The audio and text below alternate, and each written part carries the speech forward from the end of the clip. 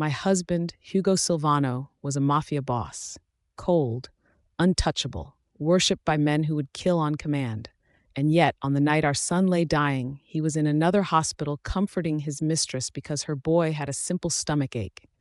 I called him from the emergency room. I begged Hugo to unfreeze my accounts. I needed money for the specialist. I needed the transfer now or my baby would not last. He sighed, annoyed. "Thalia, stop the drama. Leo here is in real pain. I do not have time for your jealous tantrums." "Hugo, please. He cannot breathe. Please let me pay the doctor. If you call again, I will file for divorce. Handle it yourself." Then he hung up, just like that, as if we were not talking about our son. So I stayed alone beside a boy who trusted me with his whole world. I held Caleb's hand as it grew cold in mine. I whispered to him while the monitors flatlined. I kissed his temple and watched his little chest fall and never rise again. My arms wrapped around him until the nurses pried him from me.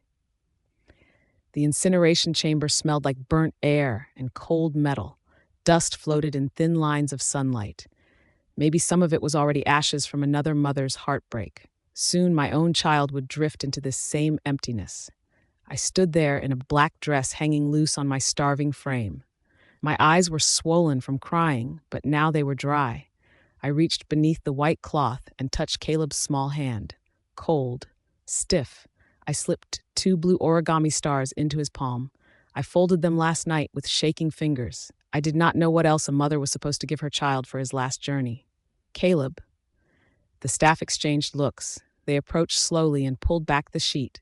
There he was, my Caleb, 7 years old but too small for his age, as if life had been starving him long before death came.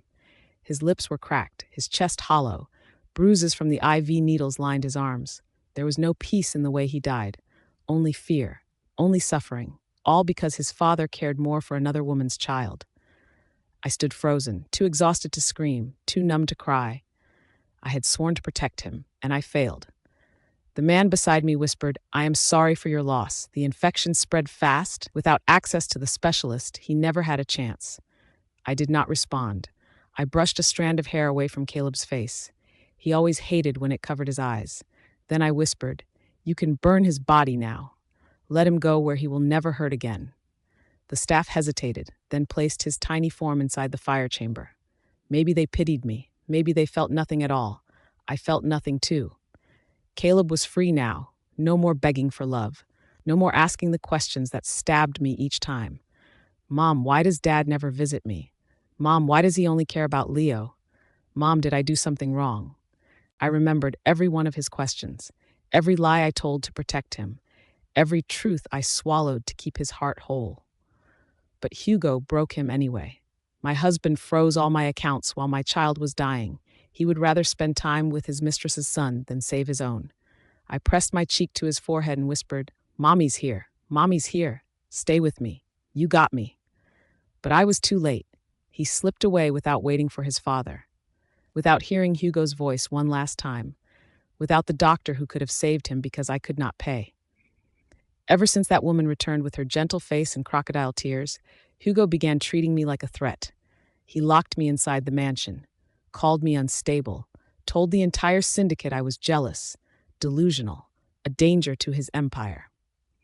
"You hurt Myra and her boy," he told me once. "I will make sure you pay double." And he kept his promise. He emptied my life until it was nothing but loss.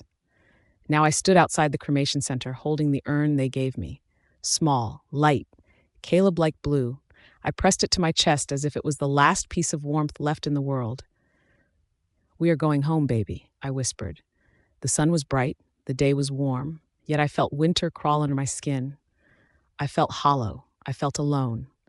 When I returned to the mansion with Caleb's ashes, the first thing I saw was Myra. Her hand rested on Hugo's shoulder. She leaned in and kissed his cheek with soft gratitude. "Hugo, thank you for staying last night," she murmured. "Milo feels much better now. But is Caleb all right? Thalia called earlier and she sounded—" Hugo did not step back. His hand remained on her waist. He looked relaxed, comforted. "Thalia used to pull tricks to get my attention," he said carelessly. "She exaggerates everything. She was always dramatic. She was always a toxic mother. I regret spoiling Caleb." The boy grew soft. I stopped breathing. The urn almost slipped from my hands. I thought I had no tears left, but they fell anyway. Slow, quiet, hot. If he wanted her, he could have her. Hugo finally looked up and saw me in the hallway. His hand fell from Myra's waist. His expression twitched. Guilt or simply annoyance? "You should have told me you were coming home," he muttered. "I was going to send someone for you." He did not mention the last time I begged him for a ride home after I was stranded at the docks near his private estate. I called him frightened because men followed me. He told me he was busy. When I asked if he could send one of his guards, he snapped that his men were not chauffeurs. He said if I kept acting like a helpless princess, he would push through with the divorce. I walked alone that night and nearly got dragged into a van.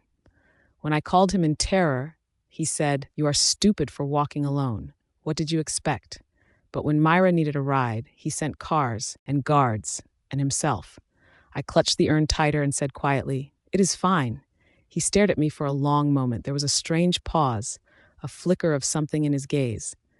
"Did Caleb get better?" he finally asked. I gripped the bag on my shoulder until my fingers went numb. The weight inside felt heavier than bone, heavier than guilt. Caleb's. I never finished. A small body slammed into me and I crashed onto the marble floor. My wrists scraped hard and the urn nearly slipped out of the bag. I caught it at the last second and pulled it to my chest. "Watch it," I snapped. It was Milo, Myra's precious boy, fresh from the hospital after nothing more than a stomach ache. His little face twisted with an arrogance he learned from the man behind him. "You watch it, idiot," he shouted back. "Why are you even here?" Hugo's voice cracked like a whip. "That's enough, Milo." Then he turned on me. "Thalia, he's a child. Do not start a scene." Myra drifted forward with her soft steps and softer lies. She placed her hand on Hugo's chest. "Please don't be upset," she murmured. "This is my fault again. Milo and I can go." Hugo clenched his jaw, eyes cold. He pointed straight at me. "You caused this, not her." Something inside me broke further, deeper, into a place I did not think existed. They stood there like a family. I was the intruder who dared to return with ashes. Milo lunged at my bag again, grabbing at the zipper. "I am hungry. Why are you hugging it? Is there food in here?" The urn slipped. It hit the floor with a loud thud that punched the air out of my lungs. "No, do not touch that." Milo crouched, reaching for it with his dirty little hands. "What is it?" "I want it." I shoved him away. Hard. I did not care. Not anymore. I had already lost everything that mattered. Hugo roared, "What is wrong with you?" His face twisted with fury. "He was just discharged. He is sick. And you dare lay a hand on him?" Milo screamed and clawed at me, yanking my hair until tears blurred my vision. "It's Caleb's," I choked out. "It's my son's." Myra tugged Hugo back gently, her voice honey-sweet. "Let it go. If it belongs to Caleb, then Milo should not touch it." Hugo scoffed. "This is my house. I decide who touches what." I hugged the urn to my chest, pressing it so tightly my ribs hurt, and walked away without a word. To him, I must have looked like I was sulking, a dramatic wife playing victim. I heard his snort behind me, his muttered insult. Then the sound of him escorting Myra and Milo out like a king walking his treasured guests to their carriage. That night, in the silence of the bedroom he no longer entered, I packed my clothes. I filled out the divorce papers with hands that would not stop trembling. I placed Caleb's urn beside me on the bed and stared at it until the sun began to rise. That night, Caleb found me again. In the dream, he wandered through a long corridor made of glass. No shadows, no reflections. He moved barefoot, steps soft, tremors in his shoulders. Tears streaked down his cheeks as he clutched his stomach in pain. He kept calling for him. "Dad? Daddy? Where are you?" Not me. Never me. He wanted Hugo. He always wanted Hugo. My heart cracked inside the dream. I ran after him, calling his name, begging him to stop. But no matter how fast I moved, he drifted further away, small hands slipping like mist. I fell to my knees and sobbed. "I'm sorry, baby. I'm so sorry. I should have protected you. I should have never left you alone." I repeated it until my throat went raw. When I woke up, I was already on the floor beside the bed. My hands were clasped in prayer, even though I did not remember kneeling. I prayed that wherever my son was, he did not hurt anymore. That death gave him the peace life refused him. The mansion around me stayed silent. Hugo's empire rose on wealth and fear, but it felt like the loneliest place on earth. Beautiful walls, beautiful floors, beautiful emptiness. It had never been a home. Then the memories returned. The shift in Hugo, the slow disappearance of affection, the way Myra's return made him colder than a knife blade against my throat. He compared them often. "Milo is a strong kid," he said once, pouring whiskey. "He has presence. He's respectful. He's healthy. Unlike Caleb, unspoken but sharp enough to cut." Only weeks before Caleb fell ill, Hugo looked me dead in the eye and said, "Sometimes I wonder if that boy's even mine. If he is, he's not fit to inherit anything I built. Too fragile, always sick. A weak bloodline slows an empire." I remember standing there unable to breathe. I spent years breaking myself into shapes he might love. Softer, smarter, more loyal, more obedient. But I never thought he'd strip his love from our son. Caleb adored him, worshipped him. He used to show Hugo every drawing he made, every tiny medal made out of foil and hope. But Hugo never looked. My son died without his father's face in the room, without his father's voice, without the man he worshipped lifting even a finger. I heard footsteps outside the room, unsteady, drunken, muffled voices followed. I cracked the door open and saw Hugo leaning heavily against Myra, his arm wrapped around her waist while she held him up. "Hugo," she whispered, stroking his jaw, "are you sure you want to check her room? It is late. She might still be awake." Hugo chuckled. "Why the hell would I go to her? She was a bitch to Milo." Myra led him toward her room. She did not even bother closing the door fully. I heard everything, her soft moans, his low groans, the dull thud of the bed against the wall. I did not move. I did not cry. I folded my hands in my lap like a quiet ghost and stared at the blank wall until the sun rose. In the morning, I prepared hangover soup the way I always did. The kitchen smelled warm, even if I did not feel warmth anymore. Hugo walked in, rubbing his forehead. He sat down and avoided my eyes. "I came home real late," he muttered. "Didn't want to disturb you, so I slept in the guest room." I nodded. "All right." He relaxed instantly. He thought I was still the obedient wife, the gentle one, the silent one who never questioned anything. Then I slid a document across the table. The divorce papers. "Caleb's not doing well. I need to go back to the hospital. Can you sign this travel clearance?" He didn't even glance at the forms, just scrawled his signature with a flick of his pen and tossed it back. "Go. Take care of your own son." I left before the sun had even dared to rise. The mansion sat silent behind me, cold as the stone floors, as if it were never a home. The drive to my father's estate took 5 hours.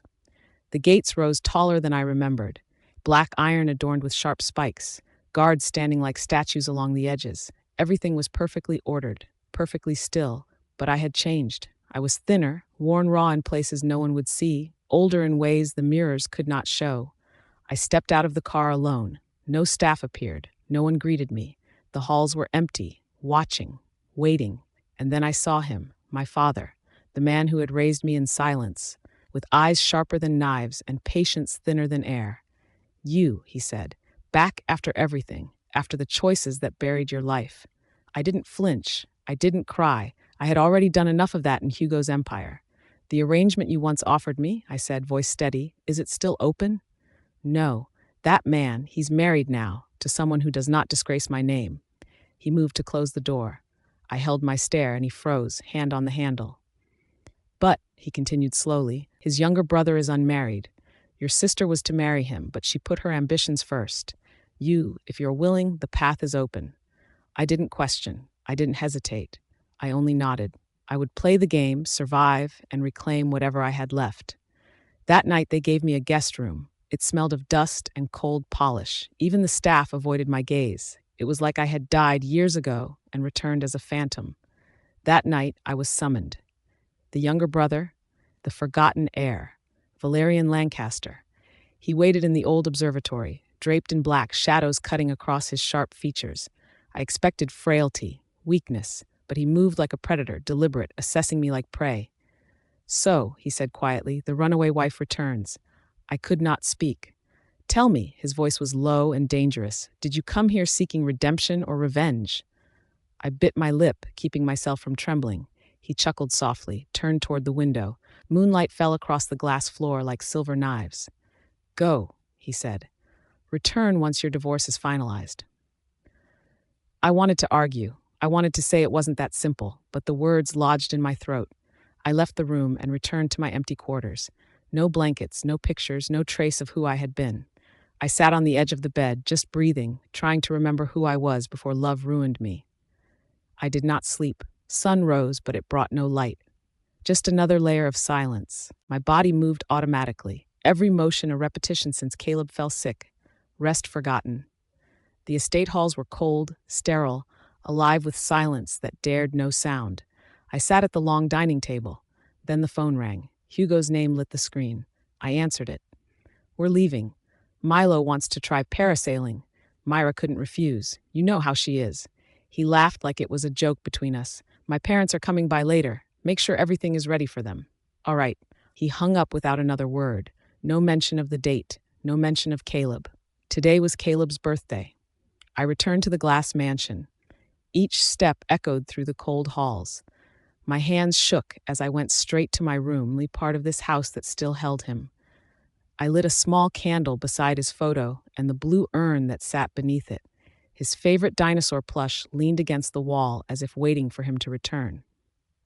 Caleb once begged me to go sailing. He had seen it in a cartoon and promised he'd wear his little pirate socks and fly over the sea.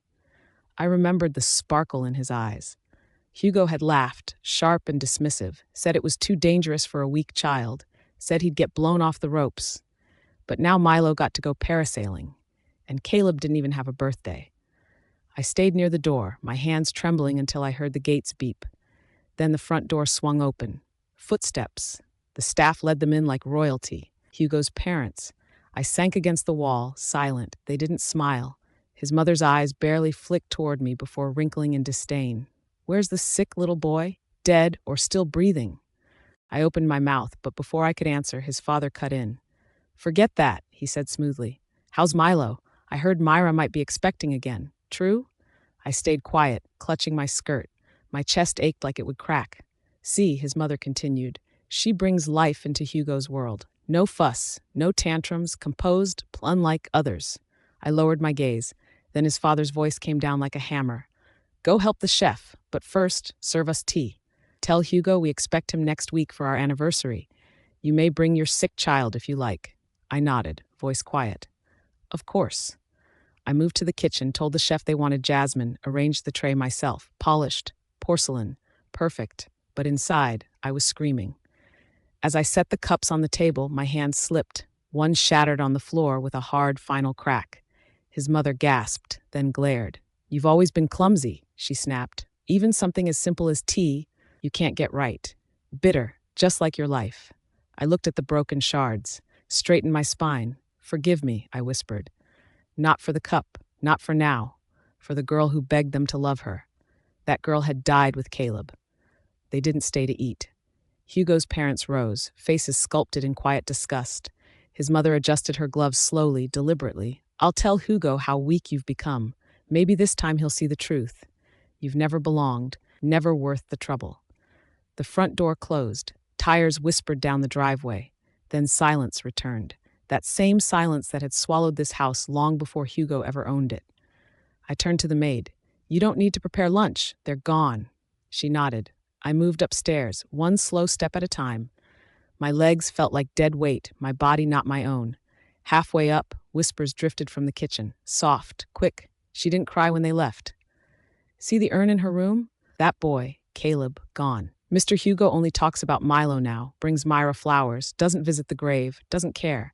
Even if he did, he wouldn't. Caleb was gentle, always at the mercy of them.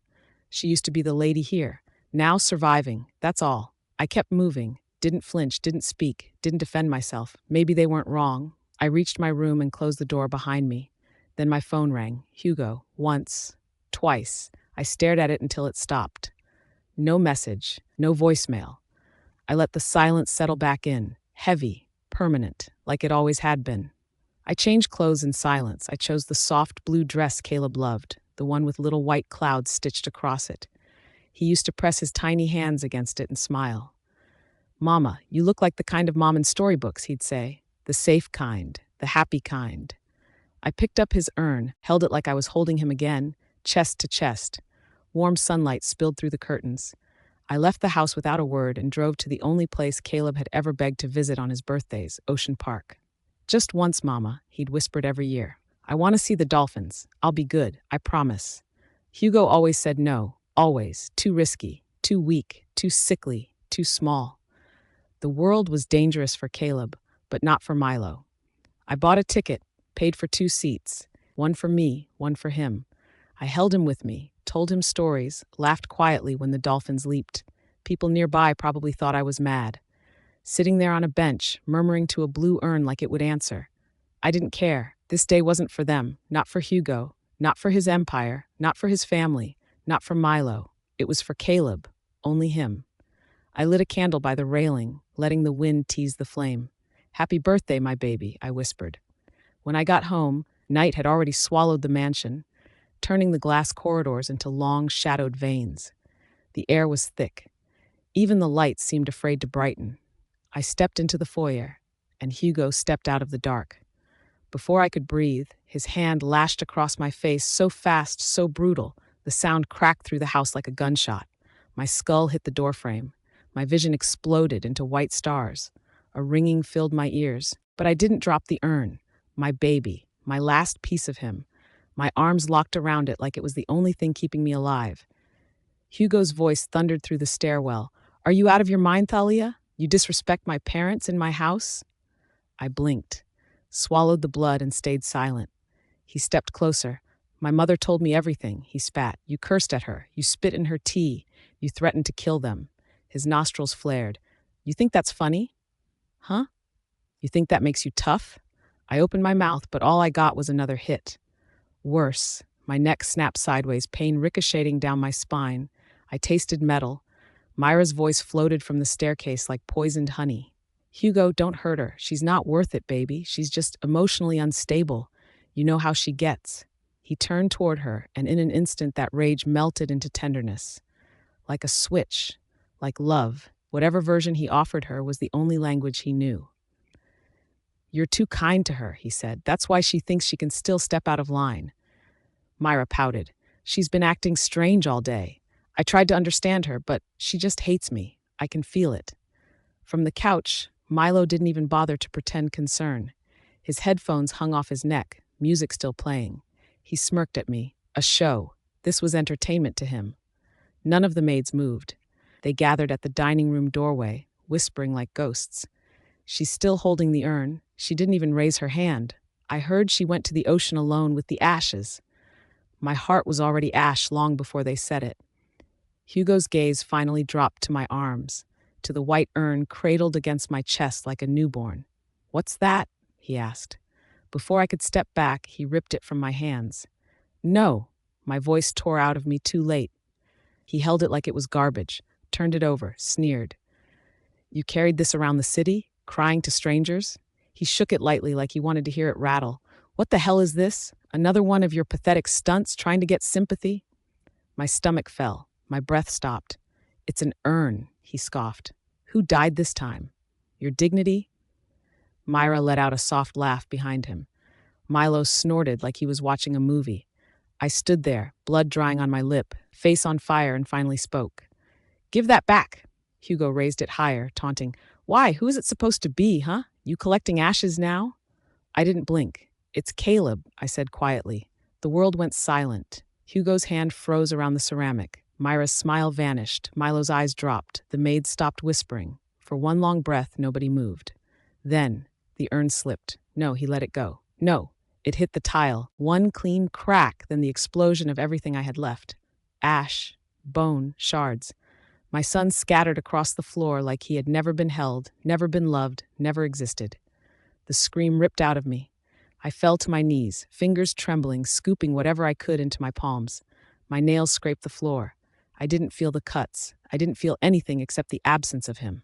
Behind me, Hugo exhaled like he was annoyed at the dust on his shoes. "Stop screaming like someone murdered you," he said coldly. "You're not the victim here." My hands were black with ash. My breath shook. My vision smeared with tears I couldn't control. Then he added, "I got the hospital's update this morning. Caleb is fine, sitting up, smiling. The doctor even sent pictures." I froze. The ashes blurred under me. Alive, impossible. No, No, I was there. I held him when the monitor stopped, when his chest went still, when the nurse covered him with a sheet I couldn't move. You lied, Hugo said, stepping closer until his shadow swallowed me. You faked his death. You drugged him. You staged this whole show because you wanted pity. I lifted my face, broken. He died. He died in my arms. Hush, he snapped. Fucking save it. Myra drifted to his side. Maybe she did it to hurt me, she whispered, voice trembling with fake fear. Maybe she hated me so much she wanted me to feel what she's feeling. Her eyes flicked to the ashes on the floor. Maybe she wanted me to imagine myself like that someday, swept away, shattered, ashes. She pretended to choke on a sob, fell into the couch dramatically, shaking like delicate glass. Come here, sweetheart, she whimpered, clutching Milo's hand. Let's go. Mommy can't breathe with all this filth. I don't want you seeing this kind of darkness. Milo frowned, but didn't look frightened, just obedient, a soldier trained young. But Hugo wrapped an arm around her waist, holding her close. Don't waste tears on that woman, he murmured against her hair. You're the only one who matters. Let's go upstairs. Leave her there with her mess. I was still on the floor, sweeping what remained of my son with trembling hands. Ashes spread across my palms, streaking the tiles like a ghost trying to cling to me. Milo suddenly broke away from them and charged toward me. His shoes came down hard, right on the ashes. Witch, he screamed. You made my mommy cry. He stomped again, the ashes scattered further, my boy thrown to the corners of the room. No, no. He kicked the shattered pieces of the urn so hard they flew across the floor and cracked against the wall. Ceramic fragments rained like glass. I froze. My breath stalled in my throat. My body wouldn't move. My chest convulsed. A sound clawed up my throat, too broken to be a scream, too raw to be a cry. Hugo stepped in front of me, his hand wrapped around my face, his fingers pressing into my cheeks until I felt bone. Enough, he growled. Enough of this spectacle. I blinked at him. His expression was carved from stone. No guilt, no grief, nothing. I almost believed you. For a moment, I almost pitied your little corpse. His thumb dragged along my jaw. The touch burned. But then the clinic sent proof, videos of Caleb laughing, sitting up. The doctor said you exaggerated everything, said you used him, said you let him pretend he was worse just so you could collect pity. A lie, her lie. My gaze drifted past him to the stairs. Myra stood halfway up, one hand resting on the rail. Her eyes gleamed in the dim light, and there it was, that tiny smile curling the corner of her mouth like she was savoring a secret victory. She bought those photos. She paid off the doctor. She spun the story. And Hugo swallowed it whole, like he always did. They headed upstairs. Myra leaned her head on his shoulder, her steps slow and delicate. Come to bed, Amor, she murmured. I can't breathe another second around her. Milo looked back just once, disgust flickering in his eyes, before lifting his chin and following his mother. The house fell silent. I stayed on the floor, hands torn and bloody, gathering the last pieces of my child with fingers that wouldn't stop shaking. Hours passed, or maybe the world just forgot to move. I didn't sleep. I couldn't. I sat outside my room, knees pulled to my chest, dried blood on my palms, the taste of salt still trapped in my mouth. Past midnight, I heard a cough, then Hugo's voice, sharp, frantic. Myra, look at me. What hurts? Tell me. I didn't move. Myra's cries rose like thunder through the walls. I can't breathe, she gasped. Oh God, Hugo, my stomach, my chest, she cursed me, that urn. Ever since she brought that death into this house, something's choking me. Footsteps thudded. Hugo paced, swore. That bitch. Myra's voice cracked into a trembling whisper. I heard the maids. They said she bought poison. Something meant for me. Maybe she put it in the urn. Maybe she wanted me gone. I'm scared, Hugo. I'm pregnant. I don't want to die. Not me. Not the baby. The door slammed open like a gunshot. Hugo stormed in, his rage so thick I could taste it. He grabbed my wrist and yanked me up from the floor. You did this. My ankle twisted. My arm burned. His grip was iron. You poisoned this house, he roared. You cursed her. You knew she was carrying my child, and you still brought death into these walls. I didn't. He cut me off with a jerk so violent I choked on my breath. She almost died tonight. Is that what you want? You want her dead? He dragged me into their room and shoved me forward. Kneel. I didn't move. I said kneel. No. The slap cracked across my face. Stars burst behind my eyes. On your knees. I stood. He kicked the back of my legs. Pain shot up like fire. I dropped hard, skin tearing open again. The floor stained red beneath me. Myra sat on the couch like a queen receiving tribute, her hair immaculate, her swollen stomach framed by a soft blanket. She pressed her hand to her chest as if fragile, but her eyes were sharp. Hungry. I don't believe her, she whispered. She doesn't sound sorry. Make her louder, Hugo. I want to hear her break. Hugo towered behind me, a shadow ready to crush. Apologize, he hissed. Until she forgives you. My lips trembled, my voice splintered. I'm sorry, again. I'm sorry, again, until my throat burned, until my voice cracked, until I felt something inside me tear open and bleed. Myra rose slowly, clutching her belly, swaying on her feet. Hugo, something's wrong. Her voice shook with manufactured terror. My stomach, I think I'm bleeding. Myra collapsed cleanly, right into Hugo's arms, as if she'd rehearsed the fall in front of a mirror. He caught her instantly, clutching her like she was carrying the last air of the underworld. Mira, amore.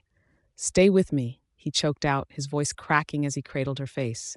Look at me. Don't close your eyes. Breathe, baby, breathe. Her eyelids fluttered like a saint under attack. Hugo, I'm scared. He snapped toward the hallway, shouting loud enough to shake the walls. Get the damn car. Move. I stayed kneeling, blood seeping through my pants, hands sticky, torn. My son's name still burning somewhere inside my chest. He lifted her with both arms as if she might shatter. Myra curled into him, whimpering, holding her stomach as if her soul was slipping out. Before leaving, he turned back. His eyes, those same eyes that once held me like I was his whole world, were now a pair of knives. Don't move, he said. You don't even deserve to breathe. I didn't answer. You don't deserve a bed. The door slammed. Silence swallowed the room whole. I don't know how long I stayed like that. My legs felt carved from stone. My head buzzed. My throat was raw. Then, the door creaked. Tiny footsteps padded close. I didn't look up until his shadow touched mine. Why are you sitting like that? Milo asked. He held a blue toy car by the roof, swinging it casually. His pajamas were spotless, hair brushed, eyes bright like he'd just woken from the best sleep of his life. He crouched beside me with a little smirk, elbow on his knee, like he was studying a stain. My mommy's a really good actress, isn't she, Puda? He whispered with a grin. The words sliced clean. My mouth opened, but nothing came out. He pushed his toy car across the tiles. The little wheels clicked. Daddy always falls for it, Milo added. Again and again. He stood and walked away humming, like he hadn't just stomped on my son hours earlier. I lowered my face. My voice barely scraped out. Soon, this would end. The divorce papers were already with the lawyer. I just had to wait. Then I would finally be free. Then they would finally learn what it meant to lose everything. Hugo came back before dawn. He tossed a bottle onto the floor in front of me. It clattered and rolled. Painkillers. No label. Try not to kill anyone next time, he muttered, not even looking at me. He grabbed his keys again, stopped at the doorway. My parents' anniversary is this weekend. You're still my wife. People will look for you. Bring Caleb. I felt nothing, not even anger. You heard me, he repeated. Bring him, clean him, smile. You know how this family works. Then he left, back to Myra, back to her hospital room. The anniversary arrived. Hugo didn't let me sit beside him. He pushed me to the front seat with the driver like I was hired help. Behind us, Myra curled against him like she was the rightful queen of the empire. Milo sat beside her, tucked under her arm. She whispered something. Hugo laughed softly, brushing his thumb across her knuckles. I looked down at my black dress, plain, scratchy, too short. Everyone else wore diamonds or silk. Myra wore white, pearls down her back, a halo of expensive innocence. No one spoke to me before we left. No one even glanced. At the estate, cameras flashed like gunfire. Reporters swarmed the gates. Hugo stepped out first, adjusting his cuffs, pretending he was a faithful man. He opened Myra's door himself. She stepped out like she owned the night.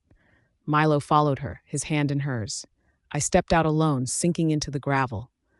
Don't speak unless spoken to, Hugo said quietly. I nodded. He didn't look back. The ballroom glowed with gold and wealth, chandeliers dripping like jewels, music soft and arrogant. Hugo lifted his glass. Everyone, he announced, meet Myra, the woman who will soon carry this family into the future. applause thundered. She bowed her head, shy and royal at once. "And this," he said, bringing Milo forward, "is our future, the next heir." Hugo's parents embraced Milo like he was a crown made flesh. I stood near the coats, out of focus, forgettable. Someone near the cake table whispered, "Who's she?" "Oh," Hugo's mother said lightly, "that's just the old wife. She couldn't even raise her own son right. Sick little thing she kept hidden. God knows what happened to him." Myra placed a hand over her heart. "Caleb's still recovering," she said gently. "He wasn't strong enough to travel." Then she turned to me, pity etched perfectly on her face. Poor Thalia, still grieving. She kissed Hugo on the cheek. My nails dug into my palms. A waiter bumped a dessert tower. A silver tray crashed, echoing through the hall. Laughter rose, Hugo's father's loudest. "We're here to celebrate," he boomed, then pointed at me. "Let her clean it. She knows how." Some guests laughed. Myra stepped forward, voice dripping syrup. "She used to be such a lovely hostess," she said. "Maybe she can help serve the champagne, just until they catch up." Hugo said nothing, so I picked up the tray. I followed the servers around the room, handing out flutes. One waitress gave me a sympathetic look. Someone by the bar whispered, "Is that the first wife? I heard she poisoned the house." Another replied, "With her dead kid's ashes? Can you imagine?" I kept walking, quiet, steady. They couldn't take anything from me. I'd already lost everything worth losing. Let them mock the ghost they thought I was. Soon they'd all learn my name again, and they'd learn it screaming. While serving champagne near the garden tables, I tried to disappear into the warm glow of the lanterns, praying no one would notice me. But they did. Every whisper burned through me like acid. Hugo and Myra look perfect together. She fits this world. She moves like a real mafia wife. Their boy is so disciplined. She clearly raised him right. Hugo finally found someone worthy. I kept pouring champagne, fingers tightening around the silver tray until they ached. My plain black server dress clung to me like a punishment. Everyone else sparkled in diamonds soaked in blood money and generations of power. Then it happened. Milo, Hugo's precious heir, his pampered prince stuck his polished shoe out. I caught it too late.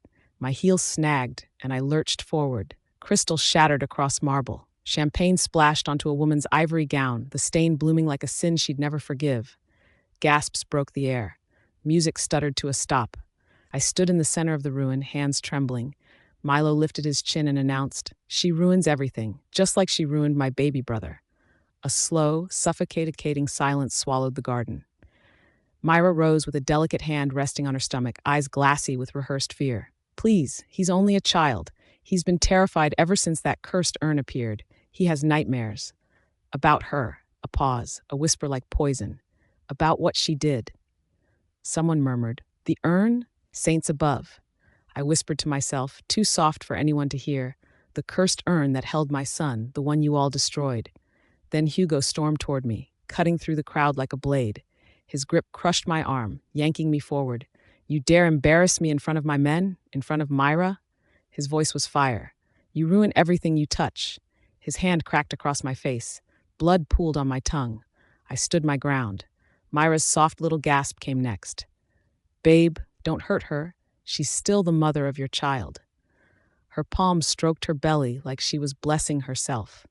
His mother arrived last, draped in jewels like a queen presiding over my execution. "Divorce her now, Hugo. I won't have filth like that tied to our name." This time I lifted my head. "No need," I said, voice cracking but clear.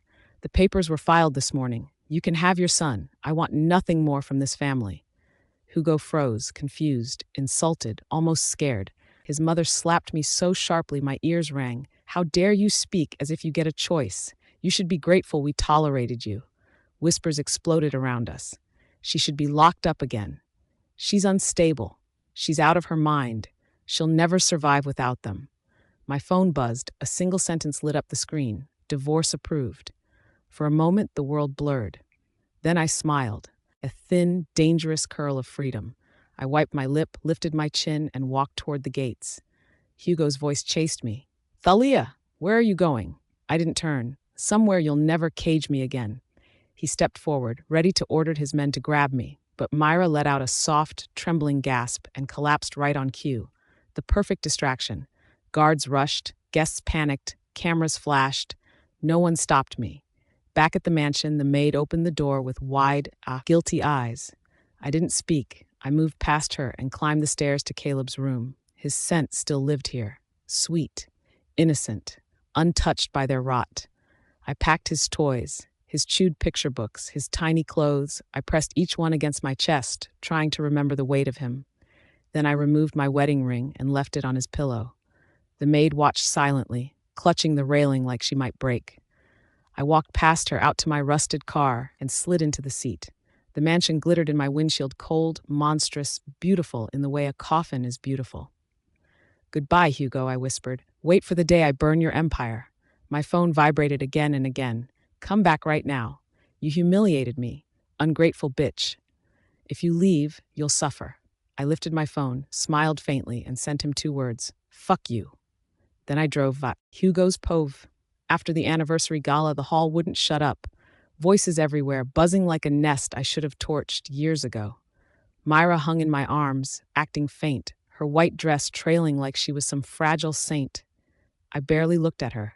My eyes stayed glued to the gate where Thalia vanished. My mother cursed in Italian beside me, pacing like she wanted to choke someone. My father muttered about disgrace, power slipping, reputation cracking. Pointless noise. They hated Thalia, but they liked her obedience. She snapped that leash tonight. Near the champagne fountain, some idiot said, "Didn't think your ex-wife had that kind of backbone." I clenched my teeth and barked at a waiter for a drink. "Red wine. Now, get me, something strong." My hand shook when I grabbed the glass.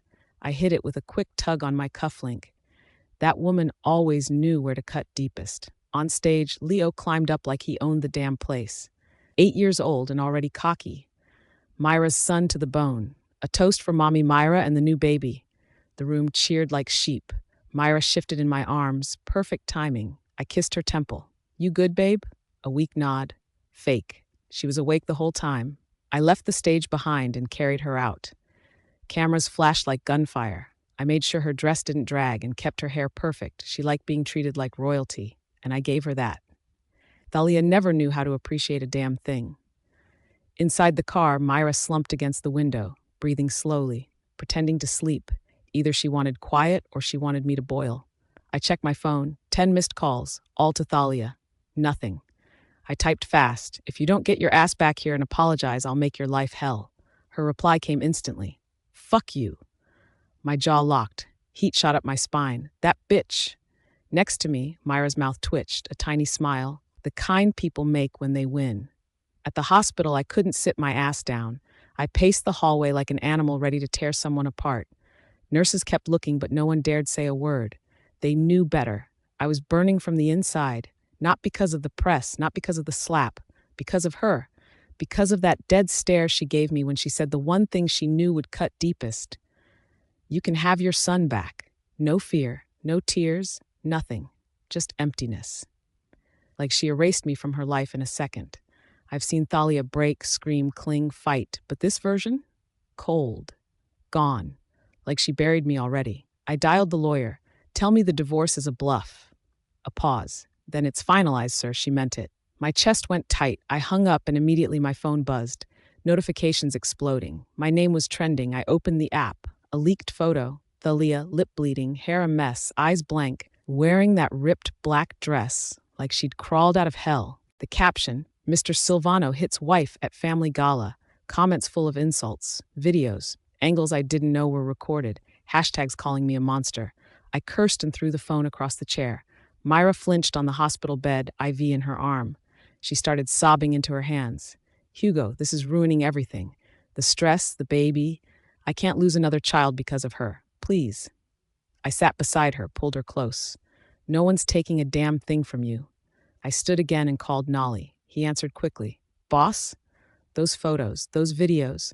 I don't care who uploaded what. Wipe everything by midnight." "Already digging, boss. Some came from staff, some from guests. I'm not asking for a report. Handle it. Pay them off. Threaten them. Leak their shit if you have to." "Understood. Anyone who refuses," I added, voice low and cold, "blacklist them. Break them. I want silence by morning. If my name trends again, someone's head rolls." Literally. "Got it, boss." I hung up and sat beside Myra again, but my mind wasn't on her. not in the press, not in the mess. It stayed stuck on Thalia walking out of that ballroom, shoulders straight, eyes dead, like she didn't fear me anymore. Fuck. It was almost 2 in the morning when I left the hospital. Myra was knocked out from sedatives. Leo slept in that stupid gold-trimmed cot, peaceful while the world burned around him. Doctors kept their distance. I told the guards to shoot on sight if anyone tried to get in without my word. I drove straight to the mansion, cold, too quiet, too clean, a place missing its heartbeat. I walked down the halls, no perfume, no slippers dragging, no soft humming, just dead air. Caleb's door was open. Everything was gone. Toys, blankets, books, vanished like he never lived here. On the pillow sat her wedding ring. I froze. I picked it up, heavy as hell. My hand shook. I closed my fist around it until the bone popped. Then I slammed my other hand into the wall. The plaster cracked. My skin tore. Blood hit the marble. A maid peeked from the hall. She saw my fist, the blood, the ring. One glance, and she sprinted away. Good. At least someone still had survival instincts. I called Teddy. He answered instantly. Boss, I want her found. Blood slid down my wrist. I didn't bother wiping it. Use every man. Pay whoever. Bribe airports. Tap her friends. Crack her email. Track her calls. Clone her messages. Ping her every time she breathes. Yes, boss. If anyone asks why, I looked around the ruined room. The ring was still biting into my palm. Tell them I'm taking back what's mine. Teddy stayed quiet. She walked out on me. My voice dropped lower. I should have been the one to leave her, not the other way around. My jaw tightened. She embarrassed me in front of the whole city. She spat on my name. She thinks she can grow a backbone overnight and walk off like I'm nothing to her? I let out a cold breath. She wants a fight? I'll give her one. She'll crawl back before I'm done. Teddy didn't answer. He knew what that meant. I stood there alone in the silence, blood dripping, plaster on the floor, and her damn ring burning holes in my hand. Myra's povee. The sun hit my face before the memories did, sharp and clean. I turned and saw Leo on the guest bed, small body curled tight, silent, disciplined, exactly how I raised him. Good work, I whispered. Hugo trusted you. You did what I needed. I reached for my phone. One message stood out. Divorce finalized. She's gone. Sent by the informant Hugo believed he owned. In truth, he's mine. Loyal, afraid, useful. A low laugh slipped from me. Thalia Silvano. All that noise finally done. Now it's my move. The door opened. I blinked once, wiped the truth from my face. Soft, shaken, harmless. The nurse stepped in. Miss Myra, how are you feeling? I rested a hand on my stomach. Better. The baby's safe. Leo's safe. That's all that matters. Her smile warmed. If your vitals stay steady, we'll discharge you tonight. Thank you. Really. She left.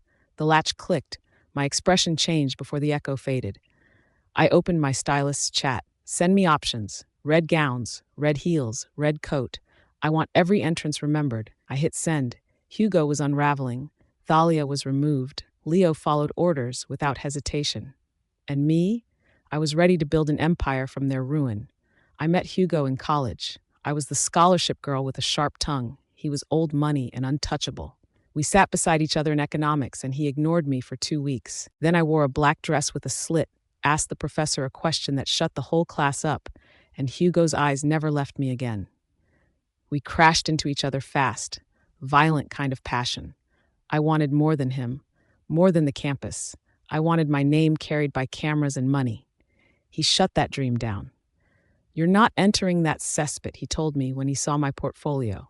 Watch me, I said. Then I packed my bags and disappeared before he could drag me back. I thought leaving him meant freedom. Then I met Jackson. Loud, flashy, promised me an empire his family supposedly controlled. I fell for it. I married him, telling me he's a mafia king and more wealthy than Hugo. Biggest mistake of my life. Jackson owned nothing, not the apartment, not the car, not even his own future. He drank early in the day and lied through the night. Then he turned violent. The first slap came when I was 5 months pregnant. After that, the hits became routine. He locked me inside the apartment, stole my phone, and kept my bank cards. One night I was late coming home from the store and he smashed a vase on my shoulder. By 8 months, he kicked me out for serving dinner late. I survived the man who should have killed me. But survival changes you. Now I'm back where power actually lives. By Hugo Silvano's side. Sharp, rich, dangerous, mine to tame or destroy. Another memory hit. The night I ran. Leo was a few weeks old, small enough to fit inside my coat. Jackson was passed out drunk. I didn't pack much. Diapers, formula, one photo. We slipped out barefoot into hard rain. We hid in stations, shelter corners, abandoned rooms. I worked whatever job paid cash. Diners, motels, anything. I sold a necklace I stole from Jackson's aunt. Everything for Leo. But I didn't just feed him. I trained him. Listen, I'd whisper while wrapping him in secondhand blankets. We survive by reading people. Sweet wins, beauty wins, a smile wins. Use it. He learned quick. Crying on command by 4, understanding leverage by 6. He listened, watched, and adapted. My boy grew into exactly what I needed. I didn't raise a child. I built an asset. I brushed Leo's hair back, watching his quiet breathing. People saw sweetness when they looked at him. I saw the future I was building. My son wasn't born to play safe. He was born to finish what I start. I sat up and opened the bedside drawer. Inside was a velvet box with the old fake ring I used years ago when I needed the world to believe I was wanted. I held it up, the cheap stone catching the light. This time, it won't be fake, I murmured. I'm taking the Silvano seat. My eyes shifted to the framed hospital photo on the table. Leo and I were in front, smiling. Behind it, almost hidden, was another picture. Thalia's face was sliced by the frame, barely visible. Exactly how she deserved to be remembered. Thalia used her heart, I used blood. Pathetic. When they discharged us, I made the timing work in my favor. Hugo's car waited at the entrance, and reporters were already swarming. I held Leo close, wrapped in a soft Silvano blanket. Hugo stepped out first, cold and composed, then placed a guiding hand on my back for the cameras. This is Myra and Leo, he told the press. They're under my protection. That's all. I almost laughed. Protection. That word would choke him later. Inside the car, Leo hugged his plush dog. Why are they taking pictures, Mommy? I fixed his collar, kissed his cheek. Because they follow power, sweetheart. And today we're giving them something to chase. The next few days moved fast, exactly how I wanted them to. Back at the Silvano mansion, I moved fast. The place still carried Thalia's scent. The old housekeeper, removed. I told Hugo she made me uneasy. The driver who used to take Thalia to her events, fired. Claimed he stared too long. The cook who kept serving Leo bland meals, replaced with someone younger, someone who said, "Yes, ma'am," before I even finished talking. Then I brought in my own people, women who owed me favors, men who knew better than to cross me, staff who understood envelopes, silence, and orders like burn that photo without asking a name. One morning, while Hugo was out handling money and threats, I stood in the hallway and watched 2 workers take down Thalia's wedding portrait. I sipped my tea, put up the photo from Leo's birthday, the gold dress. They obeyed. Now the wall held a new image, me, Hugo, and Leo. Later that afternoon, Leo and I walked down the stairs. He stared at the new portrait. "Mommy," he said quietly, "it looks like we live here." I knelt beside him, smoothing his shirt. "We do, and soon, this house is ours, all of it. Hugo's name, his power, his reach. You won't fear anything again. Not the streets, not hunger, not that worthless man who used to hit me until I couldn't stand." Leo hesitated. "What if Thalia comes back, or that Caleb boy?" I let out a soft laugh, then another. Then I laughed harder until my ribs ached. "Oh, sweetheart," I whispered close to his ear. "Caleb is ashes in a jar. You saw it. And Thalia? Without him, she's already finished." Leo's face brightened. "So she's alone now?" "Nothing but a shadow," I said, brushing his cheek. "And you know what we do with shadows." "We don't look back," he answered. "That's right." I kissed his forehead and stood straight. "And listen carefully. Never mention her again. Not to me, not to Hugo, not even when you're half asleep. She's done. We buried her name." Leo pretended to zip his lips and toss the key. Perfect. He understood. I glanced at our new portrait on the wall. Thalia was erased. I was rising. And my son, he was becoming the heir to a kingdom I intended to take. Thalia's povey. It's been 2 days since I stepped into my father's estate, and the whole place feels tense, quiet, waiting for something to explode. The Moro grounds have a cold I forgot, the kind that sinks into bone, not air. I had barely closed the car door when I saw her. Sasha. She stood at the gates with that practiced elegance she sharpened into a weapon. That smile appeared the second she spotted me. Slow, cruel, empty. "Back to the estate already?" she said. "The obedient daughter returns, or should I say, Hugo Silvano's discarded ex." I gripped my luggage tighter and kept walking. My chest hurt, but I didn't let it show. She followed, heels clicking on the stones. "You look worn out," she murmured.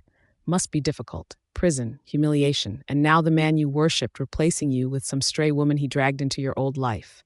Even the family portrait changed, your face is gone." I paused for a heartbeat. "Just one."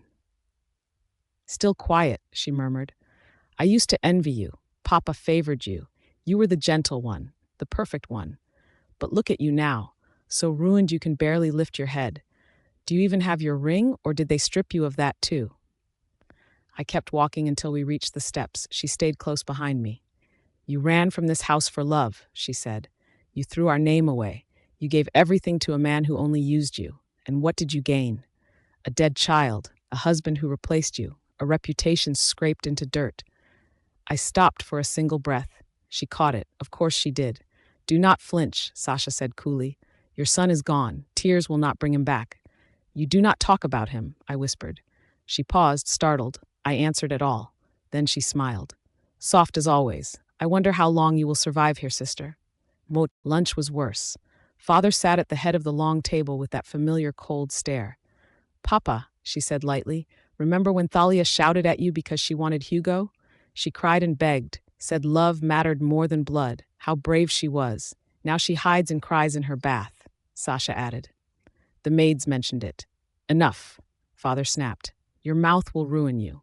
She shrugged. Father looked at me. "You will marry Valerian Lancaster next week. The deal continues." Sasha almost spilled her wine. She laughed, loud and sharp. "You cannot be serious. Let her have the half-dead heir." "Nobody visits him. The boy has been forgotten since he slipped into that coma." I looked up. "He is not in a coma. I spoke to him days ago. He was awake." She waved a hand. "He woke up recently. I do not track corpses that decide to breathe again. His cousin is more interesting. At least he notices me." She rose from her seat, scooped up her glass, and kissed Father's cheek. "I am leaving tomorrow. University waits for no one." She walked out. Later that evening, Father called me into his office. I sat in the same chair where he used to correct my posture and warn me never to embarrass the Moreau name. "Now that your divorce is final, the announcement comes next week," he said. "Your wedding with Valerian will stabilize our alliance." I folded my hands to stop them from shaking. "Father, can I grieve for a few weeks?" "Grieving is a weakness. If you want the Moreau throne back, stand up. You survived Hugo. You survived his family. You already know what monsters look like." "Valerian is one?" I asked. He leaned back. "Not Hugo's kind, but damaged. His mind isn't whole. He woke too slowly, remembered too little. There's a shadow in him now. Heavy, unpredictable." I stared at the unlit fireplace. "And you want me to marry him?" "You married a monster once. Now learn to tame a broken one." I didn't answer. The garden outside was drowned in vines and moss, a kingdom rotting in silence. Maybe tying myself to a half-dead man was the closest thing to peace I'd ever earn. Neither of us expected light.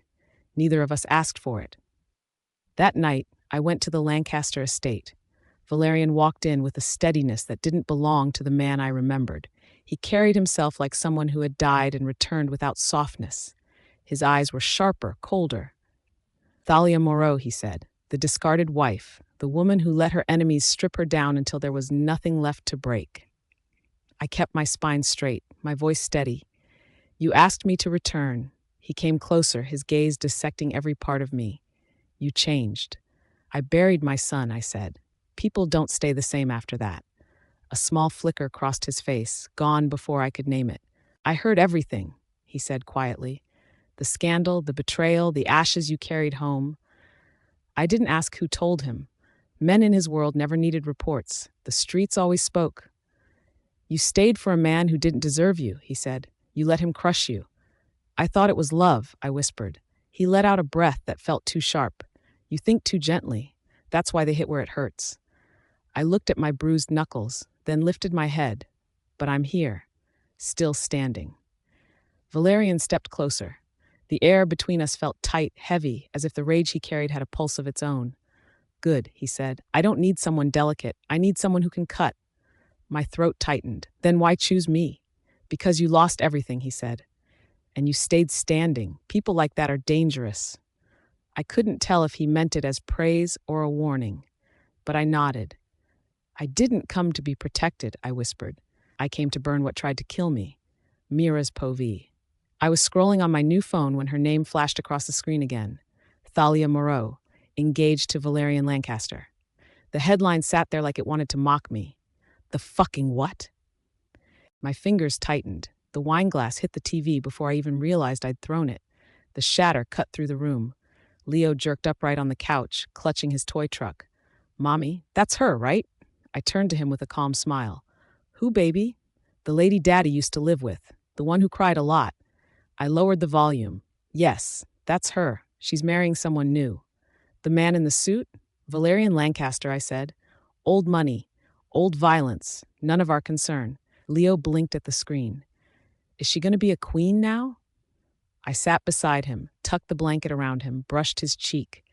She can grab all the crowns she wants, I told him, but she already lost the only things that mattered. Her son is gone. What's left for her is dust dressed in gold. He laughed and went back to his truck. I walked into the kitchen, phone in hand, heartbeat steady. I opened the encrypted chat. Dig into Valerian Lancaster. Every weakness, every enemy, every crack in the armor, and find out who Thalia really is. Moreau, what branch? What power? I need names, alliances, debts. I need to know exactly what kind of family I just stepped on. I hit send and leaned against the counter. Hugo's Poe. The boardroom was dead quiet except for my voice cutting through it. I was midway through presenting our Jakarta expansion when the door flew open hard enough to rattle the glass. Every head snapped toward it. Nolly rushed in, sweating through his shirt, gripping a tablet like it might explode. Boss, he gasped, you need to see this. Now. I narrowed my eyes. Nolly, I am in the middle of a deal worth more than your entire bloodline. This better be good or I swear I'll... He shoved the tablet into my hands before I finished. I was already planning his funeral. Then I read the headline. Valerian Lancaster engaged to heiress Thalia Moreau. My fingers went numb around the device. My pulse hit my throat. Moreau? Fuck, she's a Moreau? I had heard the name before, once during a diplomatic summit, another time during a private security meeting, whispers about Duke Rafe Moreau, quiet man, old blood, old money, the type of power that did not bother announcing itself because it didn't have to. Nolly leaned in. Boss, she is from that family, Thalia, Duke Rafe's eldest, the daughter who disappeared. My stomach clenched. What the hell are you talking about? She was set for an arranged alliance in Spain, big one, international ties. Then she ran. They erased her, and she married you. The investors were murmuring behind us. I lifted a hand and ended the meeting. No explanations. They scattered fast. Even foreigners knew when to sense danger. I walked out, tablet clamped in my grip, straight to my office. Nolly followed like a dog that expected a beating. Give me everything, I said. Her line, her history, Lancaster's line. I want the truth before midnight. He opened a folder he had brought and set the documents on my desk. My breath caught. There she was. Not the quiet woman who used to flinch when I raised my voice. Not the one who carried bruises like unwanted jewelry. This was Thalia Moreau at some royal event years ago. Pearls on her neck, hair fixed high, back straight, eyes calm but sharp enough to cut a man. A daughter of a house known for its cold throne. She was never ordinary, I muttered. Nolly nodded. Top marks in university, 3 languages, piano prodigy, photographed beside world leaders. Then she vanished 8 years ago. She chose you over all of them. I sat down slowly. The chair groaned. I had a diamond, I said, and I threw her away for Myra. Nolly didn't speak. I poured whiskey. The glass shook in my grip. I drank anyway. What else did I not know about the woman I married? I whispered. No answer. Only the sound of ice cracking in the glass. The tablet screen glowed with her engagement photo. She looked untouched by the ruin I gave her. She stood beside Valerian Lancaster like she belonged in that world, a world built on shadows, blood, and dynasties that had outlived empires. She was not mine anymore. She was not broken. She was a Moreau. And I finally understood the weight of what I had lost. I made the single worst mistake of my life. Nolly came in the next morning looking like hell. Dark circles, shirt wrinkled, clutching a thick folder that could have doubled as a weapon. The way he held it told me whatever was inside was about to ruin my day. I was slouched on the office couch, shirt half open. Last night's whiskey still stuck in my throat. My head was pounding, and I had another glass poured but untouched. Not even liquor could fix the mess sitting in my chest. Nolly cleared his throat. "Boss, you're not gonna like this." I rubbed my temples. "Then stop dancing around it and talk. My skull feels like it's cracking." He set the folder down, opened it, and began. "Valerian Lancaster," he said. "He's not just rich, he's old blood. One of the 5 families that built half the underground economy in Europe. Old money monarch type. No scandals, no weak points. Clean on paper, terrifying in reality." I stared at him. "You're telling me she's fucking marrying into that?" Nolly nodded and flipped a page. "The Lancasters and the Moreaus used to be tight, old alliances. Look, this is Lancaster's grandfather with Rafe Moreau in '86. Geneva. Backroom deals no one ever documented. Hidden mergers, private wars." My jaw clenched. "So this isn't some rebound?" "No, boss," he said. "This is 2 dynasties linking again. It's a power move, the kind that shifts entire territories." I leaned back. The room felt smaller. He showed me photos. Valerian at a marble podium, security line behind him. Another shot of a private island. Guards, helipads, military-level defenses. "Holy shit," I muttered. "She's not coming back weak. She's coming back with an army." Nolly stayed silent. I grabbed the whiskey and drank. My hand shook so hard the glass almost slipped. The burn hit but did nothing for the panic clawing through my ribs. I kept staring at the folder. All those years, I thought she was some quiet woman I could push around. Soft voice, small steps, eyes always lowered. Turns out she wasn't small or weak. She was Moreau blood, and now she had a Lancaster at her side, a queen returning with a king. And I realized I hadn't just lost her. I had declared war on the wrong damn empire. Fuck. Thalia's povey. After the engagement went public and the comments flooded in, I stood in front of the mirror and barely knew the woman staring back. Valerian's reflection appeared behind mine. His presence settled around me before he even touched me. His hand slid around my waist. "Tell me," he murmured, "do you want me to end them, or do you want to wear your name again and do it yourself?" I held his gaze through the glass. "My father gave me his name back," I said. "Not his war. He made sure I understood that. I'm Moreau in blood, not in command." Valerian's lips curved as he pressed a kiss to my shoulder. "Then take mine," he said quietly. "I've never minded getting my hands dirty, especially for someone who was taken apart and still survived." Later that night, the estate felt hollow. The private salon waited for me, quiet and dim. I stood before the old mirror again, scissors in hand, breath tight in my ribs. The first cut echoed. Each fallen strand lay on the marble floor, small pieces of a woman who stayed too soft for too long. Valerian stood in the doorway, silent, watching the floor scattered with what I'd shed. Now they'll see the face of their reckoning. I met his gaze in the mirror. Let them. That night, sleep didn't come. Valerian rested in the master bedroom, still and unshaken. Peace always clung to him, and some nights it felt like an insult. I left him there and stepped onto the terrace barefoot. My fingers found the small glass locket at my throat. Caleb's ashes, what little I managed to save. Hugo had dropped the urn. Leo kicked it, laughing while I tried to gather what was left of my son with shaking hands. I went to a craftsman that same night and begged him to make something from the fragments. He said it wasn't enough. I told him to do it anyway. Now the locket hangs on me, memory and weapon both. I held it tight. "I'm sorry, baby. I should have taken you far from them." The wind rose, cold against my face. I let it. The liquor was sinking into my blood. My chest ached, and a rough laugh escaped me. "They killed you," I said to the dark, "and they still sleep." Then his voice came from behind me. "Thalia," Valerian said. I didn't turn when he said my name. "You're a glass," he murmured. "Already shattered." I swallowed. "Then leave me that way." "No," he said. "I'm fixing you this time, piece by piece." Tears blurred everything. "Why?" He lifted my hand and pressed a soft kiss near the cut. "Call it pity. Call it loyalty. I don't care. I'm staying." So I leaned into him, because he wasn't the one who ruined me.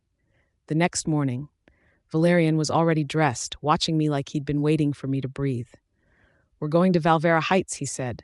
"What's in Valvera?" "My family, and yours soon enough." The drive was long and silent in a way that soothed me. When we arrived, the estate didn't feel real. Olive trees, sunlight, stone towers. Valerian's parents were already waiting at the entrance. Aldrich Lancaster looked powerful without trying. Celeste stepped forward and took my hands gently. "So this is the girl who softens my son," she said. No mockery, just warmth. Before I could speak, Aldrich handed me documents, titles, deeds, gold certifications, a villa in Mirador Cove, a mansion in Belisario Hills, 300 bars of gold, all under my name. I stared at them, stunned. Valerian chuckled. "You can refuse, but it'll break my mother's heart. She doesn't handle rejection well." Celeste squeezed my fingers. "This is yours, something no one can take." That cracked something in me. I nodded, unable to talk. Later, Celeste guided me to her sunroom filled with orchids. She handed me tea in a porcelain cup. "I'm hosting a gathering at Rosevale Court this Saturday," she said. "Come with me." I hesitated. Valerian suddenly appeared in the doorway. "Mother, she's going to be my wife. You can't steal her yet." Celeste laughed. "Didn't know my son could love anyone this deeply." My face warmed. I didn't know how to answer kindness. She touched my shoulder lightly. "Say yes, only if you want a new start." Saturday arrived fast. Valerian sent me a silver dress, gloves, and an old amethyst pin from his grandmother's vault. I wore them, though my hands shook. I wasn't used to outfits meant to protect, not parade.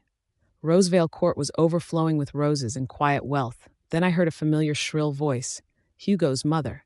She was scolding a maid, showing off her diamonds like they meant power. She turned, saw me, and froze. "What are you doing here?" Before I could breathe, Celeste stepped beside me. "She's with me," she said. Hugo's mother glared. "You must be joking, that woman is—" Celeste cut her off, calm but lethal. "She's about to be a Lancaster. She's ours. Choose your next words carefully." I didn't say anything, but I felt something steady rise in my chest. Quiet, slow bravery. For the first time in my life, someone said ours and meant me. The next afternoon moved quietly, almost soft, like my life hadn't been dragged through dirt. I sat beside Celeste under the white parasols while violin music drifted around the garden. The older women smiled when I joked that champagne tasted like expensive regret. One of them even laughed until her pearls rattled. For a moment, I felt what it meant to breathe without fear. Valerian watched me from the terrace steps, one hand in his pocket, trying not to grin. I gave him a small look. He winked, smug and warm. Celeste leaned closer and whispered, "You're making more friends today than I've made in a decade." One woman leaned toward Celeste and whispered, "She's too calm for someone with her history." Celeste didn't flinch. "That's exactly why she fits." I didn't react.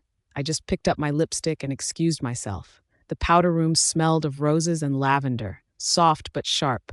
I stood at the vanity fixing my lipstick. The door creaked. I saw her reflection before she spoke. "Mrs. Silvano, Hugo's mother." She locked the door like she was about to perform some grand punishment. She crossed her arms. "You crawled out of a grave and straight into another man's bed. At least pretend you know shame." I kept my focus on the mirror. "You think a new name makes you one of them?" she spat. "You'll always be trash." I capped the lipstick and turned. 2 steps, my heels echoed. I slapped her, hard enough that her earring flew off and rolled across the floor. She staggered, clutching her cheek, staring at me like she'd never been touched in her life. "Be careful, Mrs. Silvano," I said quietly. "I'm not your son's wife anymore. I'm a Lancaster now, and with one call, I can make your whole family disappear from this city." She lunged, but I caught her wrist and slapped her again. Her head hit the mirror, pins coming loose. I leaned in close. "Do that again, and I'll make sure you can't enter a single room without someone shutting the door on you. I'll buy the rooms. I'll buy the people. You'll stand outside pretending you belong." The door opened. Celeste stepped in like she knew she'd walk into a scene. She glanced at Mrs. Silvano, hair messed, face red. "Is there a problem?" Celeste asked. Mrs. Silvano tried to speak, but nothing came out. I stepped forward calmly. She was just leaving. "That's settled then," Celeste said. She placed a gentle hand on my back, steadying me instead of scolding me. "You handled yourself well. Old families always test the new ones." I breathed in. My heart was steady. Later, Valerian found me by the hedge archway. He glanced at Mrs. Silvano's swollen cheek and let out a low whistle. "She looks like someone ran her over," he said. "Was that you?" I lifted my champagne. "She tried to slap me." He leaned close, voice brushing my ear. I knew you'd carry violence beautifully. I didn't smile sweetly. I smiled the way a cracked thing finally sharpens. Hugo's povie. It started with my mother screaming into the phone. She said Thalia slapped her twice, said her cheek was swelling and she was humiliated in front of Celeste Lancaster. I didn't give a damn about the slap. What pissed me off was the part where Thalia walked away from it, calm, untouched. Then the photos dropped. Thalia in a white silk dress beside Valerian Lancaster, his hand on her waist, her smile soft, almost gentle. She never smiled at me like that. And the ring on her finger was a punch straight to the throat, my mother's bruised cheek. Thalia glowing beside another man, Valerian smirking like he'd stolen something precious. I started drinking before dinner. By 9, I was in my office, lights off, curtains closed, bottle half empty. The only light came from my phone as I watched old videos of her and Caleb. Back when I thought she belonged to me. Back when she wore my name and kissed me without looking scared. Back when I believed she was just some quiet girl with no family and no power. Another lie. She's a Moreau. Old money, old blood. I replayed one video again and again. Caleb's birthday. Thalia holding the cake, hair tied back, smiling at our daughter, like she was the only thing in the world that mattered. She looked soft then, young, foolish enough to love me. Now she looks untouchable. Now, she walks around like a damn queen, and that's what kills me. Then Myra barged in without knocking. Hugo, she purred, fake concern dripping. You're drowning in whiskey again. Let me take the edge off. She climbed onto my lap, hands sliding over my chest as if she owned the right. Get the hell off. She pressed closer instead, breath hot. Let me wipe her out of your head. I can make you forget. That snapped something ugly in me. I shoved the glass aside and stood, forcing her off balance. You'll never be her, not in this life. Hurt flashed through her eyes, then she straightened her spine. She was never yours. You used her. She stayed because she had nowhere else to go. She was starving and you let her rot. I stepped into her space until her back hit the wall. My voice came out low and sharp. She wasn't your competition. She ran this house more than you ever will. Myra swallowed hard, gaze dropping. I walked out before I said something worse. Tried to sleep. Failed. Around 3 a.m., I grabbed my phone and typed the one truth that still owned me. You're mine, Thalia. Sent. I waited. Nothing. Then a notification. Number blocked. I stared at the screen, disbelief turning into pure violent heat. Then I hurled the phone across the room. It shattered against the wall. She blocked me? I growled. She fucking blocked me? I stormed downstairs to the private bar. Myra trailed after me, voice sugar-coated. Hugo, stop, please. Come upstairs. I grabbed her shoulder and shoved her into the wall. Not enough to bruise, enough to silence. Get out of my sight before I really lose it. Her eyes filled, but she backed off and left. I uncapped the whiskey. No glass, no pause. I drank straight from the bottle, burning everything in my throat, because the truth was a knife I couldn't shake. The crooked wolf was mine. No reporters, no fans, no Myra, just dim lights, heavy liquor, and a rage I couldn't drown even after 3 bottles. I called Nolly. Get your ass here. 30 minutes later, he walked in, nodded at the bartender, and slid into the booth across from me. I didn't sit straight. I lounged there, arm over the backrest, bottle gripped tight. You called, boss? I let the quiet drag. Find Caleb. Find where Thalia is hiding my son. He froze. You want me to? Track her. I don't care how. Use her guard detail, her friends. Tap her maid's phone. I'll take the boy. She'll crawl back when I hold what she loves. But he didn't agree. Not this time. He looked away, jaw working. My grip tightened. Say it, Nolly. You're not going to like it. Say the damn thing. He met my eyes. Your son's gone. Everything in me locked still. Gone where? Dead. The word didn't land, not fully. The fucking what? He died last week, after Leo's got hospital for stomachache. Hospital couldn't save him. I hit him before the air settled, one punch across the jaw that dropped him and a stool with him. You're lying, I roared. Why the hell didn't anyone tell me? He pulled a folder from his coat and tossed it onto the table. Because you stopped listening, unless it was stocks, deals, or Myra's voice in your lap. I ripped the folder open. Medical reports, a death certificate, a photo of a small urn, the date printed clean and merciless. The same night I was drinking champagne with Myra on a rooftop, posting her, laughing. My knees buckled. I hit the floor, papers shaking in my hands. He was dying that night, I whispered, and I didn't even know. Then it hit me harder. Thalia that morning crying, holding our boy. And me, I told her she was being dramatic, accused her of using Caleb to get attention, told her I was with Myra and hung up on her. I didn't just lose my son, I abandoned him. Another memory hit hard, one I'd shoved so far down it came back sharp enough to cut. The day she returned from the cremation, she walked into the house holding that urn to her chest, hands shaking, eyes swollen. My parents told me she'd cursed them, said she was dangerous, losing her mind. I didn't question it. I walked up to her and slapped her. Hard. Hard enough that the urn slipped from her hands and hit the floor. The ashes spilled everywhere. And she dropped to her knees and started gathering them with her fingers, whispering our son's name through broken sobs. I didn't help. I didn't stay. I stepped over her and walked out because the sight of her pain made me sick. Now I know why. It was mine. I put it there.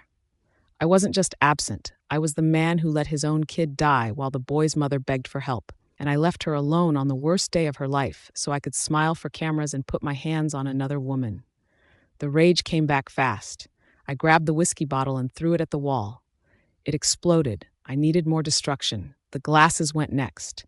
Then the chairs, the table, wood splintered, glass scattered. I wanted everything around me wrecked because none of it hurt as much as what was clawing through my chest. Nolly stood there with blood on his lip and pity in his eyes. I didn't want pity. I wanted the past. I wanted breath in my son's lungs. I wanted Thalia still looking at me with trust. But money can't buy back time. And Thalia? She'd burned through every piece of mercy she ever had for me. I used a burner. The only way through, since she blocked every line tied to me. Couldn't blame her. Not after everything I did, everything I didn't do. The call rang twice, 3 times. Then, Thalia, wait, don't hang up. Just listen. I swear I didn't know. If I knew Caleb was... You would have what? Her voice cut sharp. Crawl out of your mistress's bed for 5 damn minutes? I froze. She recognized me faster than I could breathe. I tried again, but she ended the call. Just like that. I hit redial. I needed her to hear me. Needed her to know I wasn't the heartless bastard she thought. Click. The line opened. Not her. A man. Calm. Controlled. Deadly. Stop calling my wife Mr. Silvano. My jaw clenched. Wife? Is that the story she's selling now? I let out a humorless laugh. Cute. Playing house with a man who'll never touch the parts of her that belong to me. He didn't bite. You buried your own son while drinking with another woman. You forfeited every right you had. Call again, and you'll need a lawyer more than a phone. He hung up before I could breathe. Silence followed. Heavy, final. Fuck. I threw the phone. It shattered against the mirror, glass raining onto the floor. I flipped the table. Bottles exploded. Chairs slammed into walls. I tore the room apart until my lungs burned, until my knuckles split open and blood smeared the drywall. Outside, I heard them. Nolly. The boys. Whispering. If he'd chosen his wife instead of the mistress, he didn't even know the kid was dying. He thought Thalia was nobody. Turns out she's a duke's daughter. He crossed the wrong woman. I kicked the door so hard the wood cracked. Their voices died. I sank onto the wreckage, blood dripping from my fists, liquor soaking the floor, my son's laughter echoing in the silence like a ghost. I hated myself. I hated every choice, every denial, every time I let Myra convince me Thalia was exaggerating again, that Caleb was fine, that she was desperate for my attention. But she wasn't lying. She was begging for help. I left her to face the worst moment of her life alone. I picked the wrong woman, and I lost the only 2 people who ever loved me without conditions. And fuck, I deserved it. The memories kept coming, choking me alive. The night I met Thalia, I wasn't looking for anyone. Brass lantern was half empty. I sat alone in the corner, nursing scotch and bitterness. Myra had walked out months before. I pretended it didn't matter, but deep inside I was hollow. Then she appeared. Quiet, alone. A girl who shouldn't have been in a place that bloody. Her eyes didn't match the room. They were too gentle for the world I lived in, too soft for a man like me, and I destroyed every part of her that looked at me with trust. She was across the bar, alone in black slacks and a white silk top that slid over her skin in a way that made men stare. Hair tucked behind her ear, red lips touching a cheap wine she drank like she was raised on crystal.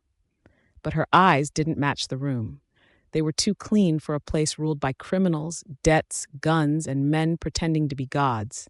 She didn't belong in my world, and she sure as hell didn't belong in that bar.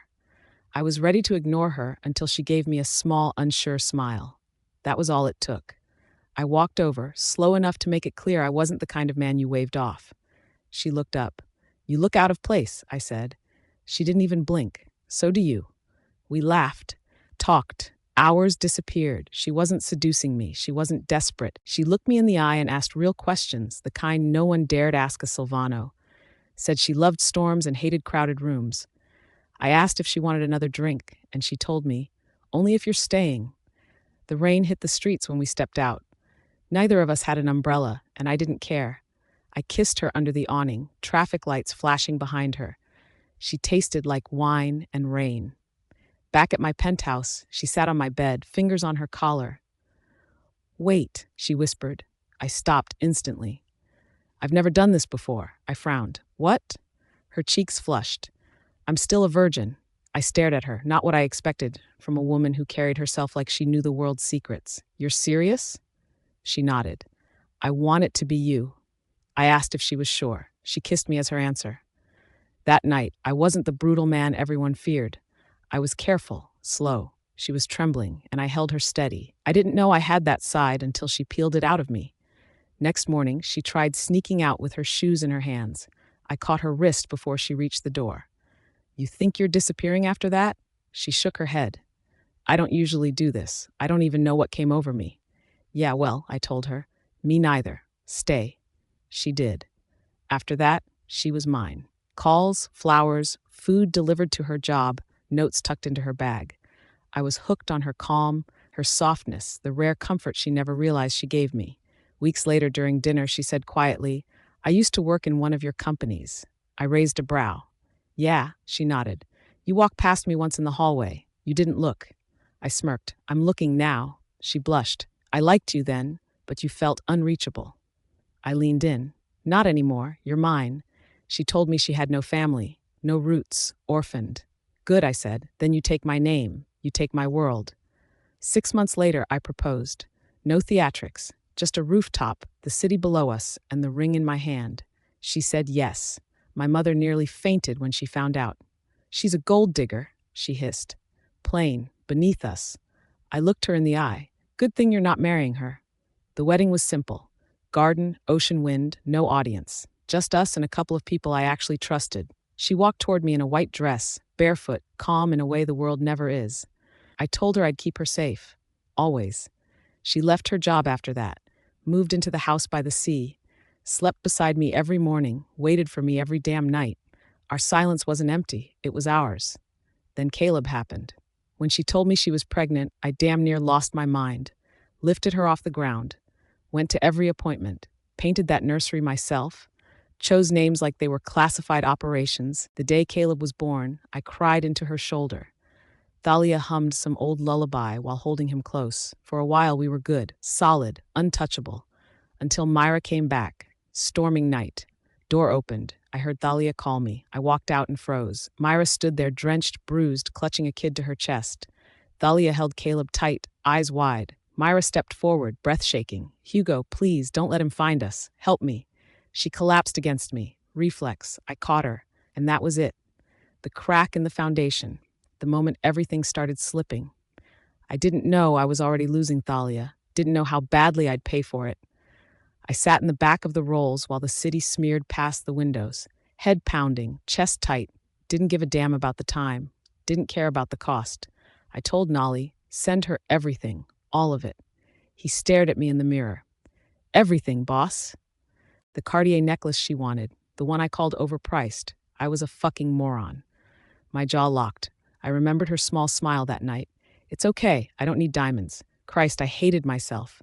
Nolly coughed. "Noted. What else?" "White orchids, Thailand, the rare ones she kept showing me." "Those aren't in season, boss." "Then buy the fucking season. Fly a jet, I want it tomorrow." He nodded. "And?" "Cruise tickets, first class, Bahamas or Santorini, whatever's expensive. Get the keys for that red convertible she stared at once." And I'm writing her a letter. Seal it with wax. I want it looking like a damn crown sent it. Nolly inhaled like he wanted to ask why now, but he shut up. Smart. He didn't need to know she'd started showing up in my dreams again, or that I kept waking at night hearing Caleb crying in the hall, clutching my chest like a lunatic. 2 days later, he came back without meeting my eyes. She didn't open anything, he said. Didn't touch the necklace. My fist hit the marble counter. Send more. Double it. She's playing prideful. She wants me crawling. A beat. Then Nolly nodded. Yes, boss. He sent more. Even dug up that beach photo. Caleb on my shoulders. Thalia behind us laughing in that sundress, had it framed in silver, delivered himself. It came back in a box. Only difference was a thick red line slashed across my face. Clean, precise, cold. I went silent for a full minute. Nolly shifted like he thought I'd bash his skull in. I didn't. I just turned, poured myself a drink, and swallowed fire. 2 nights later, scrolling half drunk, I saw it. Save the date, Valerian and Thalia. December 15th. Lancaster family seal stamped bold. Thalia smiling soft, the same smile she used to give me after we fucked or when Caleb took a step toward her. Comments exploding, shares climbing, my thumb trembled. She fucking wouldn't. I refilled my glass. She still loves me. Moro bloodline is mine. Thalia is mine. She's doing this to piss me off. I called Nolly. He picked up quick. Boss, that post, I said. Is it real or some PR bullshit? Silence. Then I saw the prenup signed, he whispered. She's marrying him. No bluff. I didn't answer. That night I stopped going home. The glass mansion felt dead. Every time I passed Caleb's room, something inside me snapped. Myra kept calling, crying, leaving pathetic voicemails. Baby, come home. I miss you. Don't do anything stupid. You need me. I ignored her. I stayed in the penthouse, bottles untouched. Photos of Thalia spread across the table. Some nights I'd pass out on the floor, shirt open, phone in hand, replaying old clips of her, always smiling, always walking away, always holding someone else's hand. And it killed me. Thalia's povee. The black velvet clung to me, smooth and unforgiving. The slit cut high up my thigh, the kind of cut old money wives pretended to hate but always watched. Paris couture. Quiet wealth. Valerian offered his arm. Solid. Warm. I took it, not out of need, but out of choice. The cameras erupted the moment I stepped out. Bursts of white, shouts, murmurs circling fast. Thalia Moreau? She's back? That dress is worth a fortune. She looks untouchable. She is. I didn't smile. I walked forward, owning the space with every controlled step. My fingers rested lightly on Valerian's arm, enough to show the world where I stood and who I stood beside. He leaned down, voice low by my ear. Let him choke on the sight of you. I exhaled slowly. If he's still watching, then he hasn't moved on. Inside, the hall shimmered with power. Chandeliers flickered over rows of politicians, cartel sons, CEOs with bloody handshakes. Faces turned as we entered. Some out of shock, others out of fear, others out of admiration they couldn't hide. Thalia. She survived everything. She didn't just survive, she ascended. I moved through them with steady grace. Senator Alonso's wife caught my hand, warm and trembling. You showed strength the world rarely sees, she said. You remind us that betrayal can sharpen the right woman. I gave her a soft smile. What's mine now matters more than what tried to break me. Valerian's gaze flickered toward me, approving. He handed me a glass of champagne, his fingers brushing mine with quiet intention. Then the room shifted. Conversations thinned, eyes tilted toward the entrance. A tension rolled through the hall that even the string quartet couldn't cover. Hugo Silvano walked in. He always made entrances like detonations. Dark suit, darker stare. Myra on his arm in a red dress made for seduction, not elegance. Her lips painted the same color as her ambition. But even with all that, Hugo didn't look at her, not once. His eyes locked onto me and didn't move an inch. My spine lengthened. My hand slid naturally onto Valerian's waist, calm, controlled, unshaken. Valerian felt the shift too. His hand came around my waist, steady, claiming without theatrics. Then he pressed his lips to mine. Not a show, not revenge, a promise, slow, firm, sure. I kissed him back without hesitation. Across the room, Hugo went still. A man made of shadow and fury, suddenly frozen. Myra's hand slipped off his arm as if she realized she was holding on to a man who wasn't hers and never would be. Valerian pulled back but stayed close enough for Hugo to hear every syllable. You're throwing gifts at a woman you failed to keep. Learn to let go. Hugo's nostrils flared. Myra stiffened beside him, humiliated. The crowd watched every second. I rested my hand lightly on Valerian's chest. "Let's not waste our night," I murmured. He smiled down at me, then looked back at Hugo one last time. "You can't compete with a man who actually knows her worth. You never understood it." I didn't say a word. I didn't need to. I lifted my chin, stepped closer to Valerian, and let the cameras burn the moment into history. The photos hit the world before sunrise. Every device buzzed, every headline spun the same story in different shades. Thalia Moreau, risen from ruin. Thalia Moreau, untouchable. Thalia Moreau, kissed by the next king of the underworld. I ignored most of it. When I walked into the breakfast lounge, Valerian was already at the table. Sunlight washed over him, catching on the steel lines of his jaw. He stood, pulled my chair out with one hand, and touched the back of my shoulder with the other. "Morning, my scandal queen," he said, voice low and pleased. "Reading the gossip columns before I even get a sip of caffeine. Truly, you are a menace." He caught my hand, brought it to his lips, kissed softly. "You lit their world on fire last night. I am only observing the aftermath." I lifted my coffee cup, inhaled the warmth, and leaned back. "I kissed you because I wanted to. They can write all the poetry they want." His gaze sharpened with something darker. "I know, but I enjoy that he saw it.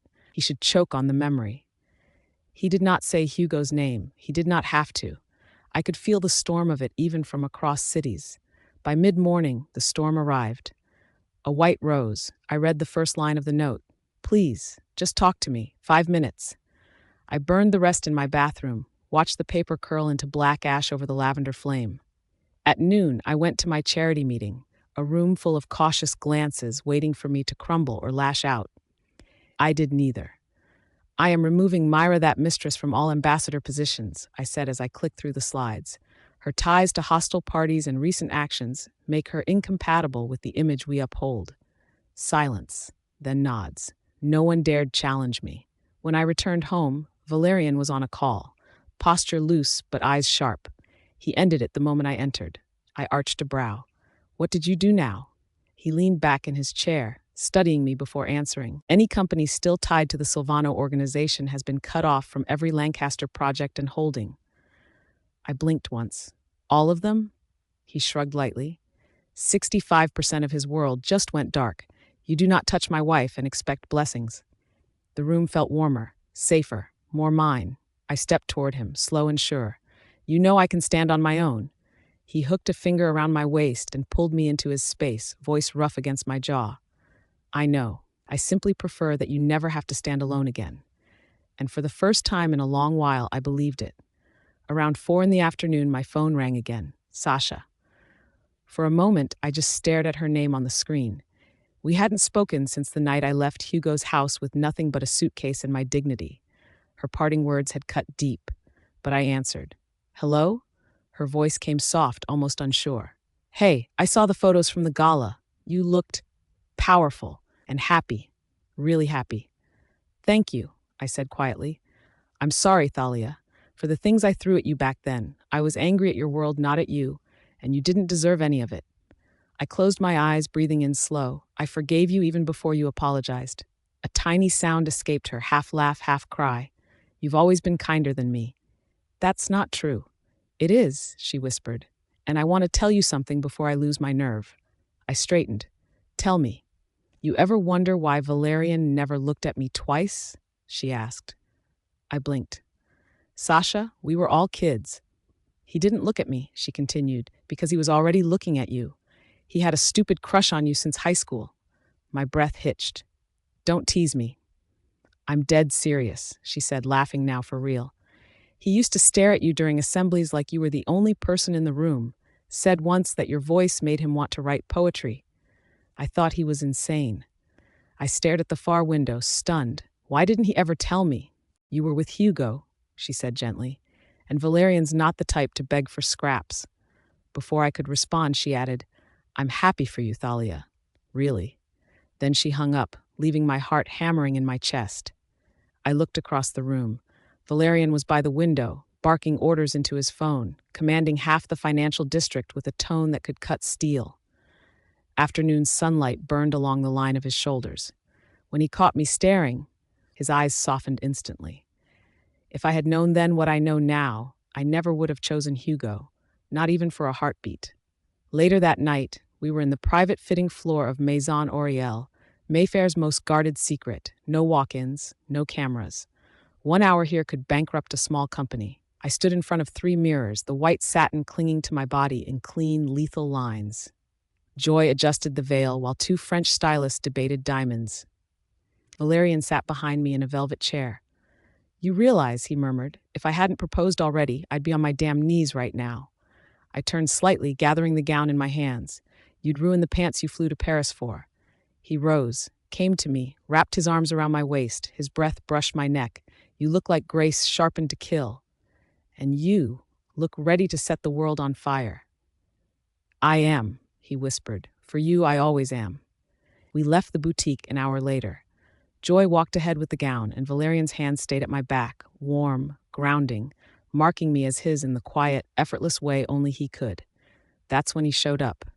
Hugo stepped from the shadows near the curb, coat dark, eyes hollow. No guards, no Myra, just a man who looked like he'd been stripped of every lie he ever hid behind.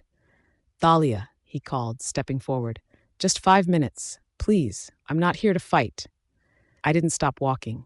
Good. Because I don't fight with my past. He moved in front of me, desperate. "Just listen to me. Let me explain. Let me fix something." He reached for my hand. He didn't get close. Valerian slid between us so fast, Hugo nearly stumbled. His voice turned cold enough to freeze blood. "Touch her again," he said, and his bodyguards materialized behind him like shadows. "And I'll take your hand off your wrist, in front of every camera on this street. Then I'll let you watch what happens next." Hugo froze. I didn't. I took Valerian's arm and stepped past the man who once held my whole world. "You're late, Val," I said softly. He looked down at me, eyes warm only for me. "Not anymore." And Hugo stood there, unarmed, unclaimed, and finally irrelevant. Hugo froze for a breath, pride twitching in his jaw, but he still didn't step back. He never understood when a war was already lost. I slid beside Valerian, my shoulder brushing his, and faced Hugo fully. My voice stayed soft, steady, the way my mother taught me to speak when delivering a promise that could ruin a man. "The last man who dared call me his wife buried my son with his cowardice," I murmured, eyes fixed on him, "and then left me to carry the blame while he drank and smiled for cameras. You forfeited every right to my name the night you let me kneel alone on that cold floor." His throat worked, a weak attempt at forming my name. "Thalia, I didn't." "You did," I cut in. "And here's the part you'll remember. If you ever try to drag me back into your shadow again, if you try to touch me, corner me, shame me, everything tied to your bloodline will turn to ash. Businesses, allies, the dogs you call soldiers, I will gut it all without raising my voice." Hugo's mouth opened, but nothing came out. He wasn't used to silence. He wasn't used to being the one afraid. I turned away and felt Valerian shift, placing himself just a fraction closer, a quiet shield. We stepped into the car. The door shut with a soft click, and it felt like sealing a past life inside a coffin. The engine hummed. The city moved. Only then did Valerian take my hand, lifting it to his lips, brushing the knuckles with a slow, steady kiss. "You handled him," he said, tone low. "Didn't even need me to lift a finger. But understand something. If he pulls that stunt again, I won't allow him to breathe the same street as you." I leaned my head against his shoulder, letting his warmth bleed into the adrenaline still rolling through my veins. "I'm not afraid of him anymore," I whispered. "You shouldn't be," he murmured. "You outrank every ghost he ever tried to chain you with." My fingers curled around his. "That's why I chose you," I said, "and that's why I'm marrying you." Myra's Povey. I stared at my reflection, wine glass dangling from my fingers, swirling the last drops with a patience I didn't feel. My mascara had smudged, streaking dark down my cheeks, but I didn't bother wiping it. Hugo's gaze had been fixed on her from the moment she stepped into the room. His stare followed Thalia, calm, composed, a ghost with a pulse and a new crown. I set the wine down before my hand crushed the stem. My fingers slid to my stomach. Flat, empty, silent. There had never been a baby. Just a story crafted from timing, tears, and the desperation of a man who hated losing. A man drowning in guilt is easier to chain than a man in love, and yet somehow he was slipping. all because she came back breathing. Mommy? I turned. Leo stood in the doorway. Why doesn't Hugo come home anymore? He whispered. He used to bring me robots and chicken. Did I make him mad? Are we running again? That hit a part of me I hated, a memory of airports and bags packed in silence. I knelt and cupped his face. No, baby, you didn't do anything wrong. His lip trembled. Then why doesn't he come?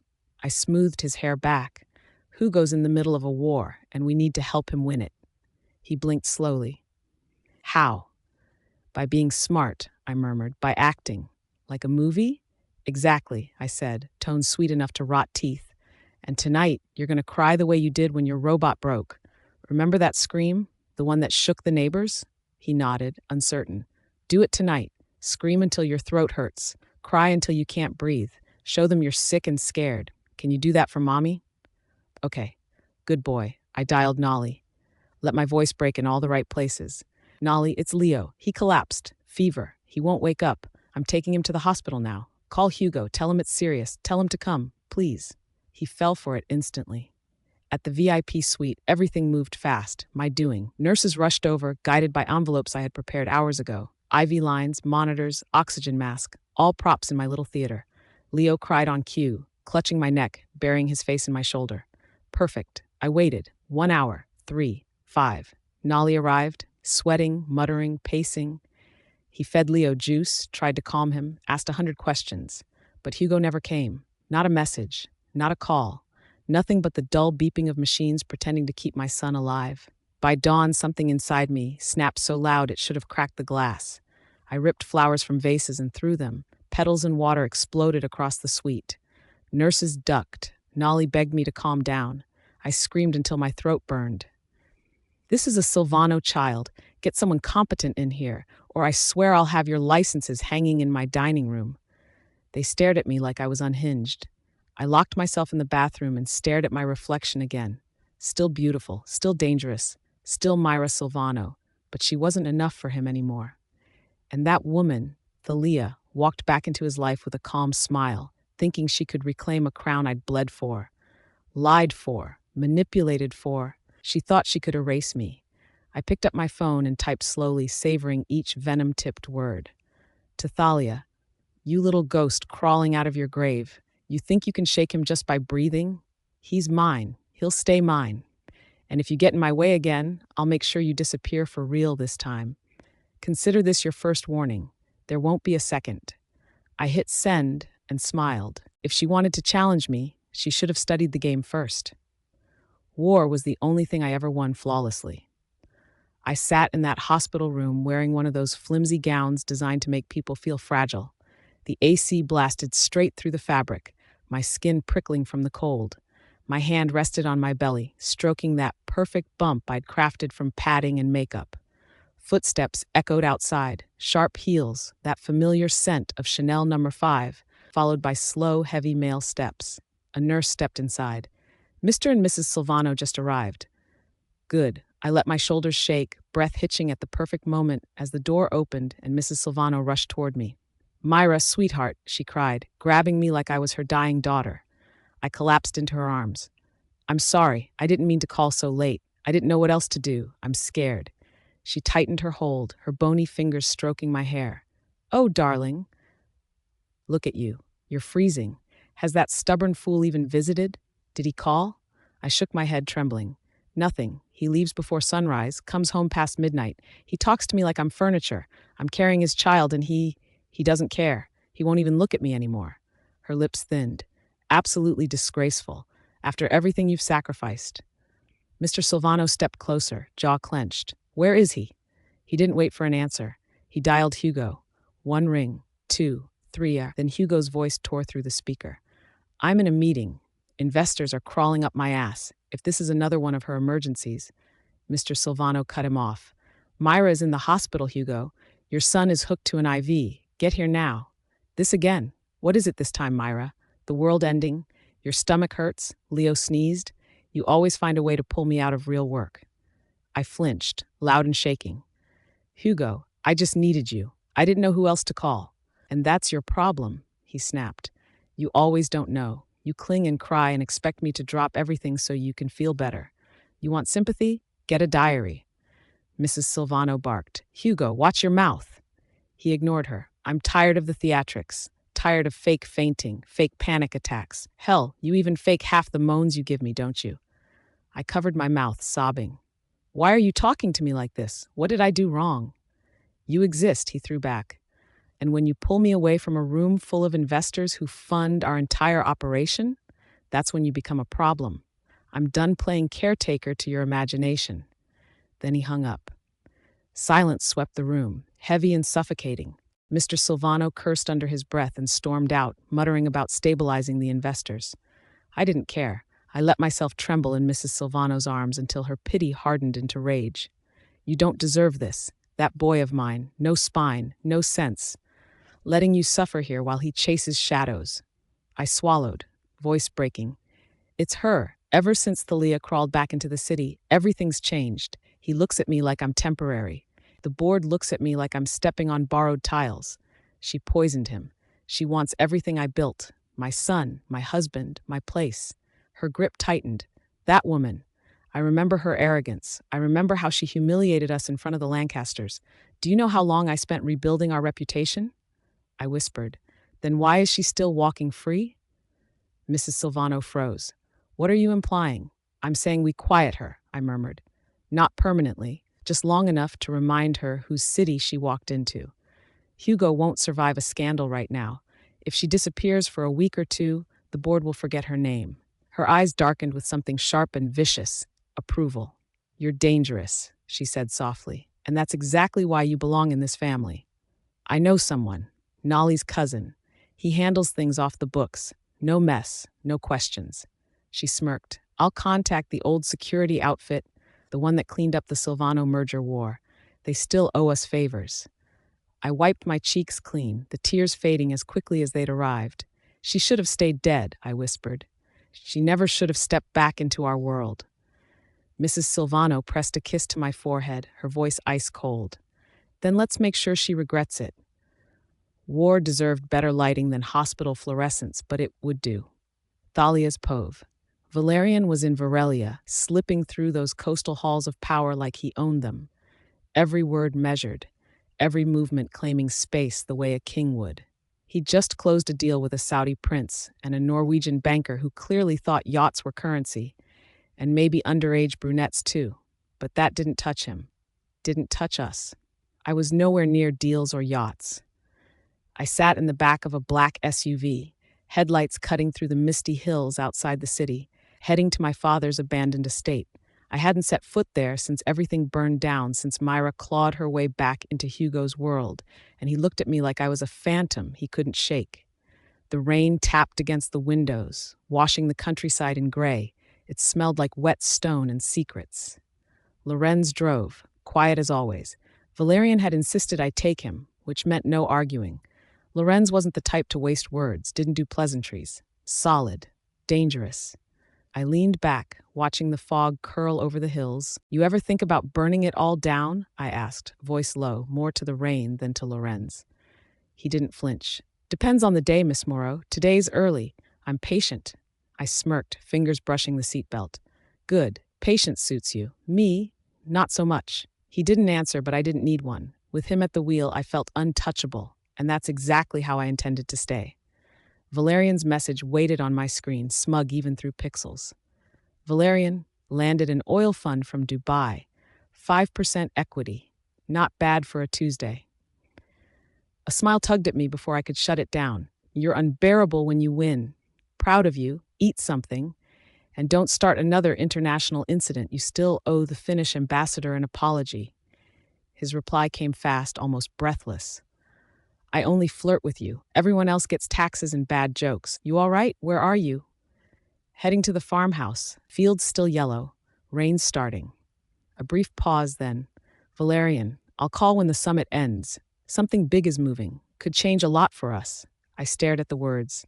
My fingers hesitated. Me, I have something to tell you too. Later.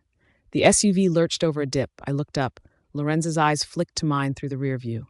Was that the oil prince again? He asked, tone casual but watching everything. I arched a brow. Since when do you interrogate me? You were smiling, he said. Haven't seen that in a while. I leaned back. It's Valerian. He's busy buying half the continent, but he still finds time to annoy me.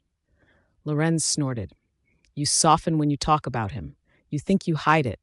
Don't tell anyone, I murmured. I've built an entire career on being terrifying. Cold and terrifying? Exactly.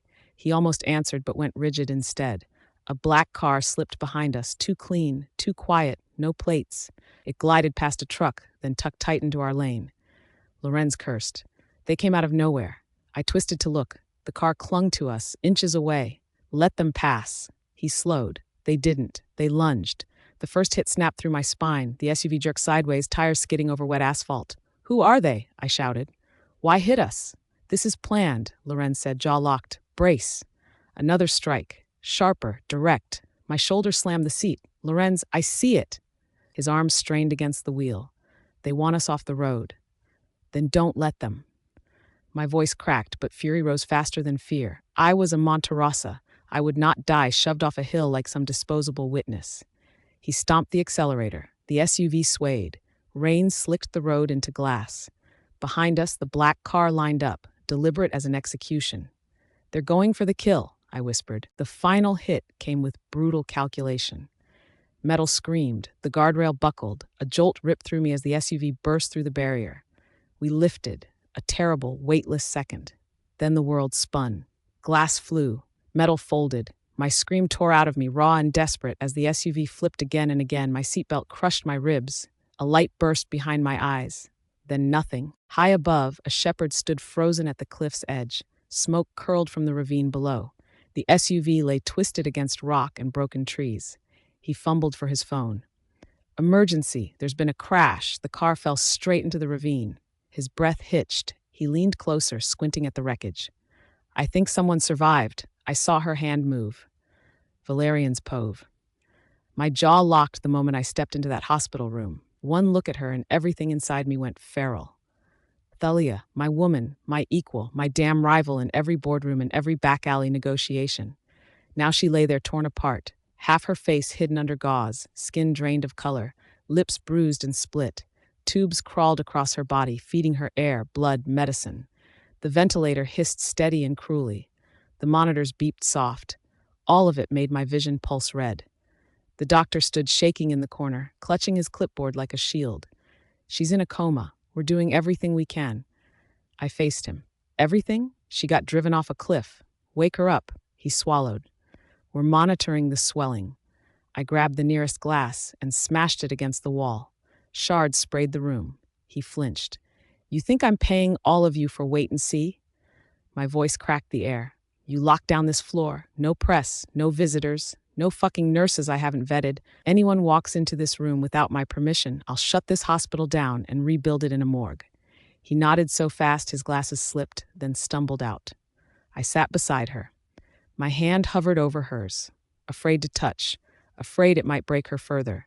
She wasn't fragile. She never had been. Seeing her this way made something inside me twist until I could barely breathe. My phone lit up. One unread message. From her. Time-stamped minutes before the crash. I need to tell you something. It might ruin everything, but I can't carry it anymore. I stared at it until my knees gave out. I ended up on the cold floor, head bowed against the edge of her bed, breathing hard. I'd survived execution lines and cartel betrayals. None of it ever brought me to my knees. She did. Whoever did this would pay, slowly. Hours later, Hugo Silvano showed up, wearing a black suit like he was auditioning for guilt. No flowers, no concern, just that expression he always wore, calculating, hollow, already thinking 5 steps ahead of everyone else. He made it 3 steps toward her door before I blocked him. I want to see her, he said. You want to see her? I leaned forward, voice sharp enough to cut him open. Close your eyes. Imagine her before someone tried to murder her. That's the closest you're getting. He stiffened. Don't accuse me. I'm not the one. Oh, really? I stepped closer, because I heard about your little stunt with the Lancaster funds. The silent shares, the accounts she planned to expose. The timing's convenient, isn't it? His eyes flickered. Just once. Enough. I smiled coldly. Caught your breath? Good, means you're thinking. You can't throw blame without proof, he muttered. I don't need proof to bury a man, I said. I need motives. And you're overflowing. His jaw clenched. You're losing it, Valerian. If she dies, I whispered, my lips close to his ear, I'll turn your life into a countdown. Every sunrise will feel like your last. Every shadow will look like me. And when I finally take you, it'll be slow, personal. He stepped back, breathing too fast. You're threatening the wrong person. No, I said, I'm threatening the first person. There will be more. He didn't argue, didn't turn around, just walked away stiff, shoulders tight. I burned every favor I had and every favor people owed me. Politicians, smugglers, informants, warlords. I didn't give a damn if it bankrupted my empire. Thalia was in a coma and the world owed me answers. When no one gave them, I tore the truth out with my own hands. My off-books team hit the crash site before dawn. The place was scorched, swept, sterilized by whoever wanted her dead.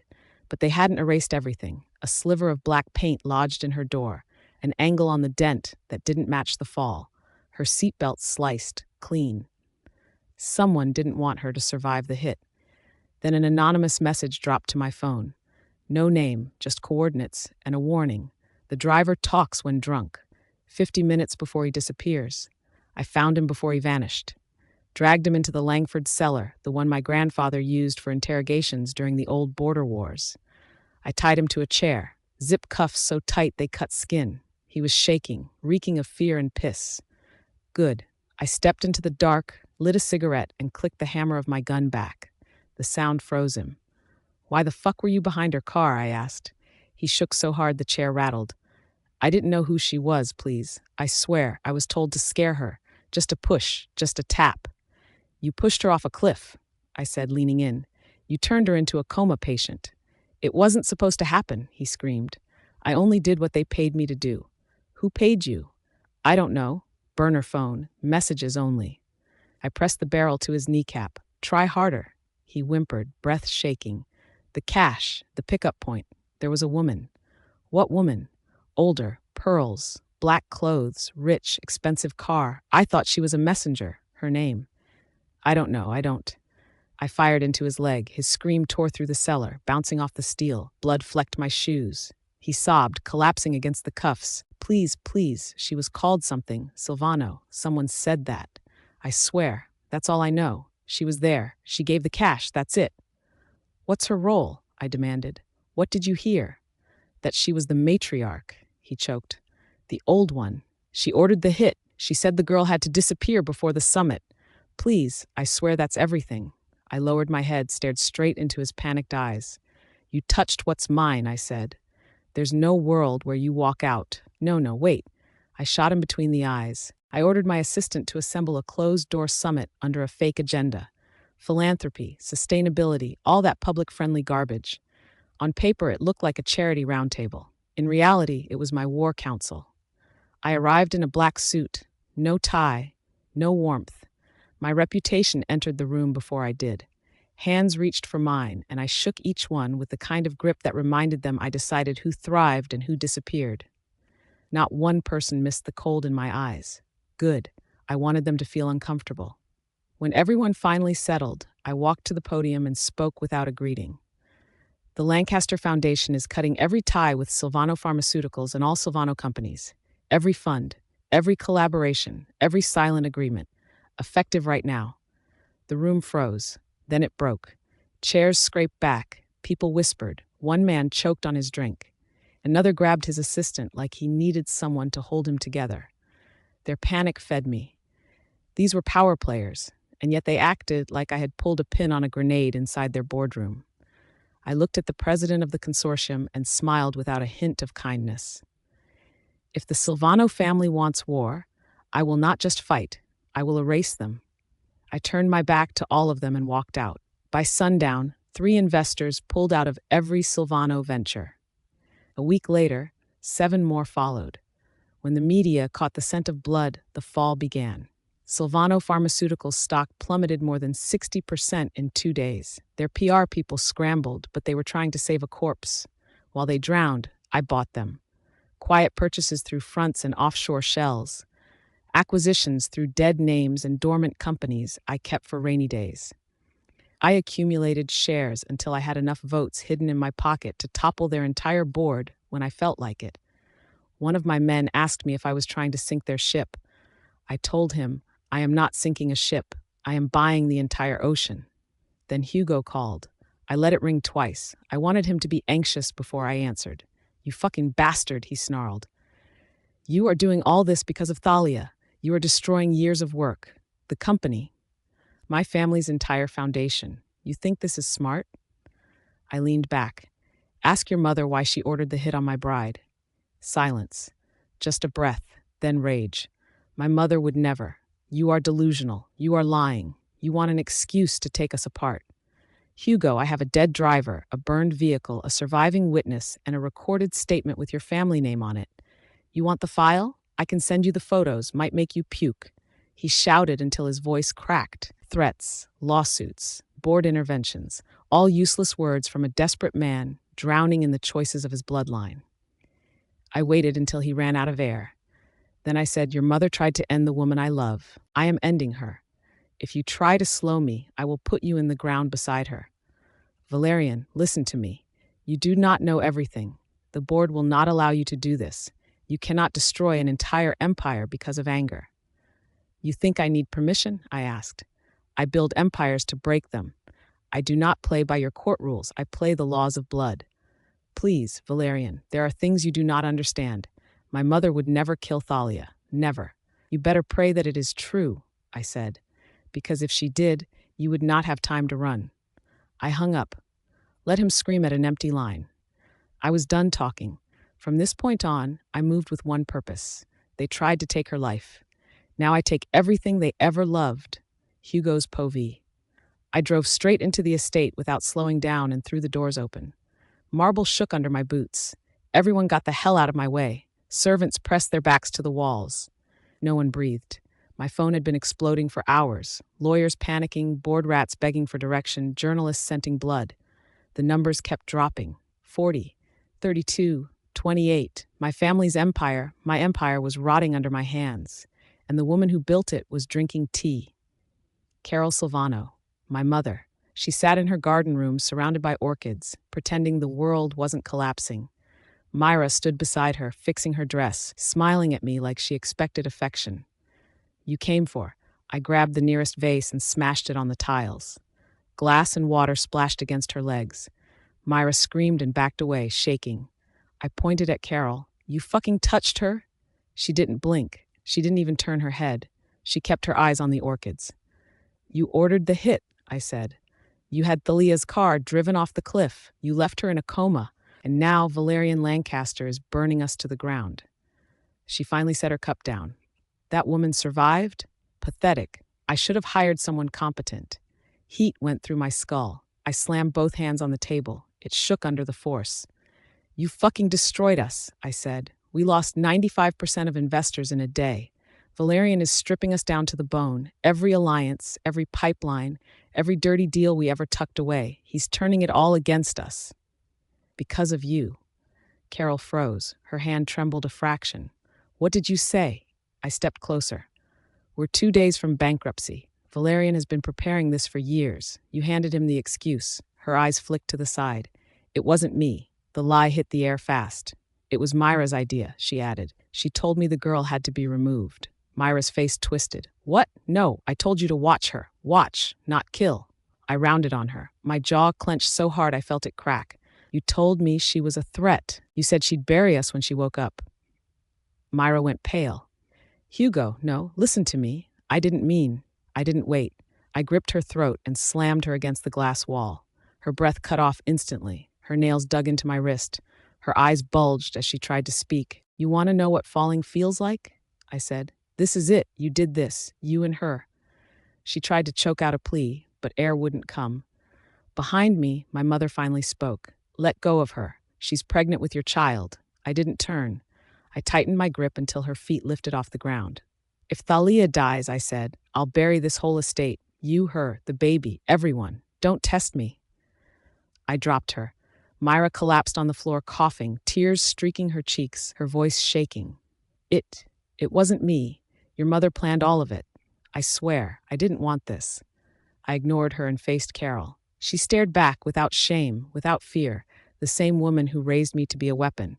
You fixed the mess you started, I said, because I'm done covering for you. One more wrong move, and I'll take your head to Valerian myself. She finally blinked. For the first time in my life, I saw her afraid. Myra's povey. I couldn't stop shaking, but it wasn't fear. It was rage burning under my nails. Blood ran down my knuckles from where I punched the mirror. I stared at the smear on the glass and felt satisfied. Good. Let the whole house see what they made me. Hugo choking me, Leo screaming in the hallway. I told him to shut up and get in his room. I didn't care if he cried. My own breath felt trapped under the memory of Hugo's hands. His eyes were cold, accusing, as if I was the poison, as if I broke the empire. I tore the guest room apart. I threw pillows, perfume bottles, lamps, and my expensive heels. Every crash made my pulse steady. When everything was shattered, I knelt in front of the mirror, face streaked with makeup and blood. A pretty doll smashed open. No one respects the loser, I whispered. Only the one who wins. Then I heard her. Slow steps. Calm. Carol Silvano walked in, taking in the wreckage, then me. She didn't gasp or scold. Quite the tantrum, she said. I sniffed, wiped my face, used that soft voice men fall for. Hugo grabbed my throat. He snapped. I think he's losing his mind. She didn't buy it. She sat beside me, crossing her legs, but her eyes, there was a crack in them. Not anger. Defeat. Something ugly. I wasn't thinking, she muttered. I panicked. We should end that girl for good. I blinked. My lips parted. Then I leaned closer. You're serious? Carol nodded once. Thalia always crawls back. I'm done waiting for her to die naturally. And just like that, something clicked between us. Mutual hatred, mutual desperation. Two women losing grip over the same man and the empire built on blood. We poured wine, sat on a broken couch talking through the ruins. She wakes up, I said, and Hugo forgives her. He always bends for her. Then she doesn't wake up, Carol replied. Problem solved. I smiled into my glass. We're not killing her. We're moving her into our custody. What happens next depends on her survival skills. Within hours, Carol had her network moving. Phones burned, contacts summoned. A forged identity landed in my hand. Dr. Myra Devereaux, neurologist from Zurich. Carol played the traveling nurse. Clean paperwork, clean story. We practiced our script in the mirror. My voice steady, hers stern, concerned expressions, medical authority, perfect. At the hospital around midnight, the staff was half asleep. The nurse at the front desk was young and dull. Easy prey. I leaned in, dropped my voice. Your skin is perfect. What do you use? I need your secret. She turned red instantly. Carol pretended her pager buzzed, muttering about emergencies. The girl never saw the switch. We left espresso pods in the break room. Italian specialty, Carol said. The guards laughed and thanked her. 10 minutes later, both were unconscious. One drooling on his jacket, the other slumped in a chair. Inside Thalia's room, the machines beeped gently. She looked peaceful, innocent. It made me sick. I brushed her hair back and whispered, You ruin everything, even asleep. Carol changed the tags, updated the system, prepped the pod. I whispered near Thalia's ear, You're going somewhere quiet, somewhere only I decide when you breathe. We rolled her out. 3 black SUVs waited. 10 mercenaries with dead eyes. One opened the door. You got the package? She's secured. Another merc laughed. She looks royal. Shame this story's ending isn't pretty. I stepped closer. Pretty stories bore me. A man with tattooed arms asked, You want her dead now? We got tools for cleaning exits. Heart stops. Brain bleeds. I tapped my jaw. Let her rot slow. I want to panic and marinate. Their laughter vibrated through the night. One leaned in. You're colder than most mafia men I've served. I smiled. Men think. I decide dial. We loaded her in. No alarms. No chase. Just dark streets and power humming beneath our wheels. I held a scalpel, traced the edge until it kissed my skin. If she wakes, I whispered, I'll carve her smile open. Carol lit a cigarette. Smoke curled around her calm face. Her story ends tonight. We sat in silence, a victory thick enough to drink. My laughter slid out low, cracked, and vicious, the kind that follows a curse. Thalia's pove. Darkness held me like a cage, soundless at first, then bruised by voices pushing through the fog. Myra's hiss slithered in, then Carol Silvano's laughter. Sharp, vicious. The kind of sound women make when they've decided someone deserves to die. She's still alive? Carol asked, breathy with cruelty. Not for long. Let her precious king come, Myra said. We'll bury them both. I couldn't move, couldn't scream, but inside the darkness I clung to the only thing that kept my heart from stopping, Valerian's face. his voice calling my name, the promise in his eyes. I vowed in the silence of my own mind, I will not die in their hands.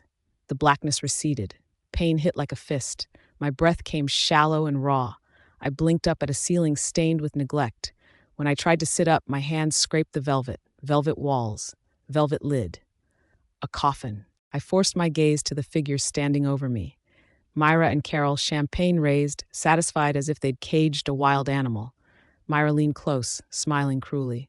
Look who crawled back to life. My voice cracked. Where am I? Carol tilted her head. Home, dear, what's left of it, you're going to rot here. Myra tugged at Caleb's necklace before ripping it off my neck. She dropped it to the floor and crushed it under her heel. A soft crunch. My heart clenched. You always said you wanted to be with him, she said. Don't worry, you'll be joining him soon. I swallowed hard. Why are you doing this? Carol stepped forward, her voice cold. You betrayed this family. You chose love when you should have chosen power. You embarrassed us. For that, you'll suffer. Mira's tone dripped with venom. You play the victim too well. Let's see how you perform when no one can save you. I closed my eyes, steadying my breath, letting my body go limp. I let them think I was slipping out of consciousness. My wrists throbbed in the cuffs bolted to the coffin walls, but I didn't move. Not yet. Everything's ready, Myra said. Death certificate filed under the ghost system. Photos staged. We'll dump her in the marsh by sunrise. Valerian will see her corpse and lose his mind. Carol scoffed. Valerian Lancaster is weak. He walks blind when he's in love. Myra sneered. He'll break, and I want to watch him crumble. Their heels clicked as they walked away. Their laughs faded into the hall. Only when the door shut did I open my eyes. This wasn't a hospital. The air told me that. The dust, the mold, the boarded stained glass window, the warped crucifix in the corner. A chapel, abandoned, desecrated, and they'd chosen it as my grave. Beside the coffin, I saw it, a rusted nail, small, sharp enough. I curled my fingers around it, keeping my movements tiny. A camera blinked in the corner, they recording everything. I wouldn't wait for rescue. I was born in air, raised to survive. When the nurse came in later, I jerked violently, forcing my body into spasms. My jaw clamped so hard I tasted blood. Hey, shit, stay with me, he yelled, leaning over me. I drove the nail into his neck. His blood hit my face hot and fast.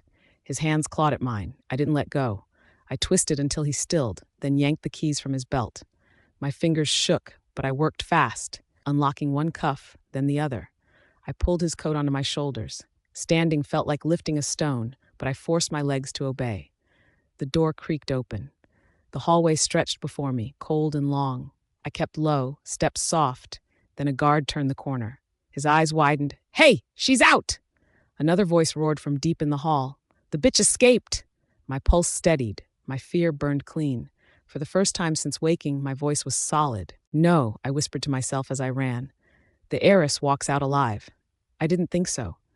My hand shot for the candelabra on the wall, and I slammed it against the curtain by the door. The flames swallowed the fabric fast, racing upward in a roar. Smoke rolled through the chapel. I crouched low, coughing, eyes burning as I forced myself through the haze toward the back exit.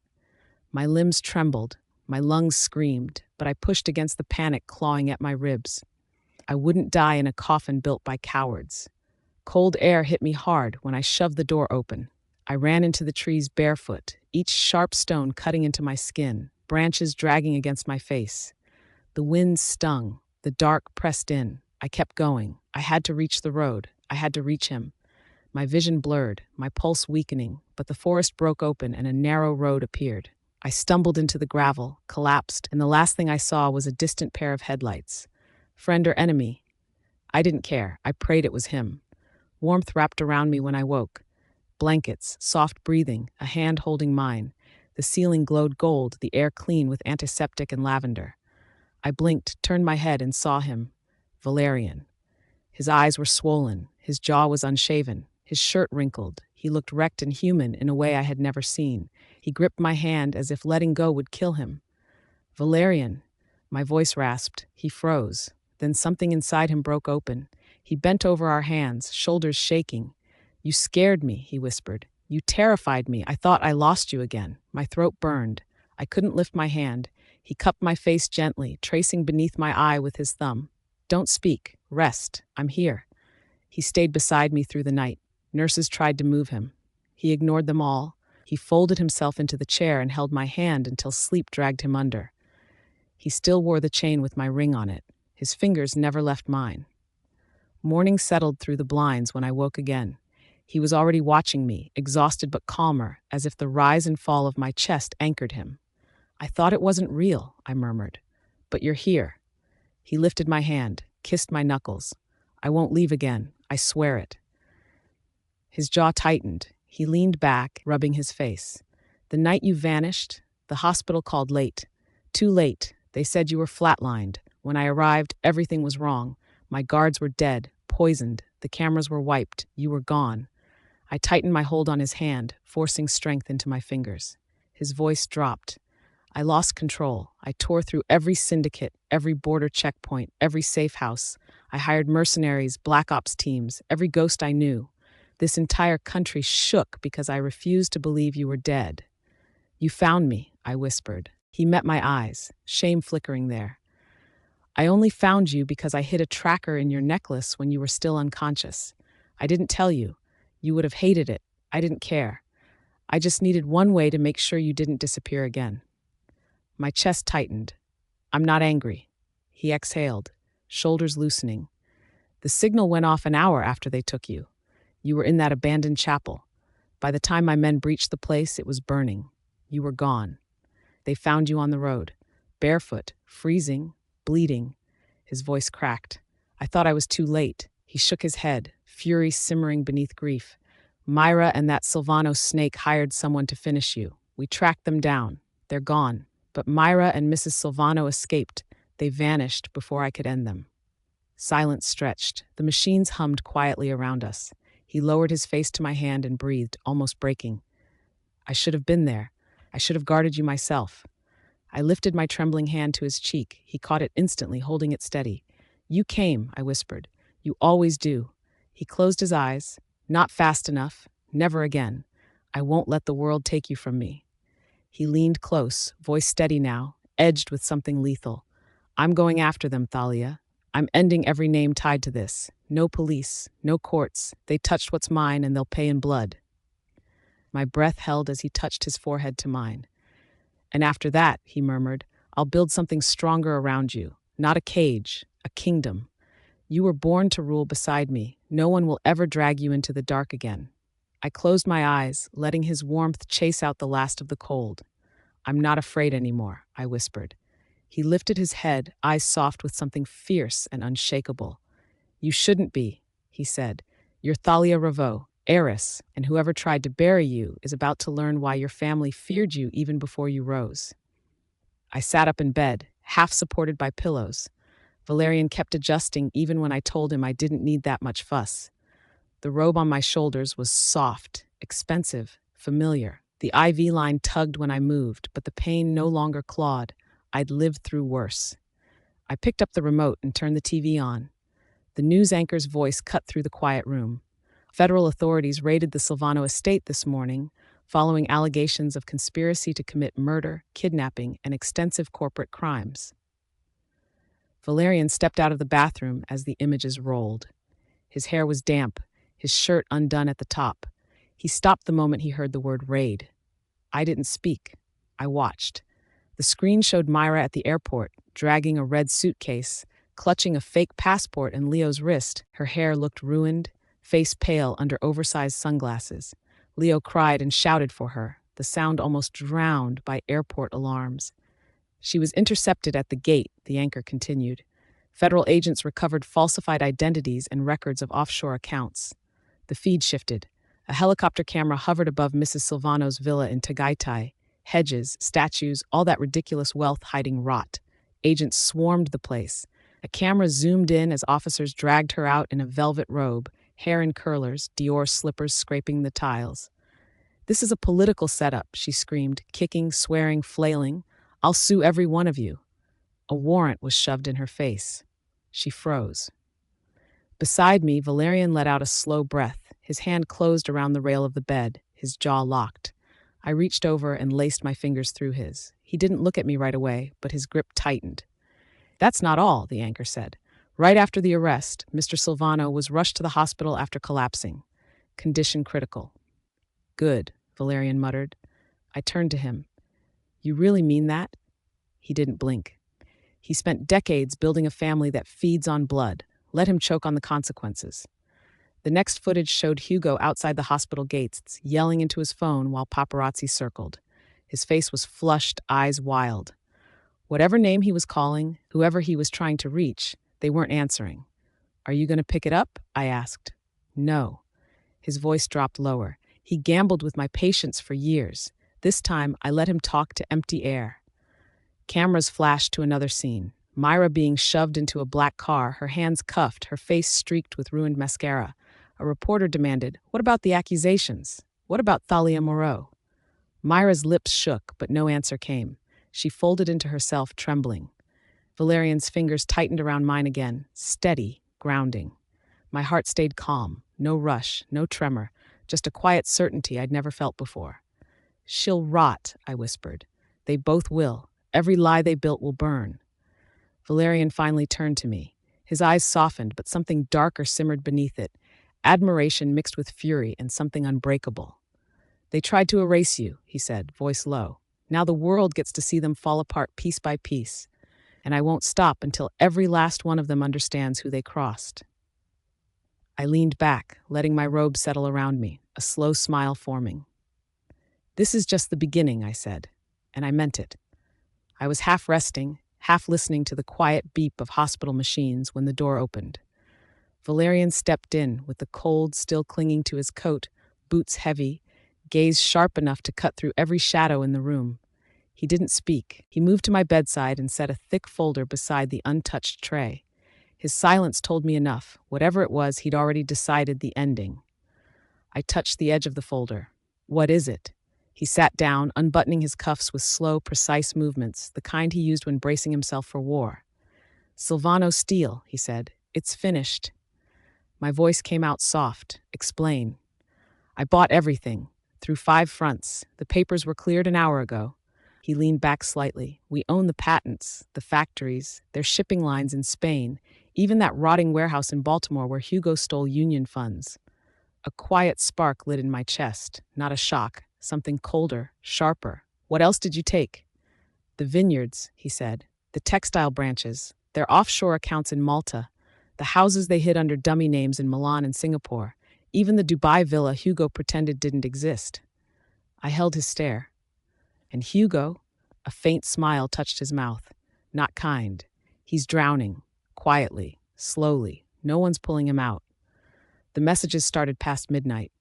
My phone lit up every hour. Hugo's voice cracking through recorded apologies, slurred audio files that ended in heavy breathing, screenshots of transfers he claimed proved something, long paragraphs saying he'd been misled, begging me to hear him out.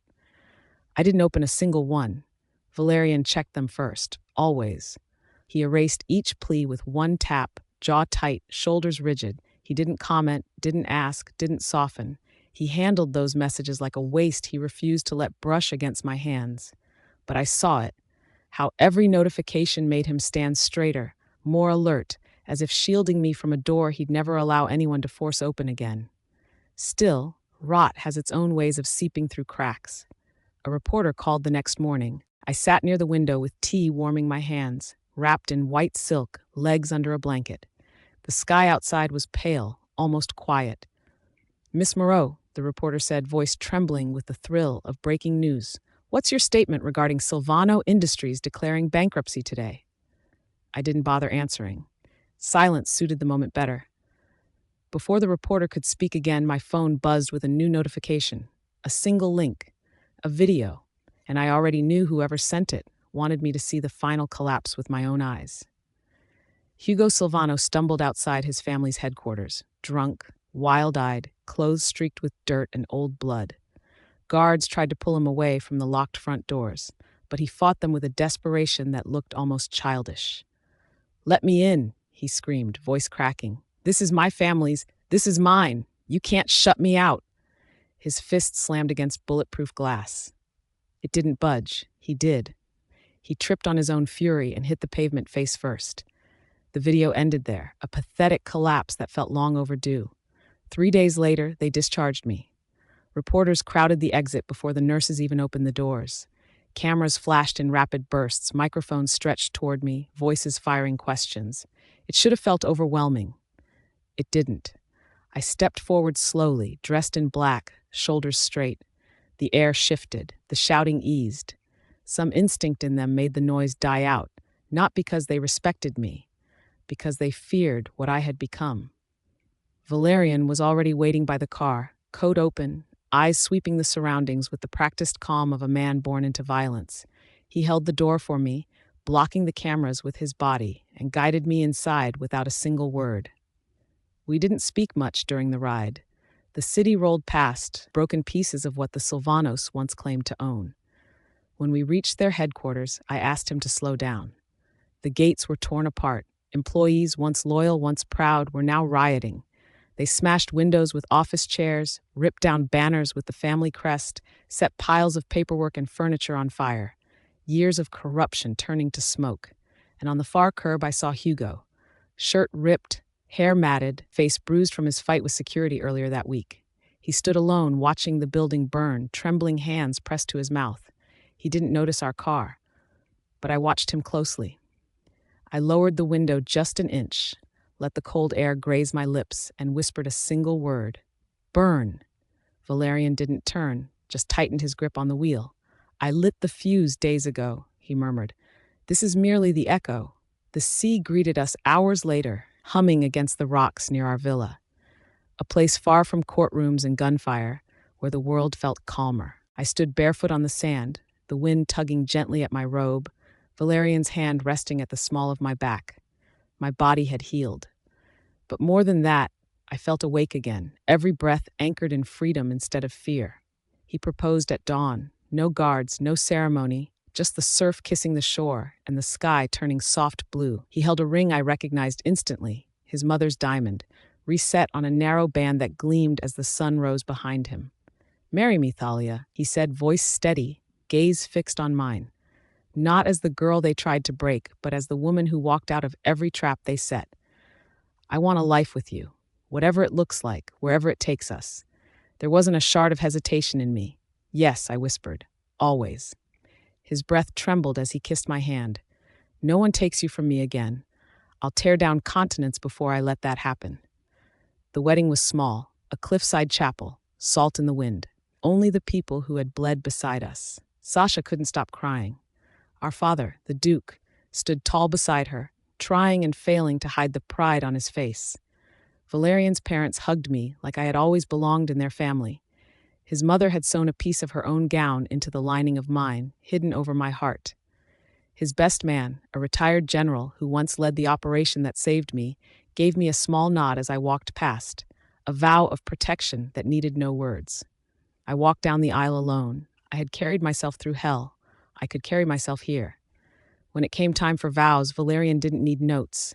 You faced betrayal that would have destroyed anyone else, he said, voice low, firm. Yet here you stand, not hiding, not afraid. I will spend my life proving that loyalty still has meaning, even in our world. My throat tightened, but I didn't falter. I lost everything once, I said. And I rebuilt myself piece by piece without waiting for permission. I won't apologize for the strength I forged in fire.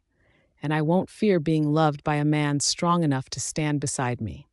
We kissed as fireworks burst above the sea, silver flares scattering over water like shards of old crowns. Night fell gently. We danced under the stars with an old gramophone playing something soft and slow. Valerian pulled me close, hands steady on my waist, breath warm against my ear. No one mentioned Hugo, or Myra, or the Silvanos. Their names had already turned to dust. Under the moonlight, he leaned close, lips brushing my shoulder as he whispered, "You're home now, Thalia, and this time, no one gets close enough to steal you away." And in that moment, wrapped in his arms, I knew he was right. I used to run this city. Every skyscraper, every corner office, every trembling subordinate knew my name and feared it. I was Hugo Silvano, untouchable, untamed, untamed. Now, I'm a ghost in a tattered coat, unshaven, smelling of whiskey and old regrets. A park bench is my throne, a bottle my scepter.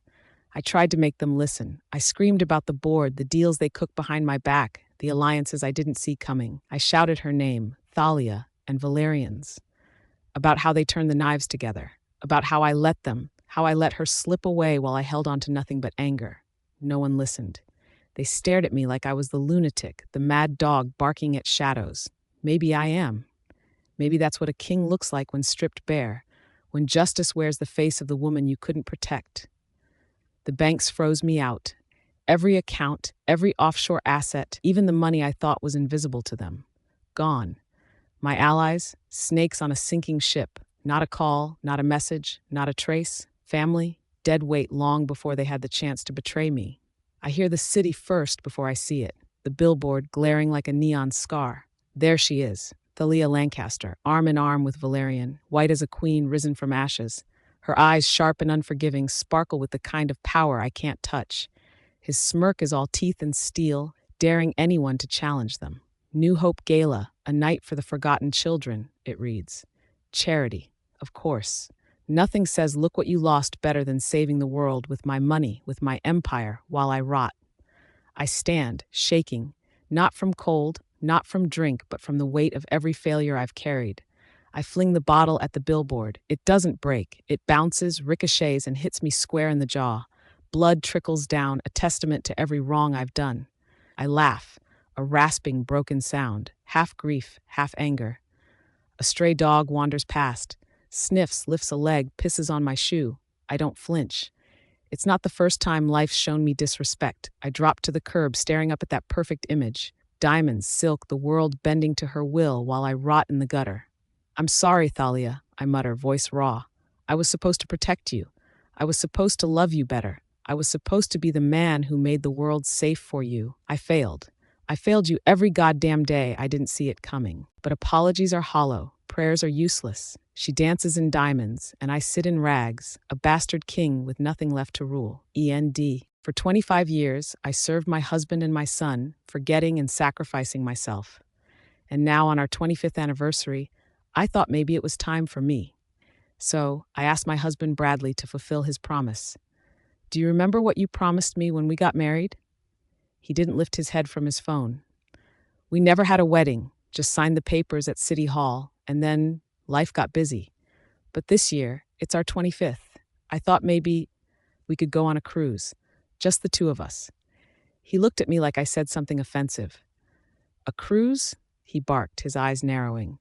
Then he laughed, sharp and cold. What for? You're old enough to know better. Cruises aren't for women like you. You don't even have your own money, Joyce. You want to use my money for some stupid luxury when you know the company's barely holding on because of investor pullouts?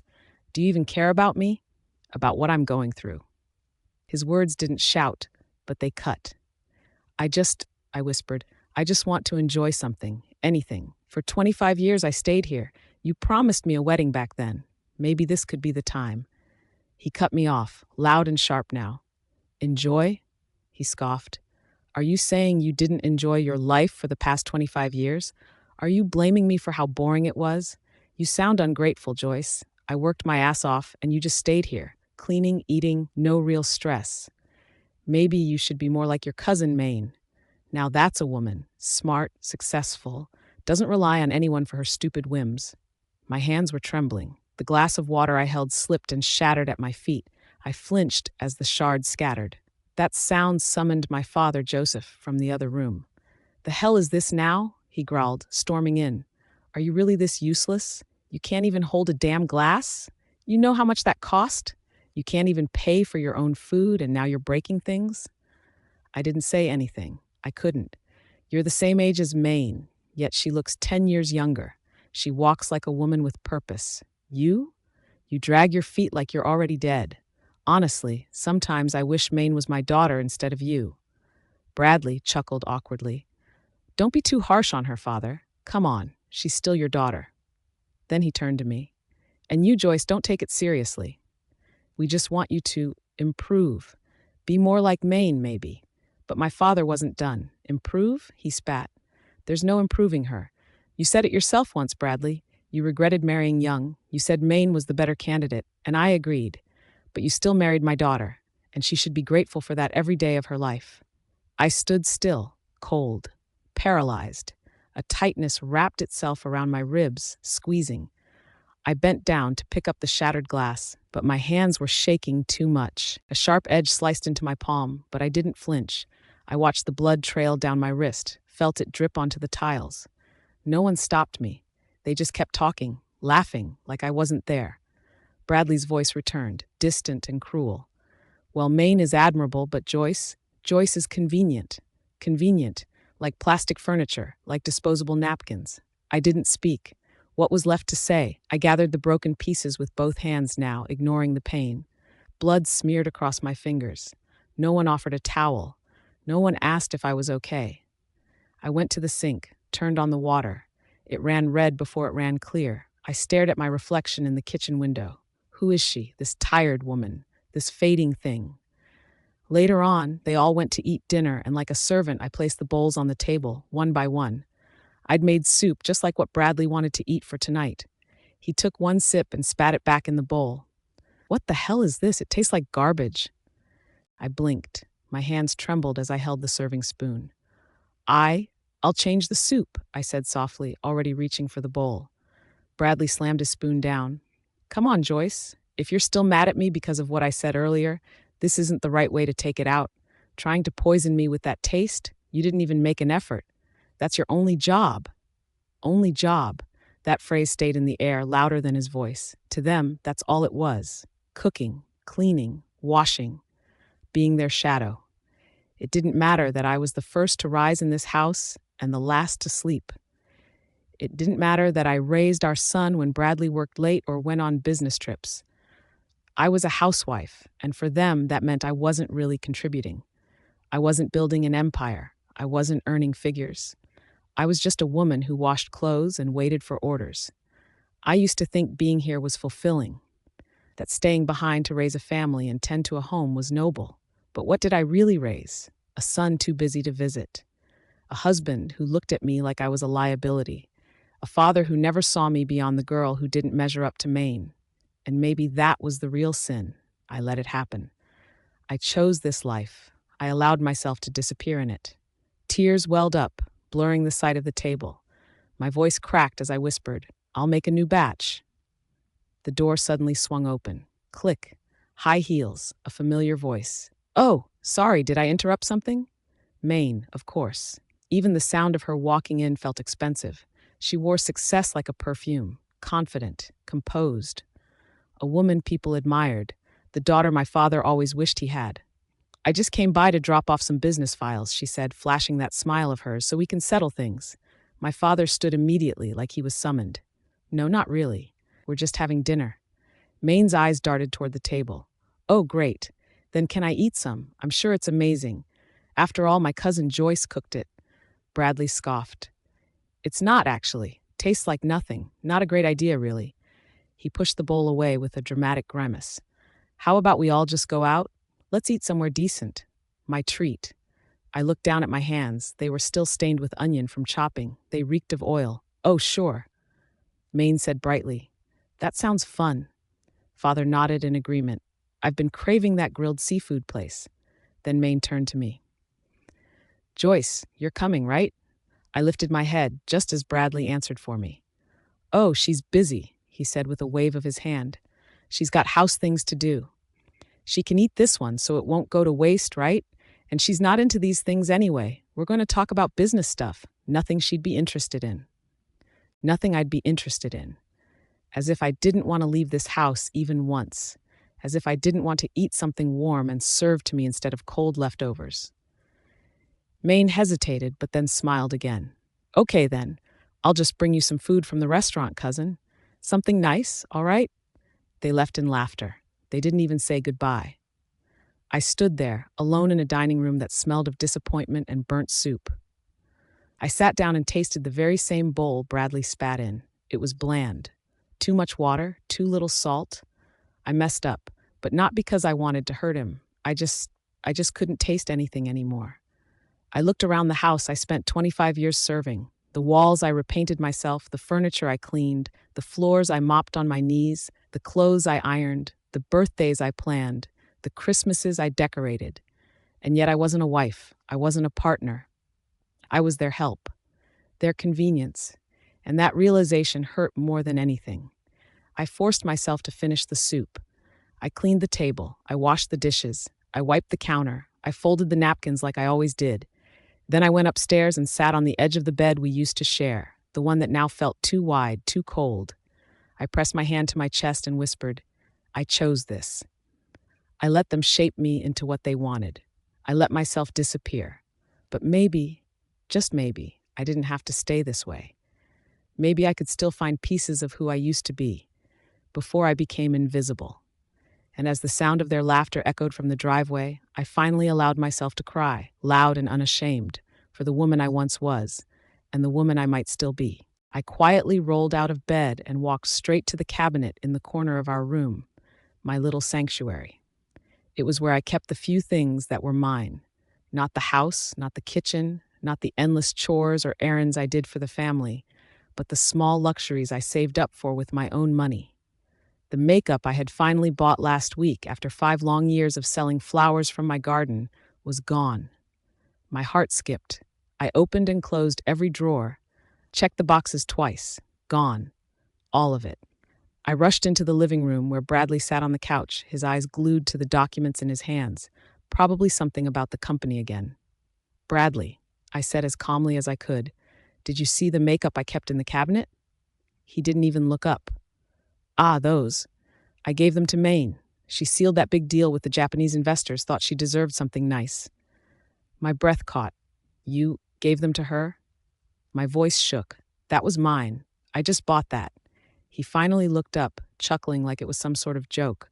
Bought it? Joyce, come on. Why would you buy makeup? It's not like you're going anywhere. You're too old for those things. Bradley. No, really, he smirked. Have you looked in the mirror lately? Be honest with yourself. It doesn't suit you anymore. But Maine, now she's different. She works hard. She deserves it. It was mine, I yelled, my hands trembling. I bought it with my own money. He rolled his eyes. Own money? What are you talking about? All the money you use comes from me, Joyce. Don't pretend otherwise. My lips parted, but the words couldn't come out. In my heart, I screamed. It was from the flowers I sold. I tended that garden with blistered hands and sunburned skin. I saved every dollar, every coin for 5 years. Not once did I ask him for a cent for anything that wasn't for the house or the family. I knew he'd see it as a burden. So I didn't. I waited. I worked, and now it was gone, given to someone else as if I didn't matter. He leaned back with a sigh. Stop whining. I'll just get you something else, okay? You really don't care about me, I whispered. Bradley frowned. You're being dramatic. Come on, be considerate for once. Maine practically saved the company, Joyce. She deserves some appreciation. You wouldn't understand. You don't know a thing about business. So stop overreacting and start cooking. I'm starving. His voice stung like a slap. I turned to walk away, feeling like my chest was about to shatter into 1,000 pieces. By the way, he added lazily, I'll be gone. Business trip, 1 week. So you can take a little break from taking care of me. I said nothing and walked into the kitchen. I cooked, again, just like always.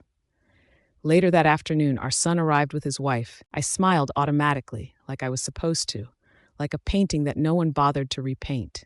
While eating, they talked excitedly about the upcoming trip. It's going to be beautiful, my daughter-in-law said. A cruise ship, top deck, fancy dinners, hot springs. Can't wait. I thought it was a business trip, I murmured. Oh, well, business and pleasure, my son added quickly. Don't worry, Mom. We'll take home something nice for you. A souvenir or two. A magnet would be nice, I joked weakly. My laughter came out hollow. My father, sitting beside me, shook his head. If only you knew more about business, you could join. I nodded and smiled again. Pretending didn't even hurt anymore. It was just numb. That night, I was folding Bradley's clothes for the trip. His laptop, still open, buzzed softly with a notification. Then froze.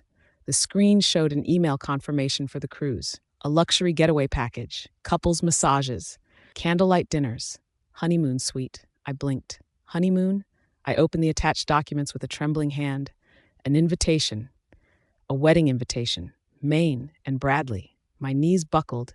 I dropped into the chair, hands shaking as the names on the glossy page glared back at me. Maine and Bradley, you are cordially invited to celebrate our union aboard the St. Clarice Luxury. It wasn't just a trip. It was a betrayal. It was a celebration. Everyone knew. My son, my father, the people I cooked for, cleaned for, cared for, the people I stayed behind for, and none of them said a word. My vision blurred as tears spilled freely, not because of the makeup, not because of the trip, but because I gave them my life, my time, my love, my everything, and it meant nothing. I covered my mouth and wept silently in the dark, while outside the house laughter echoed down the halls as the people I loved planned their future. Without me. "Joyce," he said once, voice low and intimate, his arm lazily wrapped around my shoulder, "I know you'd take care of me better than anyone, even Maine. I love her, yes, I want her, but she'd choose her career over me any day. You, Joyce, you're the type who'd serve, who'd stay, and for that, I'll give you the best life you could imagine." I believed him. Like a fool, I believed him. I let him register our marriage. No ceremony, no friends, no flowers, just 2 signatures on cold, government-issued paper and a promise I etched into my heart like scripture. I was in love, so painfully in love. But now I see it. He never chose me. I was never the first. I was the fallback, the safe place to land when Maine took off for her ambitions. And now, I was just the maid who shared his last name. The next day, not a single soul in the house asked if I had slept well. No one noticed my red-rimmed eyes or the tremble in my hands as I poured coffee. Instead, the living room buzzed with laughter and shallow excitement. The scent of fresh fabric filled the air as designer bags lay scattered over the couch. I stood silently, hands clasped together, watching them marvel over their outfits like it was the most important day of their lives. My son turned to me, grinning wide. "Mom, guess what? We're attending a wedding on the cruise, aside from the business trip or course. Isn't that amazing? It's going to be such a big event." I blinked, pretending not to know whose wedding it would be. A wedding? Maine was standing near him, holding up a white dress against her body, checking herself in the hallway mirror. I frowned, curious. "Who's getting married? Why can't I come with you?" My father scoffed as if I'd asked something ridiculous. "You're staying here to take care of the house, of course. And since when are you interested in these things? It's someone from Bradley's business circle, nothing related to you." I forced a smile, a pathetic little curve of my lips. "Of course. Don't worry, Mom," my son added, chuckling. "We'll bring back lots of souvenirs. I know you love those herbal oils from Duty Free." Maine giggled behind him and said, "We'll just send photos so you will be updated." My chest tightened. Bradley, appearing from the hallway in a tailored shirt, tossed a pile of clothes into my arms. "Here, iron these. And be careful, they're expensive." The morning of their departure, the house was loud with perfume, zipped luggages, and last-minute instructions. I stood in the corner, quietly folding last-minute scarves, fixing collars, adjusting buttons. My role was clear. The background woman, invisible until something went wrong. A shriek from the hallway. "My dress!" Maine cried out. "There's a hole in it!" Everyone rushed in. The white dress, elegant, pristine, absurdly expensive, had a tiny tear near the hem, but it was enough to ruin her morning. Bradley turned, eyes blazing. "Joyce, what the hell did you do?" "I didn't do anything. I sent it to the shop, just like the others. They must have... I told you to handle it, not strangers. Why would you let someone else touch her dress? Are you going to pay for this?" I didn't mean..." "It's fine," Maine said gently, stepping in like a peacekeeper. "Don't be mad at her. She's your wife." Bradley scoffed. "Yeah, my useless wife." He turned away from me without another glance, wrapping an arm around Maine's shoulder. "Let's go get you another one. We'll be late if we don't leave now." He threw the dress at me. I stood frozen. As they gathered their luggage, laughing and chatting about the events on the cruise, I stared at the empty doorway. They didn't even look back. Not one. "Maine. Joyce, I'm sorry. The shop already apologized. You shouldn't have been blamed for the dress. Please don't think too much about it." I read it once, then twice. Did she mean it, or was it just a bandage for a wound she helped create? A soft message to wash away the image of Bradley shoving me, of everyone turning their backs while I stood in shock, humiliated. Before I could decide, another message arrived. "Bradley, I left the black card on the kitchen counter. Buy anything you want today since you'll be alone for 1 week." I nearly laughed. This was how it always went with him. First the fury, the blame, the cruelty, And then the guilt gift. The apology disguised as permission to spend his money, as if a new dress or a bag could undo the things he said, the things he did. I could almost hear his voice in my head. Here, buy yourself something. Now smile like a good girl. I didn't respond. I just stared at their names, Maine and Bradley, and in one swift final movement, I deleted both messages and blocked their numbers.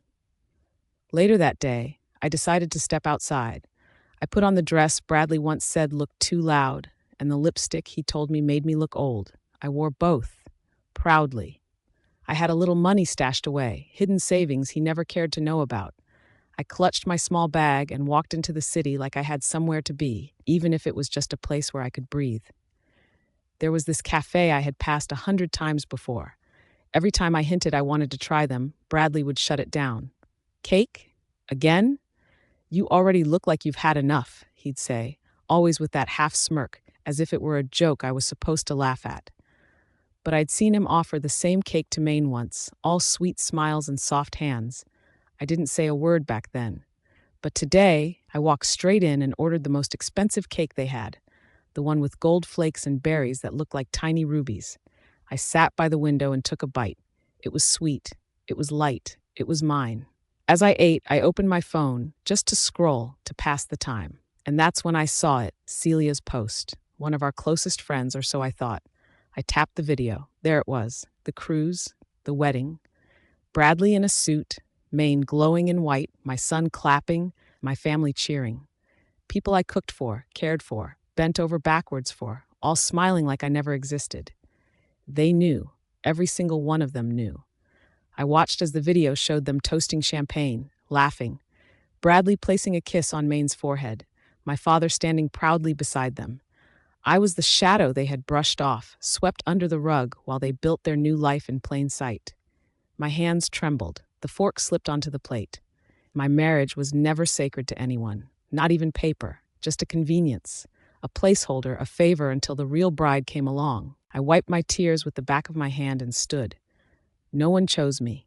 Not a single soul in that room remembered who I was to them. But today I would choose myself. I walked out of the cafe and straight into the boutique across the street, the kind of place I never allowed myself to enter because I thought I didn't belong. But today I did. A young woman greeted me at the door. "Looking for anything special, ma'am?" "Yes," I said, steady and sure. "I want to try on a wedding dress." Her eyebrows lifted slightly. "Your wedding?" "Yes." My voice didn't shake. "Mine." She smiled politely, guiding me through rows of gowns, silks and lace and beads. I tried on a few, letting the fabric hug me where I once felt empty. And then I found it, the one. Simple, elegant, not screaming for attention, just me. I stepped in front of the mirror and stared at the reflection. I didn't see someone broken. I didn't see someone abandoned. I saw someone whole. I asked her to take a photo of me in the dress, and as I held the printed picture in my hands, I smiled. Not for them, for me. This was my moment. I paid for the dress in cash, and as I stepped out of the boutique, I pulled out my phone and made a call I should have made long ago. It rang once, twice. I took a deep breath. "Hi," I said. "I'd like to file for divorce." And just like that, I chose myself. The call to the lawyer was easier than I thought it would be. The words didn't catch in my throat this time. I said them clearly. I'd like to file for divorce. And once I did, it was like something inside me clicked. Like I had finally turned the key to a cage I didn't realize I'd locked myself in. I went home to an empty house. Quiet, as always, but it no longer felt suffocating. It felt like a space ready to be reclaimed. Mine, even if temporarily. I made my way to the storage room, the little dusty corner Bradley called the junk closet. But it wasn't junk. Not to me. I opened the boxes one by one, gently lifting each painting like I was holding pieces of my younger self. A girl who once dreamed with colors, who used to paint by the window with the light pouring in, humming to herself, completely unaware that her future would be silenced by a man who told her painting was a waste of time. "It won't put food on the table, Joyce," he'd said. "It's useless. Focus on what matters. Be a wife." So I stopped. I folded my dreams and hid them in these boxes, just like I hid parts of myself. But I never stopped completely. Between laundry and vacuuming, in the quiet hours before dawn, I would still paint. sometimes with tears in my eyes, sometimes with a quiet fire in my chest, and I posted them anonymously online. Sold a few here and there, enough to save, enough to hope. Now, I unwrapped those canvases and laid them out on the floor, one by one. I had forgotten how beautiful they were, how alive I felt when I made them. That afternoon, I called Lorenzo. He answered on the second ring. Joyce? I swallowed hard. I'm ready. There was a pause, and then his voice lit up like fireworks. Are you serious? Joyce, this is incredible. I've been waiting for this day. My gallery has the perfect space for you. Say the word, and it's yours. I want it, I said. I'm done hiding. After I packed and carefully delivered the best pieces to the gallery, I returned home with stained fingers and a full heart. For the first time in years, I had done something for me, something that didn't involve scrubbing someone else's shoes or fixing dinner while they laughed in another room. I sat on my bed and browsed through the internet, just killing time, until I saw it.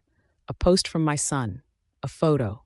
There he was, smiling beside Maine, arm casually draped over her shoulder like she was already his stepmother. My father stood behind them, Bradley beside him. A happy family photo, and I was nowhere in it. Rage prickled at the base of my neck. Not sorrow, rage. I leaned in, reading the caption, grateful for these people, my strongest support system. Support system? The same people who let me rot in silence? The same people who celebrated a wedding built on betrayal? So what am I to them? I stared at the screen and whispered to myself, in just a few weeks, I'll be gone, and you'll never be able to hurt me again. That night, I did something that would have made Bradley lose his mind. I wore the red dress he told me was too tight, too loud, too attention-seeking, the one I had kept hidden in the back of the closet because it made me feel beautiful. I did my makeup using the makeup I bought just today after he had given the other one to Maine. And I walked into a bar downtown. It wasn't glamorous, but it was alive. Music buzzed softly in the air, people danced and laughed, and the scent of wine and freedom clung to the air. I sat at the bar, ordered a glass of red, and for once I didn't care what anyone thought. Halfway through my second sip, my phone began to ring. Unknown number. Then again, and again. I sighed and let it go to voicemail, but then the text started pouring in. What the hell is happening? Why aren't you answering? Why am I blocked? Joyce, really? Are you still being dramatic? I said I was sorry. I even let you have fun. Gave you freedom. What more do you want? Where the hell are you? I stared at the screen, calm as ever. There he was again, trying to regain control. Not because he missed me, but because he couldn't stand not having access to me. Couldn't stand that I'd stopped dancing to his mood swings. I took another sip of wine, smirked to myself, then opened the camera. With the bar behind me, its neon signs glowing like rebellion, I snapped a photo of myself. My glass raised, a half smile on my lips, eyes clear and untouchable. I sent it as a post, public. No tags, just a caption. Oh, what a wonderful night to dance and drink. I knew Bradley wouldn't take it lightly. Of course he wouldn't. I was no longer the quiet little wife, ironing his shirts and hiding behind drawn curtains. I was a woman sipping wine at a bar, dressed in a red dress he told me never to wear, breathing in freedom he never thought I'd claim. And just like I expected, my phone began to ring, again and again. His name didn't show, of course. I blocked him, but I knew it was him, that same entitled rhythm. Like the world had owed him something and it wasn't arriving on time. Eventually, I picked up. His voice exploded through the speaker. Joyce, what the hell are you doing? I held the phone away for a moment, watching the wine swirl in my glass before I replied, Good evening to you too. Don't play smart with me, he barked. I left the black card for you to buy some stuff for the house. Towels, groceries, detergent. Not, he growled. Not to party at some bar and post pictures like you're some teenager. I raised an eyebrow, cool as ever. I thought you said I should have fun. Not like that, he roared. What, are you trying to embarrass me? You think men are really interested in a woman your age? You're turning 50 soon, Joyce. This isn't cute. It's pathetic. Funny, I replied, my voice steady. I thought I was just doing what all of you are doing, having fun. Oh, so now you're making me feel guilty? He sneered. You think I should have brought you with us? Is that what this is? Guilt-tripping me? Instead of being grateful you get to rest at home while we're out here handling business, You decide to post a picture and make me look like the bad guy? I didn't say a word. I let him spiral. Go home, he snapped.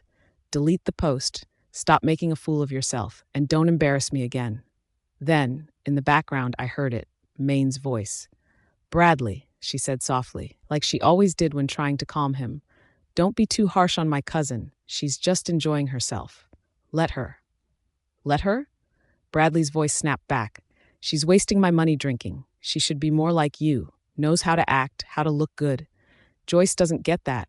She's too busy trying to relive something that's long gone. His voice turned cold again. Go home, Joyce, and I expect something prepared for us when we come back. Enough with that fun. The line went dead. I stared at the phone, my hand tightened around it, nails pressing into my palm. My chest rose and fell slowly. That man, that spineless, selfish man, he never even wanted me.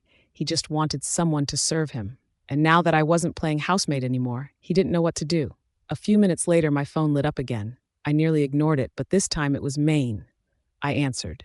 Silence stretched before her voice broke through. Hey, Joyce? I didn't answer. She continued, voice careful. I just wanted to say I'm sorry for what Bradley said earlier. He's stressed about work. That investor deal nearly collapsed this morning. I think he just snapped. Sure, I said flatly. I mean it, she insisted. Don't take it personally. And hey, when we get back, I'll bring you something nice, okay? Maybe that scarf you liked from Italy? I faked a small laugh. You're too kind. But deep inside, my hands clenched. Maine, the perfect cousin. Always charming. Always sweet. But beneath that soft-spoken voice was a girl who always knew how to get what she wanted, and who she needed to step on to get it. She was the one they all preferred. Even when we were young. I remembered when we were 17 and she got caught cheating on her college entrance exam. She cried to me in the bathroom, begged me to take the blame to protect her spotless image. Please, Joyce, she had said, tears streaking her perfect face. I can't have this on my record. If they know it was me, my whole future's gone. Just say you handed the wrong paper. Please, please, you're the only one I trust. I remember staring at her, my fists clenched at my sides. No, I told her. I can't do that. I want to get into the university too. I've worked hard. I earned this. Her expression shifted, desperation bleeding into something colder. But Joyce, you're the top student. If you make a mistake, they'll believe it was just carelessness. You're brilliant. They'll still want you. And you? I asked bitterly. You're not even close to the top 10. Exactly, she whispered, voice trembling. If they find out it was me, I'll be blacklisted. They'll think I lied my way through everything. But if it's you, they'll forgive it. You'll bounce back. I know you will. She was pleading, begging like her life depended on it. And I was stupid enough to believe her. I agreed. I told the board I had mixed up the answers, submitted someone else's work, made a dumb, careless mistake. I took the suspension, the shame, the stain on my name. But they let me in. Both of us, eventually. They still wanted me, my grades, my intellect. But from that point on, it didn't matter how high I scored or how hard I tried. Because once we were in that university, no one saw me as the smartest anymore. They saw me as the cheater who got lucky. The fraud who slipped through because she cried for leniency. People whispered in lecture halls when I raised my hand. They glanced sideways when I topped an exam, as if I didn't belong, as if every achievement was stained with doubt. And Maine? She played her role perfectly. Whenever someone snickered near me, she would gently say, "Hey, don't be like that. Joyce didn't cheat. She just made a mistake. She's still brilliant." They'd look at her with admiration. Wow, Maine's so loyal. She's so sweet for defending her cousin. But she never once told the truth. And every time she did that, defended me for something she had done, my resentment deepened. I became the shadow, the one people distrusted, the one they tolerated but never applauded. She took my future, my identity, my light, and painted over it with her lies, smiling sweetly while I disappeared. The next morning, sunlight poured through the kitchen windows, not cold or distant like usual, but warm, almost kind. I was sipping my tea when my phone rang. It was Lorenzo. "Joyce," he said, voice bubbling with excitement. "You won't believe it.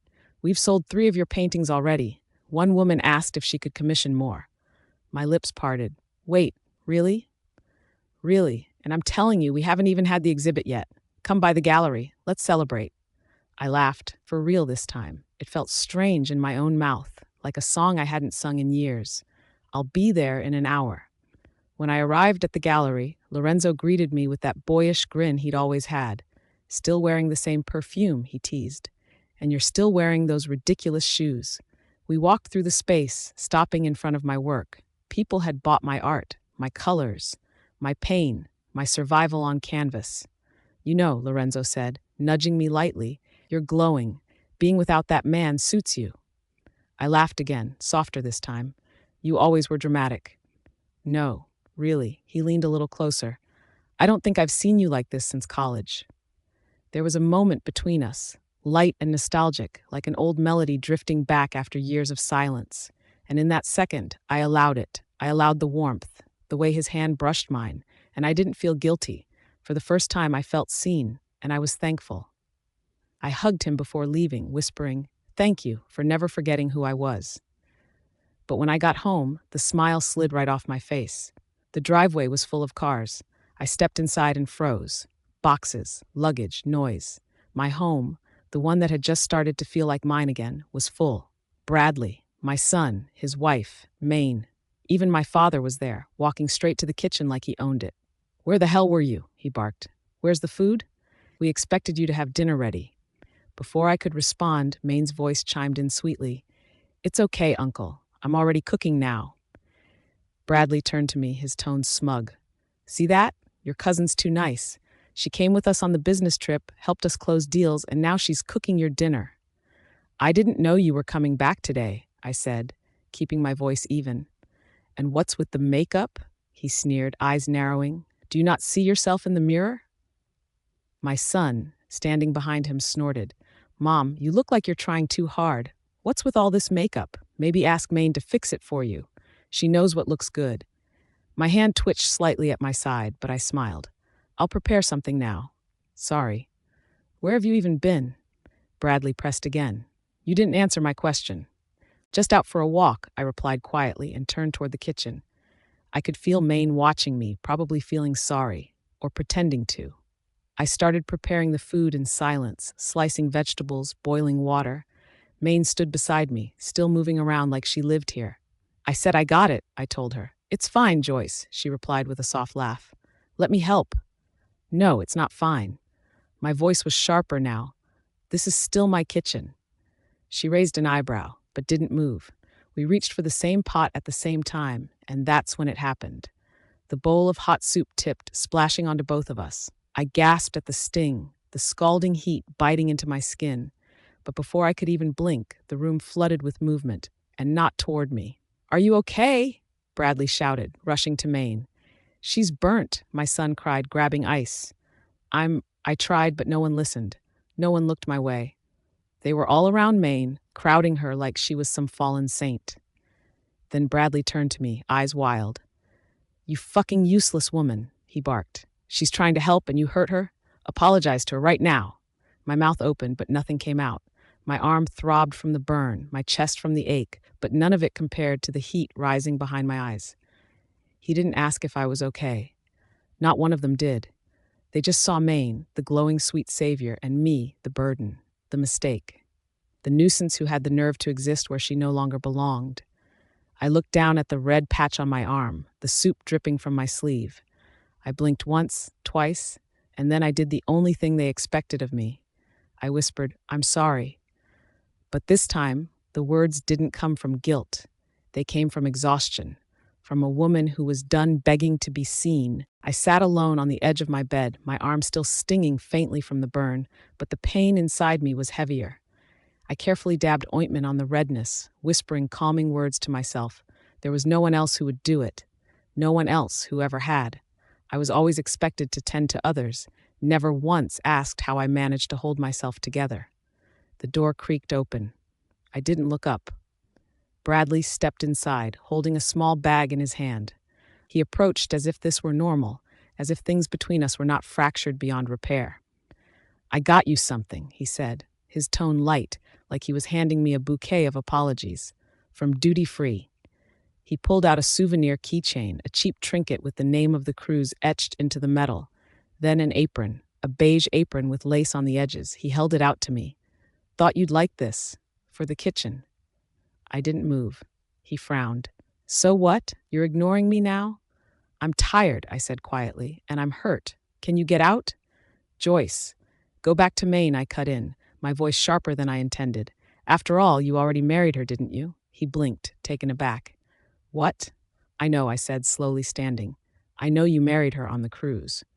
His brows knit together. "You're upset over that? Joyce, that wasn't a real wedding. That was just some stupid act. She said she wanted to know what it felt like. It was just for fun." "You really expect me to believe that?" I scoffed.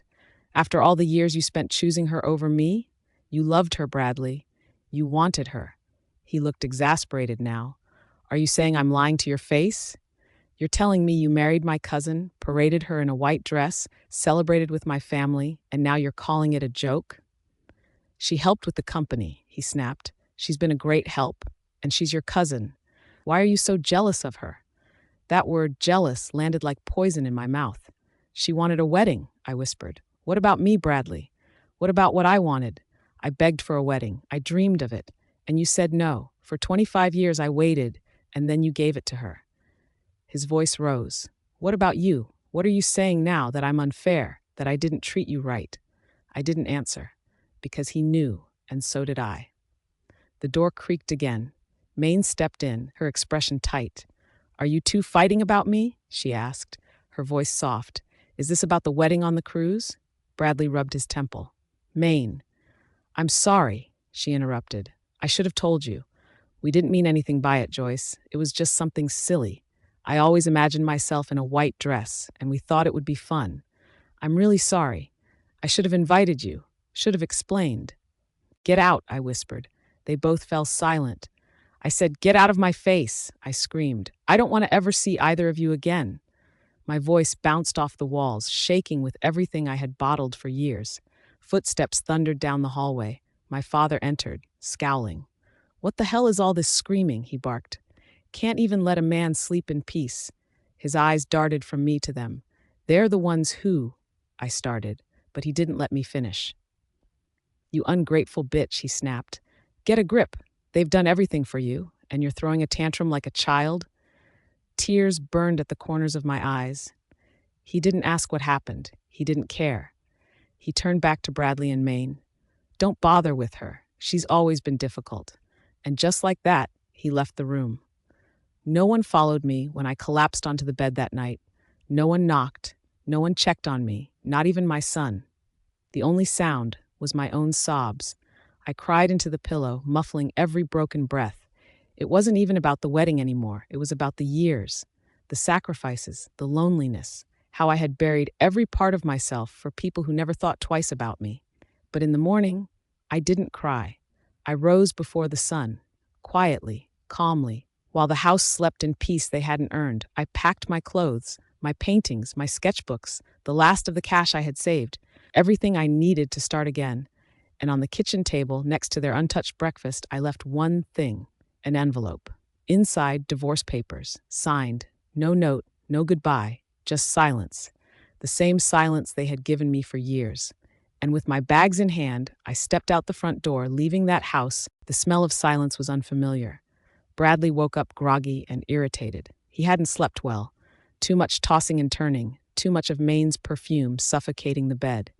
He threw on a shirt, ran his fingers through his hair, and walked straight to the kitchen, expecting the usual, the clinking of pans, the aroma of garlic, coffee brewing, Joyce humming off-key to herself. But the kitchen was cold, quiet, still. Instead of food, he found Matteo, his son, and Joseph hunched over the table with furrowed brows and worried voices. Matteo was on the phone, pacing, while Joseph muttered curses under his breath. "What the hell's going on?" Bradley asked, voice gruff from sleep. They both looked up. "Where's breakfast?" he added. Matteo stared at him, then handed him a piece of paper. Bradley took it, eyes narrowing. Divorce, his fingers tightened around the sheet. "What the hell is this? Is this a joke?" Matteo avoided his gaze. "Mom's gone." "What do you mean she's gone?" "She left this," Joseph said, gesturing to the table. Left before sunrise, took all her things. Bradley's heart started to race. She didn't say anything. She didn't even talk to me about this. Mateo shifted uncomfortably. Maybe it's because of the wedding on the cruise. We didn't tell her. Bradley slammed his fist on the table. Damn it, just that? She's divorcing me over that? She's being ridiculous. Overdramatic, as always. He pulled out his phone and immediately dialed her number. Blocked, he cursed under his breath. Unbelievable. He turned to one of the men in the house. Get me a new SIM card. Now. Within the hour, he was dialing again, using the new number. No answer. Call after call, and nothing. He stared at the divorce paper in his hand, his jaw clenched, and then he crumpled it into a ball and tossed it aside. She'll come back, he muttered. She always does. Joseph grunted from the corner. She better. I haven't eaten a damn thing since yesterday. Bradley nodded, brushing it all off. Let her be hungry wherever she is. She doesn't know how to survive without me. She'll come crawling back when she realizes that. He went back to his room. Maine was just waking up, stretching lazily like a cat. She looked at his face. What happened? You look pissed. Joyce left. Divorce papers. She's gone. Maine blinked. Gone? As in, permanently? Bradley didn't answer. Maine sat up, a faint smile forming. Isn't that a good thing? Then we can finally make our wedding real. Isn't that what we always wanted? He didn't respond right away. He just sat at the edge of the bed, staring blankly at the floor. What's with the long face? Maine asked, tilting her head. She left. That's what you wanted. I didn't want her to just leave without a word, Bradley muttered. Maine laughed. You didn't expect her to throw you a goodbye party, did you? He didn't reply. Something about it felt off, bruised. It wasn't about love. He was sure he hadn't loved Joyce for years. But it was the silence that gnawed at him. She hadn't begged. She hadn't cried. She had just walked out. It stung. His ego, perhaps, not his heart, but it stung nonetheless. He expected her to return within the day, maybe 2. But 3 days passed, and the house, a goddamn disaster. The laundry was overflowing. No one knew which clothes were clean. His socks were mismatched. The fridge was empty. He burned toast twice and didn't know where the coffee filters were. Even Joseph started snapping. I'm not a dog. I expect food in this damn house. Bradley bit back curses. Joyce usually handled the groceries, the bills, the schedules. He realized he didn't even know when the water delivery was due. By the 4th day, he had to wear wrinkled shirts to meetings. By the 5th, he had forgotten an important investor call because she hadn't written it on the board like she always did. On the 6th day, he went to the library room to grab some documents and couldn't get in. The door was locked. Damn it, he muttered, trying random passwords. His birthday, the dog's name, Maine's initials. Nothing worked. He stood there, frustrated beyond belief, then pulled out his burner phone and sent another message. What's the password to the library? He didn't expect a reply, but minutes later his phone buzzed. One message. The password is my birthday. Bradley stared at the screen. Her birthday? His mind scrambled. Blank. When was her birthday? He didn't know. His fingers hovered over the screen, and slowly it began to dawn on him. He didn't know the password because he never paid attention. He didn't remember her birthday. He never celebrated it properly, never bought her a cake, never asked how she wanted to spend it. And yet for years she remembered everything. His meetings, his doctor appointments, his moods, his favorite soup when he was sick. She remembered him. And now, she was gone. Really gone. And for the first time, Bradley felt it. Not the absence of a wife, but the loss of the woman who kept his entire life together. And he didn't even know her birthday. It had been a full week since I walked out of that house. 7 days of silence. 7 days of breathing without being told how. 7 days of waking up without having to iron someone else's shirt, or cook breakfast, or pretend to be happy. I had checked into a small hotel using my savings. It wasn't grand, but it was quiet. The kind of quiet that wrapped around you instead of swallowing you whole. I hadn't yet decided where I'd go after this. What city, what street, what new life I'd carve out. But for now, I was enjoying this in-between, this limbo of peace. For the first time in 25 years, I slept through the night. No jolts at 4 a.m. to prepare breakfast. No footsteps stomping down the hallway. No voices barking my name as if I were an object misplaced. Just me, the hum of the air conditioner, and the soft rustle of bedsheets I didn't have to wash. Of course, ever since I left, Bradley hadn't stopped trying to reach me. I blocked his number, but he kept finding ways: burner phones, unknown numbers, texts, voicemails. It was laughable, really. The man who hadn't noticed I was shrinking in that house for 2 decades was suddenly obsessed with finding me now that I was gone. And then came the strangest message of all. "What's the password to the library room?" I stared at it, amused. That room held all his important files, his documents, business contracts, confidential records. He had always been too lazy to remember anything himself. I was the one who fetched them, filed them, guarded them like they were sacred. So of course I chose a password he'd never forget, if he had cared to remember. I typed my response with a bitter smile: my birthday. I assumed that would be the end of it, but minutes later my phone rang again, another new number. I shouldn't have answered, but I did. "Joyce?" Bradley's voice came through, rough and annoyed. "When is your birthday?" I laughed, not the cute, shy kind of laugh. No, this was sharp, cold. It spilled from me like a wound splitting open. "You don't know," I said, more to myself than to him. "We never celebrated it," he replied. "What do you expect?" Right, they never did. I remembered every birthday of his, of our son, of Joseph. I planned parties, cooked meals, baked cakes. I even celebrated Maine's birthday more than my own, making sure to buy her favorite perfume or bake the vanilla strawberry cake she liked. And then there was the year Bradley brought home a cake. I remember the flicker of hope that year, my heart jumping for a second. I thought, maybe he remembered. Just once.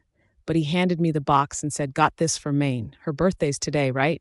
It wasn't. It was mine. I never corrected him. I never once said, "You forgot me again." And now, I could see how wrong I'd been, how wrong it was to allow that kind of erasure and call it love. "My birthday?" I said, voice steady. "You're really asking me that now? Just tell me. Isn't it hard? Joyce, come home. Enough with this hiding already. There's a lot to do here, a lot to clean." I nearly dropped the phone from laughing. I hated him at that moment and also hated myself for the years I let this be my normal. So I didn't hold back this time. "Didn't you see the papers?" I snapped. "I'm divorcing you, Bradley." "You think I care about that?" he hissed. I didn't agree to it. I ripped the damn thing up. "It's invalid." "Do you even hear yourself?" I whispered. "What else do you need from me? I'm done. Just go marry Maine. She's the one you've always wanted." "No," he snapped. "You don't get to leave me. You belong here, with me. You think you can survive on your own? Come back to me, now." "Come back to you?" My voice cracked. "You don't even know my birthday." The line was silent. "This," I said, "will be the last time we speak." "You're really going to leave your son, too?" He threw in quickly, voice tight. "What about Mateo?" I breathed in slowly. "My son," I said, "didn't even tell me you were going to marry Maine. Even if it was just an act, he didn't think I deserved to know." I paused, letting the silence settle between us. "Am I supposed to keep caring for people who never once cared for me?" I whispered. "I'm tired, Bradley. For 25 years, I've poured every ounce of myself into a family that couldn't be bothered to remember the day I was born."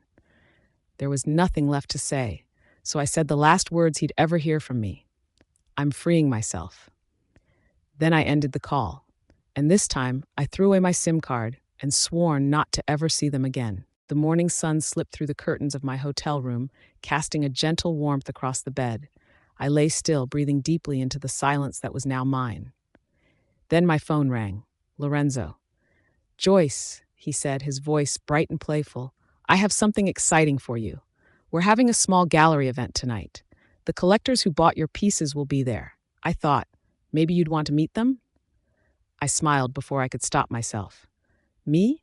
Meet buyers? I don't know." "Come on. It's your work they're celebrating. Plus, I'll be there. You won't be alone." I hesitated, but only for a moment. "All right, I'll come." That evening, I wore a soft beige dress, one I had bought years ago and never had the courage to wear. My heart fluttered as I stepped into the gallery, but the moment I saw Lorenzo's grin, I relaxed. He walked me around, introducing me to people who shook my hand with genuine admiration. "Your brushwork is so fluid," one woman said. "There's so much emotion." "I felt like your painting understood me," another added. I didn't know how to respond. I had never been praised like this before. For years, I was invisible, a silent presence moving behind the scenes, and now people saw me. Later, as we stood by the window sipping wine, Lorenzo turned to me. Joyce, I've been thinking. We're planning to start a series of live art sessions in the gallery to draw people in, quite literally. He winked. Would you be interested? You'd paint right there while visitors watch. My eyes widened. Oh, I don't know. I've never done something like that before. He leaned in, his voice softer. You're incredible, Joyce. Don't hide anymore. Just try. Something in his eyes gave me the courage I didn't know I had. I nodded slowly. Okay, I'll do it. The first time I stood in front of the blank canvas with eyes on me, I felt my palms sweat. But then I glanced at Lorenzo, who gave me a subtle nod. I picked up the brush, and the world melted away. With each stroke, I found a rhythm. I found myself. By the time I finished, people clapped. A few even asked for photos with the painting. I smiled, cheeks flushed. For the first time in years, I was proud of who I was. After the event, Lorenzo walked me back to my hotel. We talked and laughed about art, about books, about everything we used to dream about in college. You know, he said as we reached the hotel door, if you ever want to work in the gallery full-time, I'd love to have you, as a resident artist or even a curator. Your eye is remarkable. I blinked. Really? You'd trust me with that? He laughed. Joyce, I'd trust you with the whole gallery if I could. I smiled, heart warm. I'll think about it. Good. Take your time. I'll be waiting. That night, back in my room, I unpacked my paints and canvas. With no one watching, no one criticizing, I painted until dawn. My fingers moved freely, guided only by emotion. It wasn't just art, it was healing. In the morning, I stared at the finished piece, heart full. I picked up the phone and called Lorenzo. I'll take the job, I said. I want to curate, and I'll keep supplying new pieces too. Joyce, he said, his voice breathless with excitement, you just made my week. Later that day, I walked into the gallery as its newest curator. Lorenzo welcomed me with a bouquet of sunflowers, my favorite. I didn't even remember telling him that. What's all this? I asked, touched. It's a surprise, he said, grinning, for someone who deserves it. I blinked rapidly, trying to keep tears from spilling. You really think I deserve this? I whispered. He took my hand gently. I know you do. I nodded, voice low. I need this job because I want to save enough money. For what? He asked curiously. I laughed. To go on a cruise. He raised an eyebrow. A cruise? What for? Didn't your ex just... Yes, I interrupted with a smile. But this time, it'll be my cruise. I'm going to get married. Lorenzo blinked. Wait, you're seeing someone already? I laughed harder, the sound light and real. No, I'm marrying myself. His jaw dropped slightly, then curved into a slow, crooked grin. Well, he said, taking a step closer, if that's the plan, how about a new one? What do you mean? He leaned in, teasing. How about you skip the solo ceremony and just marry me instead? I blinked at him, then burst into laughter. A real one. Not forced, not polite. Just me, caught between amusement and disbelief. Oh, come on, I grinned, brushing my hair back. You're joking, right? But Lorenzo's smile didn't fade. It softened. What if I wasn't? That caught me off guard. I stilled, my breath hitching just slightly. Lorenzo, I'm serious, he said gently. I mean, we've known each other for what, 20-something years? And even after everything, I don't know. Would I even have a chance? I looked down at the wooden floor of the gallery. My heart was beating faster, not from fear, but something unfamiliar. Hope, maybe. Or maybe it was guilt. You know, I said with a hesitant smile, I actually regretted choosing Bradley over you back then. You were the safer, kinder choice. But I was young. Stupid. I thought love had to hurt. Lorenzo tilted his head. Don't make yourself feel guilty now. That was your journey, and maybe it led you here. I looked into his eyes. Still, I don't want things to be awkward between us. Not now. I've just started healing, finding myself again. I don't want to lose that. No pressure, he said quickly, lifting both palms. Promise. I just wanted to be honest. That's all. But I meant it. I still want you. Just like I did years ago. His words made my cheeks warm. I hadn't blushed like this in so long. I almost forgot what it felt like. But more than that, I felt seen. Not for what I did or gave, but for who I was. For now, I said softly, all I can offer is friendship. That's all I have to give. He smiled gently. Then I'll take it, happily. And you're okay with that? I asked, just to be sure. I'm not just okay, he said. I'll prove to you that you're lovable, even if it takes a lifetime. That promise lingered with me as the days passed. We worked side by side in the gallery, me curating new pieces, arranging exhibits, helping artists feel at home. And Lorenzo, well, he made sure I felt at home. Every day. He brought me coffee just the way I liked it, black with a little brown sugar. He kept a jar of sunflower seeds at my desk, saying, for when you need to remember how to grow again. He joked about renaming the gallery after me, Joyce and Light. I'm not dead yet, I would tease. Exactly, he'd grin. Now's the time to name things after you. One afternoon, he took my hand and pulled me into one of the empty gallery rooms. What are we doing? I asked, laughing as he guided me through. Something spontaneous, he said. Remember how you said you never got a wedding? Never wore the dress? Never had the photos? I raised an eyebrow. Yes? Well, he grinned, I thought we could start with a prenup. A prenup? A prenuptial shoot. I set up the studio. I've got cameras, backdrops, even a white dress from the costume room. He nudged me gently. It's just for fun, no expectations. Let me photograph you, the way you should have been photographed all those years ago. I was stunned. My throat tightened. Lorenzo, don't say no yet, just come see it. And so I did. The studio was softly lit, quiet and warm. The white dress, simple, nothing grand, hung gently from a hook. He had placed flowers on a small table, and music played softly in the background. I touched the fabric, feeling a lump in my throat. I don't know if I can. Yes, you can, he said gently. You're allowed to be celebrated.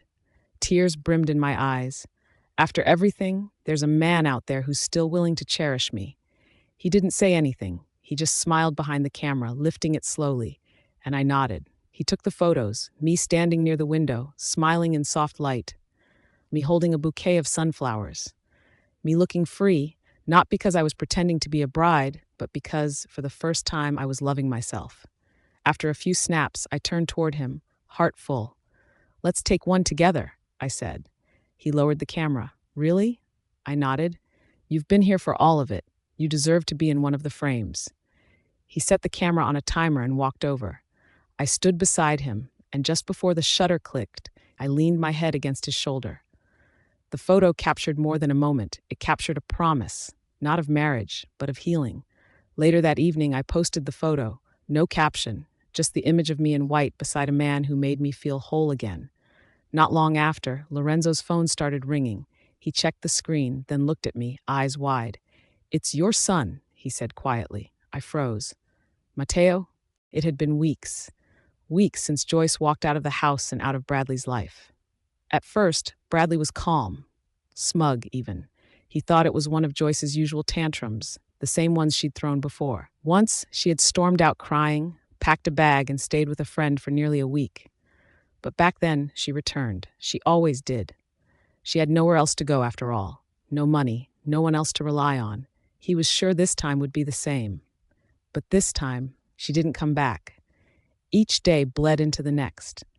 The house, once full of her silent presence, was now cold and disordered. The laundry piled up. The kitchen was empty. Schedules were forgotten. And the most frustrating part? Bradley couldn't even get into his own damn library. She'd set the password her birthday, and he had never bothered to learn it. Eventually, in a moment of rage, he ruined the door, smashed the lock, tore it off its hinges just to get to the files he needed. All the while, he kept calling her. Different numbers, different phones, voicemails. No answer, nothing. The silence began to eat at him. The first few nights, he told himself he enjoyed the peace. No nagging, no sighs, no questions. But by the end of the week, that silence felt like a void. The house creaked with absence. Even the air felt heavier, colder. Still, Maine was always there. She fluttered around him with that same youthful energy she used to have in their 20s. She'd moved in without asking, naturally inserting herself into the space Joyce once held.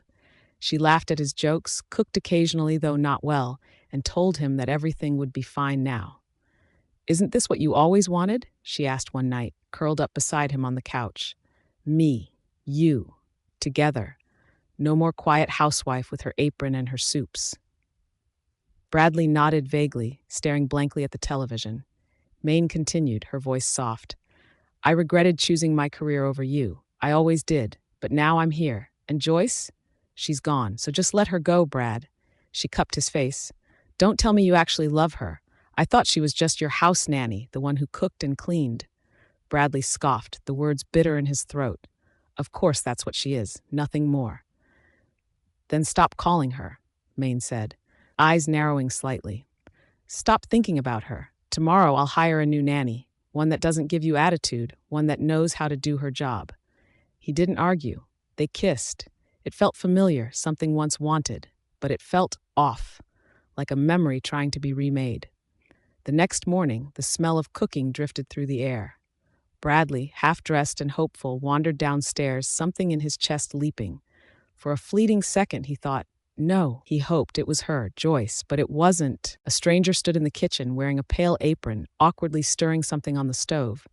A young woman with tight hair and a nervous smile. Who are you? Bradley asked, voice rough. She turned. I'm the new nanny, sir. Miss Maine hired me this morning. He nodded slowly, then sat down at the table. She served him breakfast with a trembling hand, toast, eggs, coffee. He took one bite and nearly spat it out. It didn't taste right. It didn't taste like Joyce's. No warmth, no balance, no familiar texture that wrapped around his senses like home. He shoved the plate aside, scowling. Is something wrong? Maine asked as she entered the kitchen, wrapped in silk. He looked at her, shook his head. Nothing. But it wasn't nothing. He could still remember the way Joyce always cooked, how she chopped the garlic fine, toasted the bread just the way he liked, added a little sugar to his coffee even when he told her not to. He missed it. He missed her. It hit him like a slap. He didn't just miss the things she did. He missed her quiet presence, her stability, her care. And now that she was gone, he realized how much she mattered. That evening, without saying a word to Maine, he called his men. I want you to find her, he ordered. Locate her. I don't care how. Just bring me a location. Sir, do it now. Later, Maine cornered him in the hallway, arms crossed. What is this? You're still looking for her. Bradley hesitated. Maine's expression hardened. Brad, if you do this, you'll lose me too. I'm not going to be second choice again. Choose, her or me. He looked at her for a second, just 1 second. He almost said Joyce. But his ego, bruised and bleeding, refused to surrender. He lowered his eyes. I'm sorry, you're right. Let's just get married. Maine softened, stepping closer. Really? He nodded. Yeah, let's do it. She kissed him, but he didn't feel it. Maine was glowing, truly glowing, like a woman who had finally, after decades of waiting in the shadows, stepped into the spotlight that was always meant to be hers. She walked through the marble-floored hallway of the estate with light steps, her lips curved in a permanent smile. The staff noticed. The house noticed. Even the flowers in the garden looked like they bloomed differently now, as if responding to her triumph. She was going to be Mrs. Bradley, officially, legally, publicly. After 25 years, the man she had always loved was finally, fully hers. Joyce was out of the picture. Maine leaned against the doorframe of the master bedroom, watching Bradley scroll through his phone with an expression she couldn't quite read. Still, it didn't matter. He had said yes. He had chosen her. That was all that mattered. She closed her eyes, letting the memories wash over her like warm water. She had always believed Bradley belonged to her. From the start, they had been the perfect pair, two ambitious, sharp minds from powerful families. But then she made a choice. She chose her career over love, over him. She had ambitions, dreams, and she wasn't going to become a wife stuck in the kitchen. That wasn't her story. That was Joyce's. So when Bradley, lonely, impulsive, turned to Joyce and married her instead, Maine told herself it didn't matter. Joyce was just convenient, a placeholder. A sweet little girl who knew how to cook and clean and smile on command. A housewife, a nanny in disguise. Maine, she became the lover, and she preferred it that way. She kept her independence, her freedom. And even though Bradley wore a ring that belonged to another woman, his heart, his body, they had always been hers. For years, they carried on.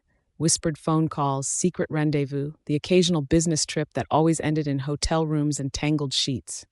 Maine would laugh behind Joyce's back, watching her slowly fade, lose her glow, her figure, her spirit, while she stayed vibrant, desirable, untouched by the burdens of domestic life. Joyce scrubbed the floors, Maine wore heels and perfume, Joyce cooked dinner, Maine tasted champagne, and now the wife was gone. Maine had won. Bradley had said yes to the wedding. This time, not a fantasy on a cruise, but a real one. With papers, with a signature, a vow. Joyce's divorce was finalized. Maine didn't care where she'd gone or what she was doing now, as long as she stayed gone. To make sure of that, she gave clear instructions to Bradley's men. "I don't care what she's doing," she told one of them, crossing her legs in the living room. "If he asks, feed him lies. Tell him she's out of the country. Tell him she's changed her name, whatever it takes. Just don't let him find her." The man hesitated. "Are you sure, ma'am?" Her smile was sweet, sharp. "I'm not asking, I'm telling." She knew Bradley was still reaching for the past sometimes, even if he didn't realize it. But she didn't need him to be in love. She needed him to marry her. Love could come later, or not at all. She didn't care. She would be his wife, finally, and no one would take that from her. Even Joseph, Joyce's own father, was thrilled. He had always preferred Maine, always said she was more refined, more capable. Joyce had been a disappointment to him for years. And Matteo, Joyce's son? He had warmed up quickly, calling her Mommy Maine now with ease. He had never truly defended his mother, not when it mattered, and so the wedding plans began. Maine chose the venue, a luxury estate by the lake. She selected white orchids and crystal chandeliers, a Vera Wang dress, champagne fountains, custom napkins. Bradley told her to do whatever she wanted. "Make it big," he said. "Make it perfect." And she did. Yet, sometimes when she looked at him, lost in thought or slow to smile, she wondered if something was missing. Something he wouldn't say aloud. It didn't matter. It would pass. Once they were married, everything would fall into place. Or so she thought. Days later, while lounging in the study, Matteo was scrolling on his phone when something caught his attention. A post from his mother. He hadn't followed her for a while, assuming she'd gone offline entirely. But there she was, smiling in a flowing white dress, sun pouring through a studio window, standing next to a man, holding flowers. It was a prenup photo. And the man beside her? Matteo leaned in, squinting. Recognition hit. Lorenzo. He knew him, an old friend of his mom's. He remembered hearing his name mentioned now and then, never paid attention. But seeing them now like this, he froze. Then in a burst of uncertainty, he ran down the hall. "Dad!" he shouted, shoving the door open. Bradley, who had been nursing a drink, looked up. "What is it?" Matteo handed him the phone. "Look." Bradley squinted at the screen. His hand trembled slightly. There she was, Joyce, his wife, in white next to another man, smiling, radiant. Bradley's breath caught in his throat. He hadn't seen her since she left. Not a word, not a glimpse. He had imagined her lost, broken. But there she was, looking more alive than ever. His fingers tightened around the phone. Beside her was Lorenzo. He remembered him now. That damn gallery owner. That man who had always been hanging around her during college. The one Joyce had almost chosen back then. Rage surged through him. "Call him," Bradley barked. Matteo blinked. "What?" "I said call that fucking Lorenzo, now." Matteo hesitated. "But Dad, I don't care. Find a way. Do it." Lorenzo furrowed his brows. "It's him," he said. "Your son must have told him." I looked at him sharply. "Wait, how did Matteo get your number?" Lorenzo rubbed the back of his neck sheepishly. "There was a time, a few months ago, when he stopped by the gallery, said he wanted to buy something for his wife, a painting that would remind her of strength. We exchanged numbers. That's probably how." I leaned back in my chair, stunned. I thought Matteo never paid attention to art, or to me. Lorenzo glanced down at his phone. "Do you want to answer it?" I didn't speak right away. "I posted that photo," I said quietly, "because I thought Matteo wouldn't see it. He doesn't follow me, never liked a single post, never called. I assumed he didn't care, but now, maybe." My voice trailed off. I didn't want to finish the sentence. Didn't want to admit that part of me had hoped he'd see it and remember that I existed, that I was more than just the woman who served dinner and folded clothes. Lorenzo watched me carefully. "Let me answer it." Before I could respond, he accepted the call and held it up to his ear. But it wasn't Matteo's voice that came through. It was Bradley's. Cold, demanding, furious. "Where the hell is my wife? Where are you hiding her, Lorenzo?" "I swear to God if you don't tell me." "She's not your wife anymore," Lorenzo said evenly, his voice low and calm like a blade being drawn. "She's mine now, so get lost." And then he ended the call, blocked the number. I stared at him, mouth parted. That was a bit dramatic. He turned to me. He deserved worse. I sighed, guilt seeping in like fog. I'm sorry, I didn't mean for things to get this messy. I shouldn't have posted the photo. No, Lorenzo said quickly, taking a step toward me. Don't do that. Don't shrink back because of him. We can use this. Use this? Yes, he nodded. You won't let him ruin you again, will you? I hesitated. He reached out, gently taking my hand. Even if this is all fake, even if you're still unsure, you can use me. Let him think whatever he wants. Let them all think it. You deserve peace, Joyce. You deserve power over your own story. I blinked fast, my throat tightening. I feel bad. For what? He said softly. For finally choosing yourself? For letting someone fight for you? I looked at him, really looked at him. You'd really do this for me? For you? He smiled. I'd do everything. Tears pressed against the backs of my eyes. I nodded. Thank you. Lorenzo squeezed my hand gently. I won't let him near you again. Ever. I nodded, holding on to the warmth of his words like a shield. A week passed. The buzz from the photo lingered on social media, even if no one mentioned it directly. Mateo hadn't called again, and Bradley, if he was still watching, had gone quiet. Or I thought so. It was another gallery day, a live painting session. I'd been doing them more often lately. Lorenzo said people liked watching me create, that there was something soothing about the way I held a brush, as if it was telling a story that words couldn't carry. The studio was full, artists, collectors, tourists, people I didn't know but who smiled warmly when I greeted them. I stood at the center of the room, a fresh canvas stretched before me, paint trays laid out like an orchestra of color. I dipped my brush into a deep shade of crimson, letting it soak for a moment. My breathing steadied. The room hushed, the crowd quiet with anticipation. I made the first stroke, bold, curved, confident, then another, a streak of gold, a line of ash gray. The image was forming, a woman standing in a field of burning flowers, untouched by the flames. I heard whispers from the crowd, admiration, curiosity. But then the door opened, heavy, loud.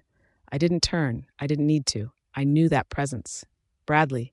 He stepped into the gallery like he owned the place, his polished shoes clacking against the marble floor, his eyes locked on me. I could feel them, burning through the back of my neck. I tried to focus. Brush, paint, color, movement. But my hands slowed. The whispers turned tense. Then, without warning, he crossed the room, pushed through the onlookers, ignored Lorenzo's voice as he stepped forward to stop him, and then he grabbed me. His hand clamped around my arm and yanked me back from the canvas. Hard. Gasps echoed. Brushes clattered. I stumbled, nearly falling into a table. What the hell are you doing? I shouted, my voice cracking in shock. He didn't answer. His jaw was clenched, eyes wild. Lorenzo was already at his side, pushing him off of me. Let her go, Lorenzo growled. Right now. Bradley shoved him off. She's my wife. Ex, Lorenzo snapped. Bradley turned to me, eyes flashing. What the hell do you think you're doing, Joyce? Posting photos, pretending like you've moved on, with him? The room was silent. My heart was pounding, but I refused to be small again. I have moved on, I said, my voice shaking, but not with fear. I'm not pretending. You think I'm just going to let you go? He spat.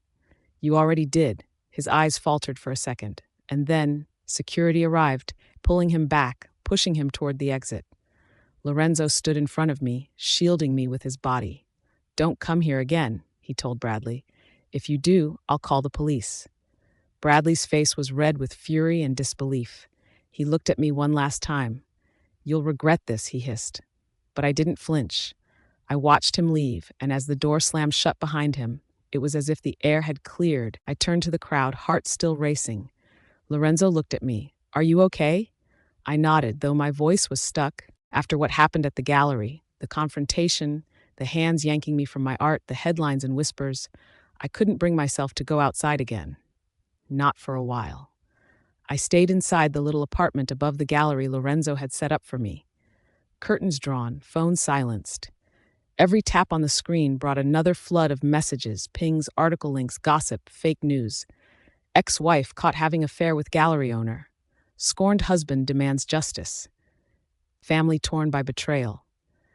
People loved to talk, especially when it wasn't their pain. I had never wanted attention. I only wanted freedom.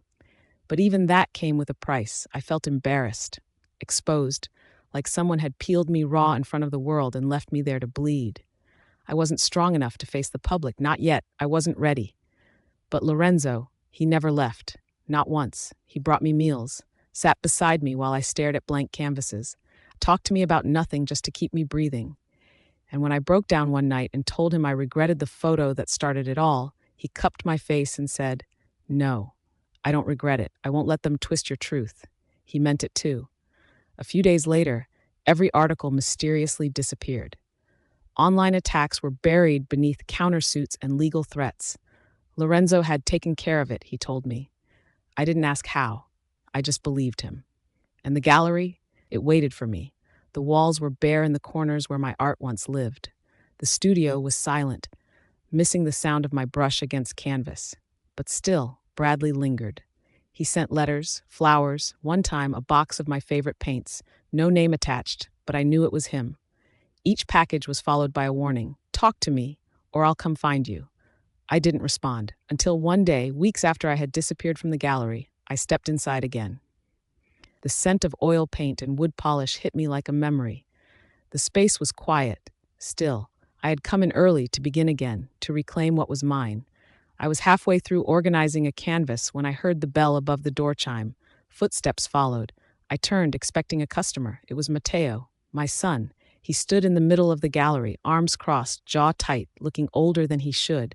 There was no warmth in his eyes, just confusion, disappointment. "Mom," he said, "we need to talk." I stayed still, unsure whether to run or brace myself. He stepped forward.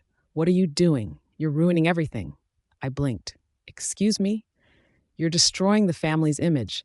This gallery thing, the photos, the drama with Dad. You cheated." I flinched. "What did you just say?" "You heard me," he said. "You're with another man. You embarrassed us. People talk, Mom. They talk about you like you're some homewrecker." The words stung sharper than I expected. I steadied my voice. "I didn't wreck any home. That home broke me long before I left it." Matteo scoffed. "You left us. You walked out. And now what? You think people won't notice you're sleeping around with some guy?" That did it. The dam broke. "You have no right to talk to me like this," I snapped, stepping toward him, voice trembling. "You, who stood beside Maine when your own mother was humiliated. You, who watched me be treated like dirt for 25 years and never said a word." "Mom, no," I said louder. "You don't get to play the victim. You liked Maine more than me. You defended her. You never once asked how I was doing. Not when your father forgot my birthday. Not when he shoved me in front of strangers. Not when he paraded her around like a trophy. You stood there and let it happen." He stared at me, stunned. "You didn't lose me, Matteo," I whispered. "You gave me away." His voice cracked. "I just want you to come home." "That's not my home anymore," I said, and tears welled in my eyes. "I miss you," he said. "Dad, we all do." I opened my mouth, but before I could respond, Lorenzo stepped through the side door. "She's not coming back," he said calmly, stepping beside me. Matteo's face twisted in anger. "Who asked you?" "I did," I cut in, my voice firm. "You're really going to let him speak for you?" Matteo said. "What is he to you anyway?" "My future," I said. Matteo turned to Lorenzo. "You think you can just take her? That's my mother." Lorenzo didn't flinch, and I'm the man who stood by her when no one else did. "You're disgusting," Matteo snapped. "She's married, was married. You knew that." "I also knew she was abused, neglected, forgotten," Lorenzo shot back. Matteo's jaw clenched. "You're such an evil mother," he whispered. "Dad was right. Maine is better than you." And then he walked out, just like that. And I collapsed onto the bench, my legs trembling, my heart ripped open. Evil. That's what he called me. After everything. Tears ran freely down my cheeks. "I'm sorry," I whispered to no one. "I tried. I really tried." Lorenzo knelt beside me and wrapped his arms around me gently. "Shh," he murmured. "I'm here. Whatever happens, I'm not leaving." I sobbed against his chest, finally letting myself break. Because after all these years, someone was there to hold the pieces. Bradley was fuming. Again. The morning had barely started, and already his freshly pressed shirt had come back from the laundry wrinkled, smelling faintly of vinegar. His slacks were shrunk 2 sizes too small, and his socks, his expensive imported ones, were nowhere to be found. He stormed into the hallway, where the newest nanny, a young man barely in his 20s, was folding towels incorrectly on the marble bench. You call this work? Bradley snapped, tossing the crumpled shirt at him. This is your 6th mistake this week. The young man stuttered. Sir, You're fired. Pack your things and get out. Now. He didn't wait for a response. He simply turned on his heel and marched back into the living room, where Maine sat at the glass dining table, her nails freshly done, scrolling through a wedding catalog. That's the 6th one, Bradley, she said flatly, not even looking up. You've gone through house staff like socks. Then maybe we should start hiring people who aren't completely useless, he barked. Maine raised a brow. Or maybe, she said calmly, you could work on your patience. Bradley scoffed. What do you want me to do? Do everything myself. Well, considering no one wants to stay here for more than a week, she said, closing the catalog, maybe you should be the one doing the laundry and ironing. Bradley's glare cut through the room. Maybe you should. Maine stopped cold. Excuse me? He crossed his arms. You want to be my wife, don't you? You keep saying this wedding is your dream. You want to be in this house, in this life? Then maybe it's time you start acting like it. You mean like a nanny? Maine said, laughing in disbelief. You're saying I should be your maid? Why not? Bradley challenged. That's what Joyce did. She cooked, cleaned, folded our clothes, ran the house. That's what being a wife looks like, doesn't it? Maine's eyes darkened. So now you want me to become another Joyce? Yes, he snapped. She made this house work. She made me function. And if you want to be here, if you want the title, then earn it like she did. Maine stepped back, blinking in slow disbelief before laughter bubbled up, not the amused kind, but cold and sharp. You know, she said, her voice soft and venom-laced, this is exactly why I didn't want to be your legal wife before. Because I knew this would happen. You'd expect me to trade stilettos for aprons, power meetings for dishwashing. You want to marry me, then turn me into a maid? No, I am not her, Bradley. Bradley's voice was louder now, fueled by frustration. You said you loved me. I did, and maybe I still do, Maine snapped, but not enough to shrink into a version of myself that makes you comfortable. He looked at her, jaw tight. You pity Joyce now? Is that it? Yes, she said. I pity her, because she gave everything to you, and you bled her dry. Bradley scoffed, crossing his arms. She left because she was tired, Bradley, Maine said.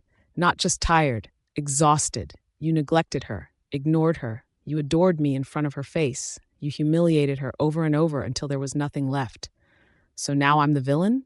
Bradley snapped. You're accusing me?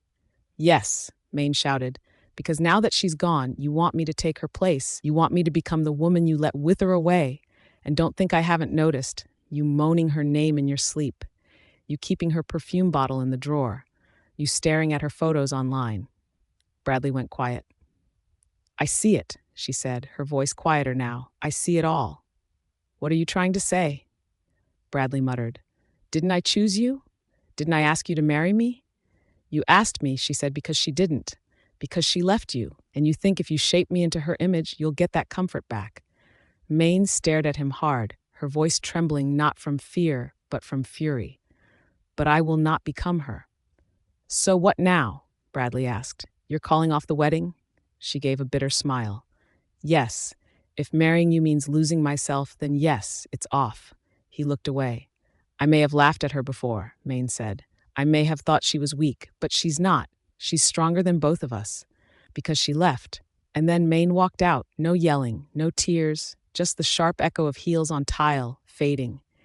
Bradley stood in the silence. The house felt larger somehow, colder. The windows, the furniture, the floor, all too pristine, too lifeless. He poured himself a drink, sat in the living room. The sunlight caught the edge of a dusty photo frame, an old one. It was of Joyce, in the garden, smiling faintly, holding a pot of newly planted flowers. He picked it up slowly. Maine's words echoed in his head. She left because she was tired. You bled her dry. He clenched his jaw, trying to push it down. But the longer he stared at that picture, the more he realized she was right. It wasn't about Maine. It wasn't about the nannies or the wedding. It was Joyce, the woman he'd taken for granted every day for 25 years. The woman who quietly kept his world together. The woman he'd ignored, berated, forgotten, until she was gone. And now the house was broken. And so was he. It was strange how quiet the house had become, not just in sound, but in feeling. It was as if something had been drained from the very walls, like all the warmth had packed its bags and followed Joyce out the door the moment she left. Bradley sat in his study, fingers trembling slightly around the glass of whiskey he hadn't touched. His eyes stared into nothing, the walls around him blurred, as his mind fell deep into the past, into memories that, until recently, he had buried beneath arrogance and routine. 25 years, a quarter of a century. Joyce had been there every step of the way, and yet he had barely noticed her at all. He remembered the first year of their marriage, how she had quietly placed his shoes by the door every morning, his favorite black coffee already steaming on the table before he even got up. "Good morning, Brad," she'd say with a soft smile, one hand still holding the wooden spoon stirring the pot. "Morning," he'd mutter, barely sparing her a glance. "Add sugar to the coffee?" She'd smile anyway. Already did. Everything had always been easy with Joyce, predictable, steady, and he mistook that stability for dullness. But now he saw it for what it was, love. There were memories, small ones, simple ones, ones he never thought he'd care about until now. Joyce, brushing his coat and smoothing the collar before a big meeting. "Make sure to take your vitamins. You skipped breakfast again," she'd chide gently. "Stop nagging," he'd grumble, brushing her hand away. Joyce, staying up late waiting for him to get home, bringing him tea even when he came home smelling like another woman's perfume. Joyce, nursing him through that terrible flu 2 winters ago when even Maine didn't visit once. Joyce, standing in the garden at dawn, fingers muddy with soil, planting the roses he liked but never admitted he cared about. Joyce, quietly wiping her tears in the kitchen after he shouted at her for burning the rice, though he hadn't said a word to Maine when she destroyed an entire dinner. He leaned back into the chair, groaning into his palms. God, how had he not seen it? All she ever did was love him, serve him, choose him, and he had discarded her like an expired receipt. For Maine. For selfishness. He used to think that Joyce was weak because she stayed, but now he realized she had been stronger than all of them, because she gave everything, her dreams, her art, her youth, for a family that never once said thank you. He hadn't thanked her. Not once. Not for the meals, not for the warmth, not for being the anchor to his chaos. He had never told her she was beautiful, never asked her if she was happy. And the worst part, he had never even noticed how sad she had become. He gripped the armrest, fighting the lump rising in his throat. And that night he cried, not quietly, not the reserved kind of tears you wipe away before anyone sees. No, he cried like a man who had just realized that everything he had ever needed had already been his, and he let it go. He whispered her name over and over again in the dark. Joyce, Joyce, Joyce. And in the stillness of that night, something inside him shattered. By morning, his eyes were swollen, his throat raw from pleading to a woman who wasn't there. He stared at his phone, then did something he never thought he'd do. He called Joseph, Joyce's father. It rang for a long time before the gruff voice answered. "Bradley," Joseph said curtly, "what do you want?" "I need to talk to you," Bradley said. His voice cracked, and he didn't bother hiding it. "Please, I need your help." Joseph was quiet. "Joyce, she won't talk to me. She won't even look at me." "And why should she?" Joseph snapped. "You threw her away for Maine. Now she's with another man, and you're crying because you lost." "No," Bradley said desperately. "I didn't lose her because of Lorenzo. I lost her because I broke her. I know that now, and I want to fix it. I need to, but she won't listen to me," Joseph scoffed. "Then maybe it's already too late." Bradley's jaw tightened. "Please, she's your daughter. Talk to her. Help me fix this. I need her back." There was a long silence on the other end. Then Joseph said something that hit Bradley like a slap. "You think I care about her after what she did to this family?" Bradley blinked. "What are you talking about?" "She's the reason my wife died." The words landed with the weight of a brick. What do you mean?" Bradley asked slowly. "She never told you?" Joseph said, almost amused. "Of course she didn't. My wife, Joyce's mother, was a professor, prestigious, respected. And Joyce, she cheated her way into university." Bradley's brows furrowed.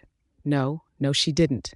"She did," Joseph said bitterly. "She submitted a fake test, got caught.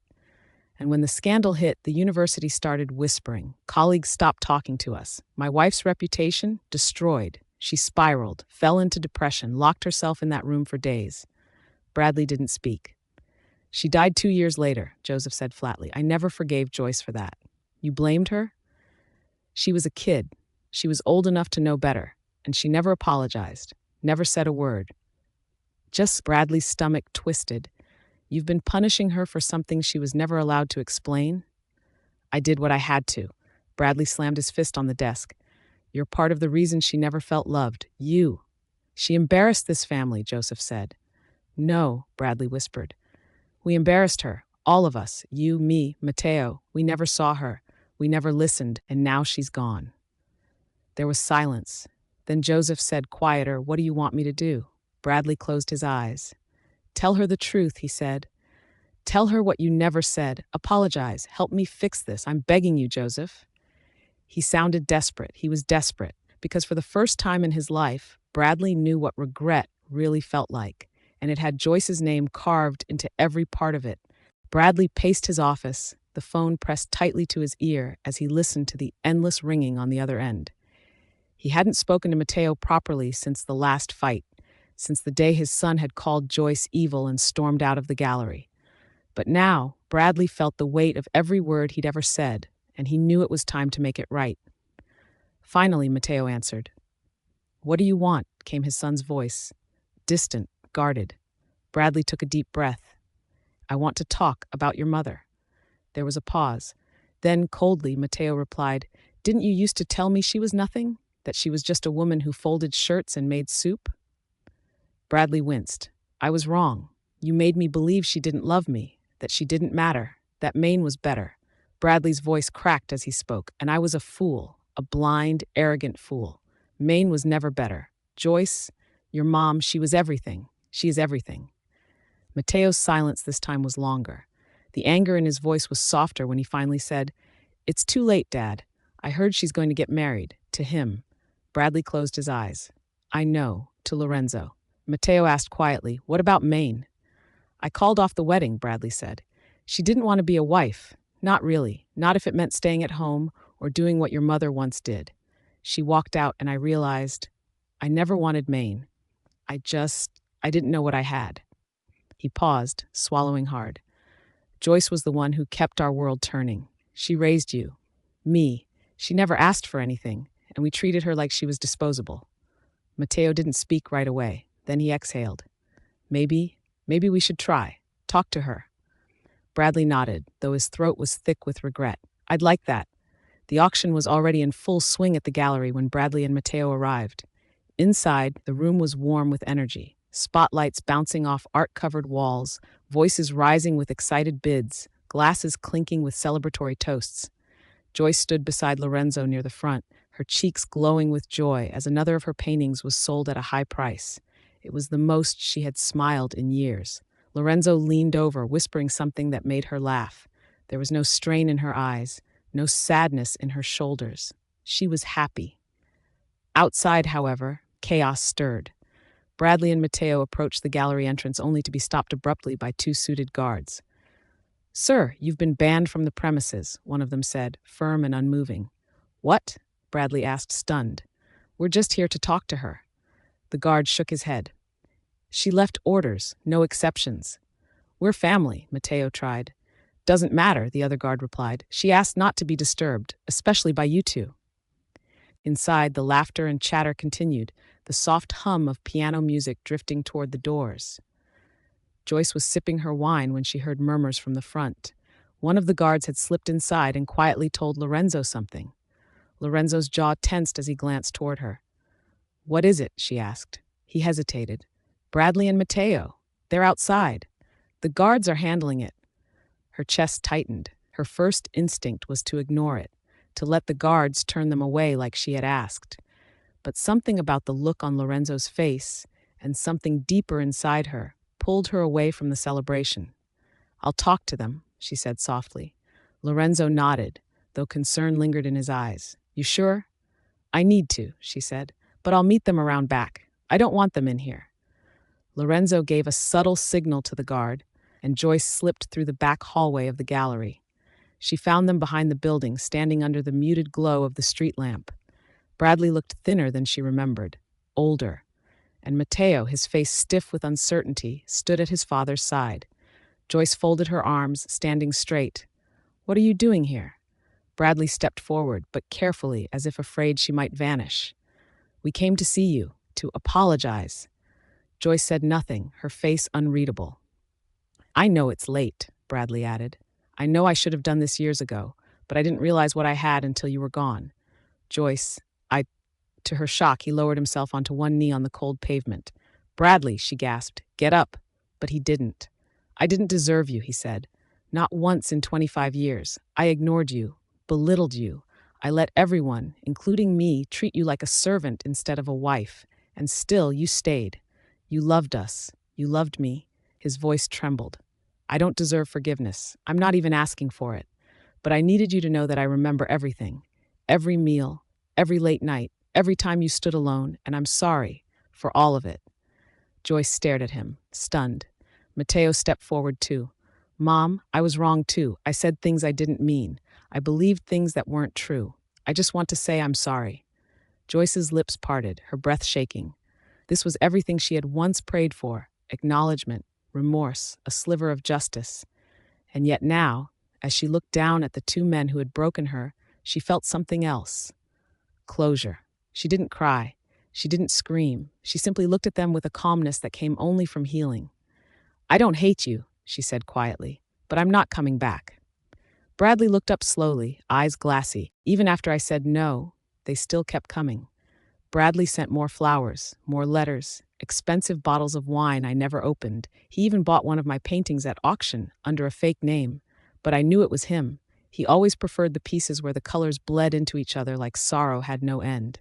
Matteo called too, not every day, but often enough to wear me down. His voice was softer now, curious, concerned, asking if I'd eaten, if I needed help with the gallery, if Lorenzo was treating me right. I didn't answer most of the time, not because I was bitter, but because I was tired. Tired of being seen only after I left, after I broke, after I rebuilt myself into something they could no longer recognize or control. Why now? Why did they only care when I was no longer theirs? I'd already made peace with my choice. I had chosen myself, my life, my peace. I didn't want the past knocking on my door pretending it had changed. So I ignored them. I kept painting, curating the gallery, laughing with Lorenzo. I drank tea in the sun and wore the dresses I had kept hidden for years because Bradley once told me they made me look too young for my age. I was beginning to see my life in color again. And then he came. My father. I was alone in the gallery, paintbrush in hand, halfway through a piece that reminded me of childhood. Red skies, empty swings, a single tree standing in the corner of the canvas like it was holding its breath. The bell chimed. I didn't look up right away. I thought it was Lorenzo or a customer, but I knew that voice. "You still paint like a dream," Joseph said, stepping into the light. I turned, stiffening. My chest tightened. "If you're here to lecture me or guilt me or tell me I'm ruining your reputation again, save it," I snapped. "Go to Maine. Isn't she your favorite? She always was." He looked taken aback. "I'm not here for Maine." I laughed bitterly. "Oh, please. She's the one you always wanted to call your daughter. Pretty, polished, not a disappointment like me." Joseph sighed. "I'm here to make amends, Joyce." I raised an eyebrow. "Now?" He stepped closer. "Bradley's not well. The house is a mess. He's been crying. Matteo too. They need you. This family needs you." I dropped my brush. "I never ruined that house," I said. My voice was shaking. "I built that house. Every meal, every stitch of laundry, every schedule. I held it all together. So don't you dare come here and tell me I broke anything." He opened his mouth, but I cut him off. "And you," I said, eyes burning, "my own father, you never defended me, never hugged me after I got yelled at, never told me I did a good job. You acted like I was just some stranger who happened to live under your roof." Joseph's jaw clenched, but his eyes, they wavered. I continued, voice hoarse. "Do you know how many nights I cried myself to sleep wondering what I did wrong? Why you loved Maine more than me, your niece?" He looked down. "It wasn't supposed to be like this." "Then why?" I whispered. "Why hate me so much?" He hesitated. "Because you reminded me of her." "Mom?" He nodded. "After she died, I saw her in you, the way you walked, the way you looked when you cried, and I couldn't bear it." I stepped back, stunned. She died of depression. That's what you always said. Joseph exhaled. She was heartbroken, Joyce, after that scandal with the university, when she found out what you did. I narrowed my eyes. You're still holding that over me? You cheated your way into college, he said, the words bitter on his tongue. You embarrassed her. She was a professor there, Joyce. Respected. Your actions. I didn't cheat, I screamed. Joseph froze. I took the blame for Maine, I said, chest heaving. She was going to get kicked out. She had no one, no parents, no home, just us. She begged me, said it would ruin her life, so I lied. Tears burned down my face. I was stupid. I wanted to help her. And you blamed me for everything. You hated me all my life for something I never even did. Joseph looked stunned. She let me carry that, I continued, voice cracking. She watched me fall apart and never said a word. And you never asked my side. Never once.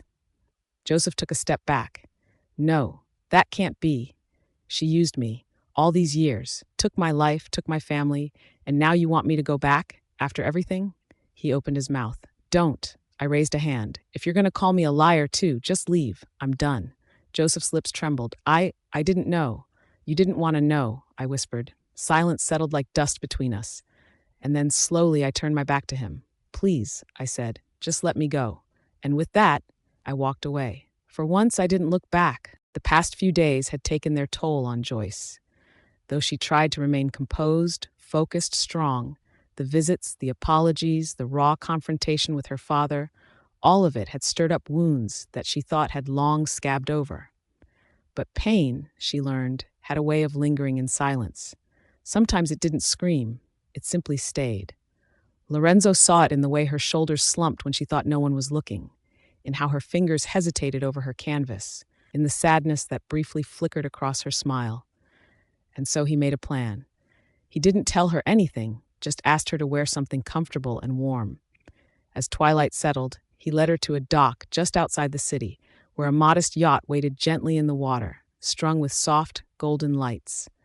The wind carried the scent of the sea, crisp and salt-tinged, and the sky began to blush in hues of lavender and coral. A yacht? Joyce asked. Breath caught in her throat. Lorenzo grinned. One day, it'll be a cruise, but for now, this is just for us. They boarded, and he helped her settle on the upper deck, where a small table had been set. Candles, wine, and a dinner prepared by a private chef. Soft music floated through the air as the yacht slowly pulled away from the dock, carrying them into open water. For a while, they just ate and talked about art, childhood dreams, old stories they never got to finish. Joyce laughed more than she had in weeks. And then, the first firework burst overhead, bright red, then golden, lighting the sea in shimmering ripples. She gasped. You planned this? Lorenzo leaned back beside her, his hand brushing hers. Only for you. They sat there watching the sky explode in color. Her head eventually fell on his shoulder and her hand slipped into his without hesitation. Later, when the fireworks faded and the night had fallen into gentle darkness, they remained seated, closer now, hands entwined, breath mingling in the quiet sea breeze. Lorenzo turned to her. Joyce, he whispered, voice low, you don't have to say anything now, but I need to tell you this. She looked up at him, eyes reflecting the stars above. I know we've both been through a lot, he said. I know it took time to get here, and maybe it will take more time, but I don't want to lose you again. Even if we're old and gray by the time we walk down the aisle, I want it to be you. Will you marry me? Tears gathered in her eyes, not from sorrow, but from the overwhelming warmth of being wanted. Lorenzo, she whispered. Yes, 1,000 times, yes. He smiled and leaned in, pressing his lips gently to hers, soft, lingering, full of promise.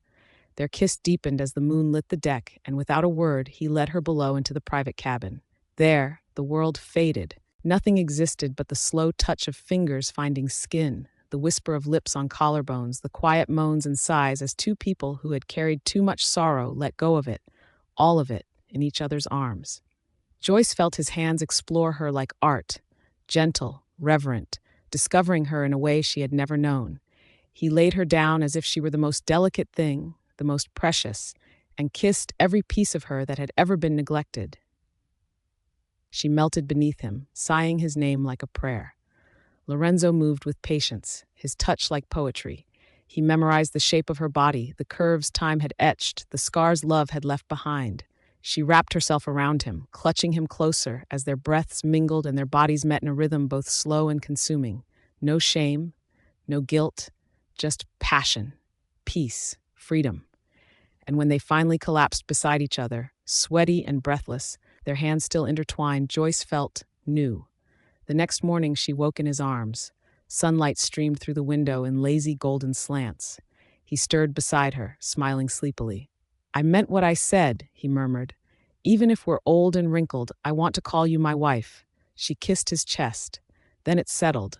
I'll be yours until death, and beyond that, if you'll have me." They laughed, kissed again, and danced around the cabin like two teenagers in love. That day, they celebrated. A quiet, private celebration. No photographers, no fanfare, just two souls finally choosing joy. On the deck, she looked out across the ocean, wind in her hair, heart lighter than it had ever been. For once, she felt entirely herself, entirely free. What she didn't know, what she couldn't possibly know, was that from the far shore, a car sat parked behind a thicket of trees, and inside Bradley watched. Alone. His eyes were hollow, red-rimmed from another sleepless night. A bottle of whiskey rested in the passenger seat, half empty. Through the zoom of his binoculars, he saw them. Joyce, smiling, laughing, held in the arms of another man, a better man. He lowered the binoculars slowly, a tear slipping down his cheek. He took another sip from the bottle and whispered to himself brokenly, "She's really gone. I never thought I'd wear white again. Not after all the years I spent wearing nothing but the same dull colors, blending into the background of my own life." But there I was, standing before a mirror, zipping up the bodice of an elegant ivory dress, and for the first time in decades, feeling like a bride, a real bride.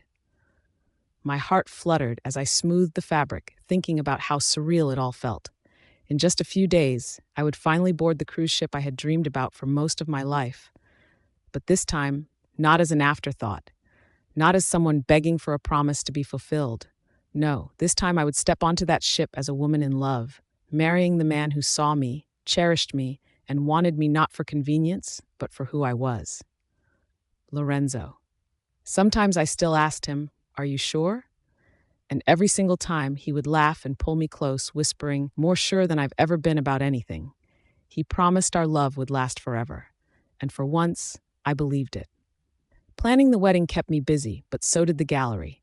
Ever since the firestorm from the media settled, people had started noticing my work, not just as a curiosity or some dramatic tale of the ex-housewife turned artist, but truly noticing, appreciating, buying. Then, one afternoon, as I was juggling calls about table arrangements and floral shipments, Lorenzo came rushing into the gallery, his face lit with excitement. "They want it," he said breathlessly. "The international group, the one in Paris, they want your painting in their annual auction." I blinked, stunned. "What? My painting?" He nodded. "They said your work captures emotion like a conversation frozen in time. Joyce, this is huge." I sat down, overwhelmed. My hands trembled with disbelief. It felt like I was 25 again, before I put away my brushes, before I traded in my art for laundry and dishes. Back then, I had dreams of galleries and auctions. I had dreams of being known, heard, seen. And now, somehow, those dreams hadn't died. They had simply been delayed. Later that evening, Lorenzo and I celebrated over wine and laughter. He announced that he would be opening a second gallery, and he wanted me to help curate it. I didn't know when I had last felt so full, of joy, of hope, of life. The gallery was buzzing with guests the night of the announcement. Music filled the room, art collectors mingled, champagne flowed freely, and everywhere I turned, I saw people appreciating the very things I once hid in boxes. And then, I saw him, Matteo, my son. He stood at the entrance, holding a bouquet of lilies and roses, my favorites. I froze. The last time we spoke, he called me evil. Now here he was, older in the eyes, but still the same boy I had held in my arms all those nights when he cried about monsters under the bed. I straightened my back and walked up to him, steady and firm. "If you're here to ruin my day, please don't," I said, not harshly but truthfully. "I've had enough. I took care of you for years, your meals, your clothes, your life, and if you came to take more from me, I won't let you. Let me be happy now." Lorenzo stood nearby, protective and calm, but Matteo raised a hand. "No," he said softly. I'm not here to ruin anything. I wanted to say congratulations and give you these. He held out the flowers. I took them, slowly. My wife, Sasha, she's pregnant, he added. You're going to be a grandmother. I blinked. The word hit harder than I expected. Why are you telling me this? I asked, not accusing, just confused. Because you deserve to know, he said, and because I'm sorry. I looked at him, long and quiet.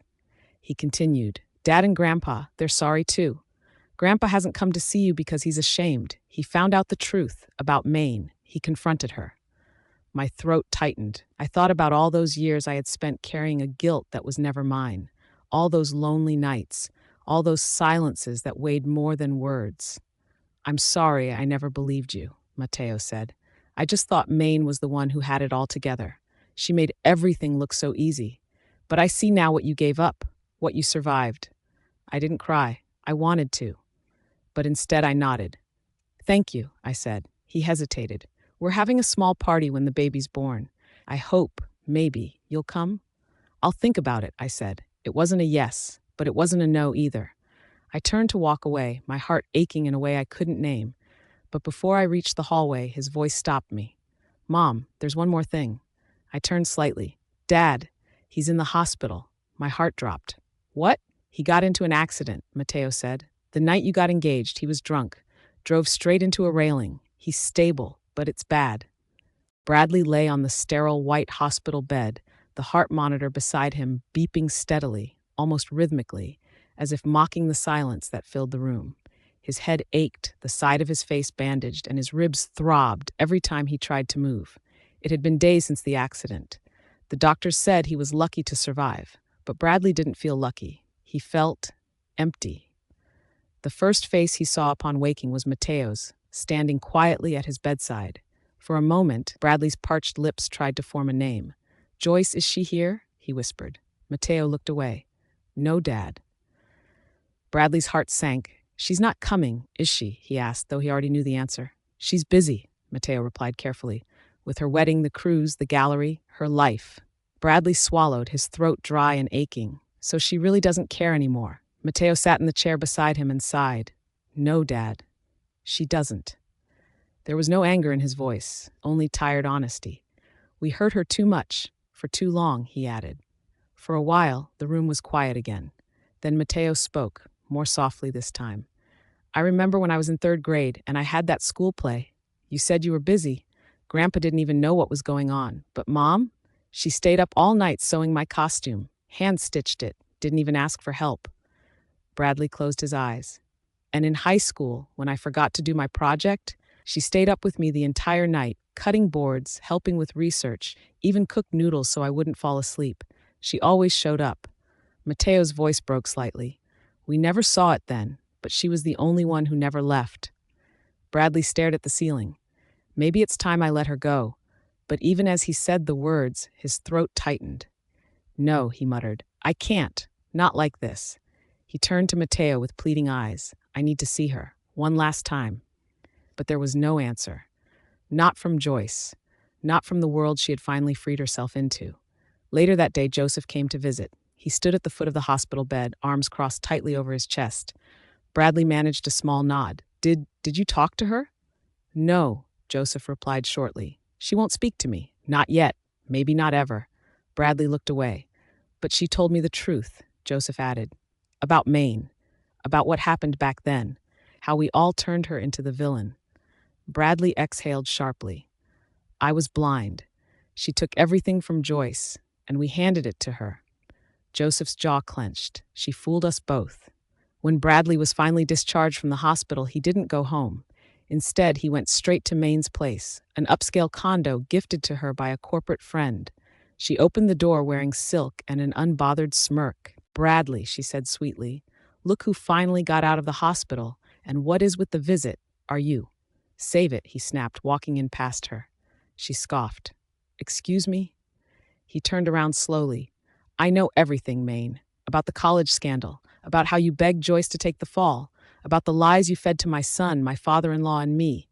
Maine's expression flickered. Oh, please, are we seriously digging that up? That was years ago. You ruined her, Bradley said, his voice shaking. You stole her life, and I helped you do it." She rolled her eyes. "What are you going to do? Cry? You always knew you loved me more anyway." Bradley stared at her in disgust. "You're a monster." "Oh, please," she spat. "I did what I had to do. If she was stupid enough to play martyr, that's her fault." That was when it happened. Bradley raised his hand and slapped her, not out of rage, but out of something deeper, a breaking point. "That's for Joyce," he said through gritted teeth. "She never would have done it, so I did it for her." Maine stumbled back, stunned. How dare you?" "I should have seen it," he said coldly. "I should have known." He walked to the door. "You're finished," he added. "I'll make sure everyone knows what you are." And he left. It didn't take long for the dominoes to fall. An anonymous source leaked information to the media, documents, recordings, proof of how Maine had lied, manipulated, and flirted her way through the industry. Investors backed out of deals, collaborations were pulled, brand sponsors dropped her name. Events she was once headlining were quietly canceled. It spiraled fast. Her shining career, built on deception and charm, crumbled overnight. Online articles popped up one after the other. And in the center of her sleek, glass-walled condo, Maine sat with the TV playing in the background, silent, empty-eyed, a shattered glass of wine by her feet. She had won, for a time, but she never thought Joyce would rise again. And now she was the one left behind. The night before my wedding, I stood by the window of our hotel suite overlooking the port, watching the cruise ship glow like a floating palace. I had dreamed about this day for years, no, decades, and now it was here. Not as a plea, not as a favor from someone who'd forgotten me, but as a choice, my choice, with the man who truly loved me. Lorenzo sat on the couch behind me, sipping wine. "You heard the news?" he asked gently. I didn't have to ask what he meant. Everyone had heard by now. Maine, the scandals, the downfall, the exposed lies, the interviews pulled, the endorsements revoked. I even saw one photo of her online, hiding under a hood, slipping out the back door of a luxury building like a ghost. I turned from the window, sat beside Lorenzo, and gave him a small smile. "It doesn't matter. You sure?" he asked, his hand slipping into mine. "Yes," I whispered. "Let her hide. That's for the better now." He nodded. "And you? What do you want to do tonight?" I looked at him, heart full. "Nothing," I said. "Just this, you, and tomorrow." He leaned in and kissed me, slow, tender, patient. "Then we'll make tomorrow the beginning of everything." Later that night, as I finished packing the last of the things we'd bring onto the ship, I noticed a stack of boxes had arrived at the reception desk of the hotel. Gifts. I hadn't invited them, but somehow I knew. Each box came with a letter. I didn't open them right away. I sat for a long time, staring at them on the table. Finally, curiosity gave in. The letters were simple, heartfelt, apologies, memories, regrets. Bradley's handwriting shook slightly. "You were never invisible. I just refused to see." Mateo's letter came with a tiny sonogram photo. "I hope my child learns from me. I hope I learn from you." Joseph's was the hardest to read. "I failed you, and I will spend the rest of my days accepting that truth." I wept softly, not from pain, but from release. I didn't reply. I wasn't ready to let them in, not yet. But I forgave them, quietly, in the softest place in my heart. The next morning, I woke to sunlight and sea air. Our wedding day. I stepped onto the cruise ship wearing a white satin dress that shimmered with the morning light. My hair was loosely pinned with tiny pearls scattered through it like stars. The air was fresh, and the ocean stretched around us like an endless promise. The ceremony was small and intimate, just a few close friends from the gallery, Lorenzo's sister, and some of our dearest supporters. As I walked toward him, Lorenzo in a pale gray suit, eyes glassy and full of wonder, I felt time slow. He held my hands. "You are everything I ever wanted, Joyce. Thank you for choosing me." Tears slipped down my cheeks. "Thank you for finding me." We said our vows beneath a wide blue sky, the waves crashing gently in the distance. Our first kiss as husband and wife was sweet and quiet, two people who had endured and grown and healed into each other. That night, the cruise hosted a small dinner in our honor. Candles flickered in the sea breeze. Music drifted softly across the deck. We danced beneath the stars, holding each other as if nothing else existed. And for the first time in my life, I felt complete. The weeks that followed were a blur of laughter and light. When we returned home, the gallery was waiting for me, and so were the people. My name had grown. Invitations came for exhibits, interviews, articles. Months passed, and I received word that I'd won an award for artistic impact. On the night of the ceremony, as I stood on the stage, thanking those who had supported my rebirth, I caught sight of 3 familiar faces in the back row. Bradley, Mateo, Joseph. They didn't come forward. They didn't interrupt. They just watched, quiet and still. And when our eyes met, I smiled, and they smiled back. That was enough. Later that year, I received an invitation to my grandchild's welcome party. Mateo and Sasha had written it themselves. I held the card in my hand, feeling its warmth. I didn't go, but I sent a hand-painted music box wrapped with care with a note that read, "May your child grow up surrounded by love, truth, and kindness." Somewhere in the world, Bradley probably still thought of me.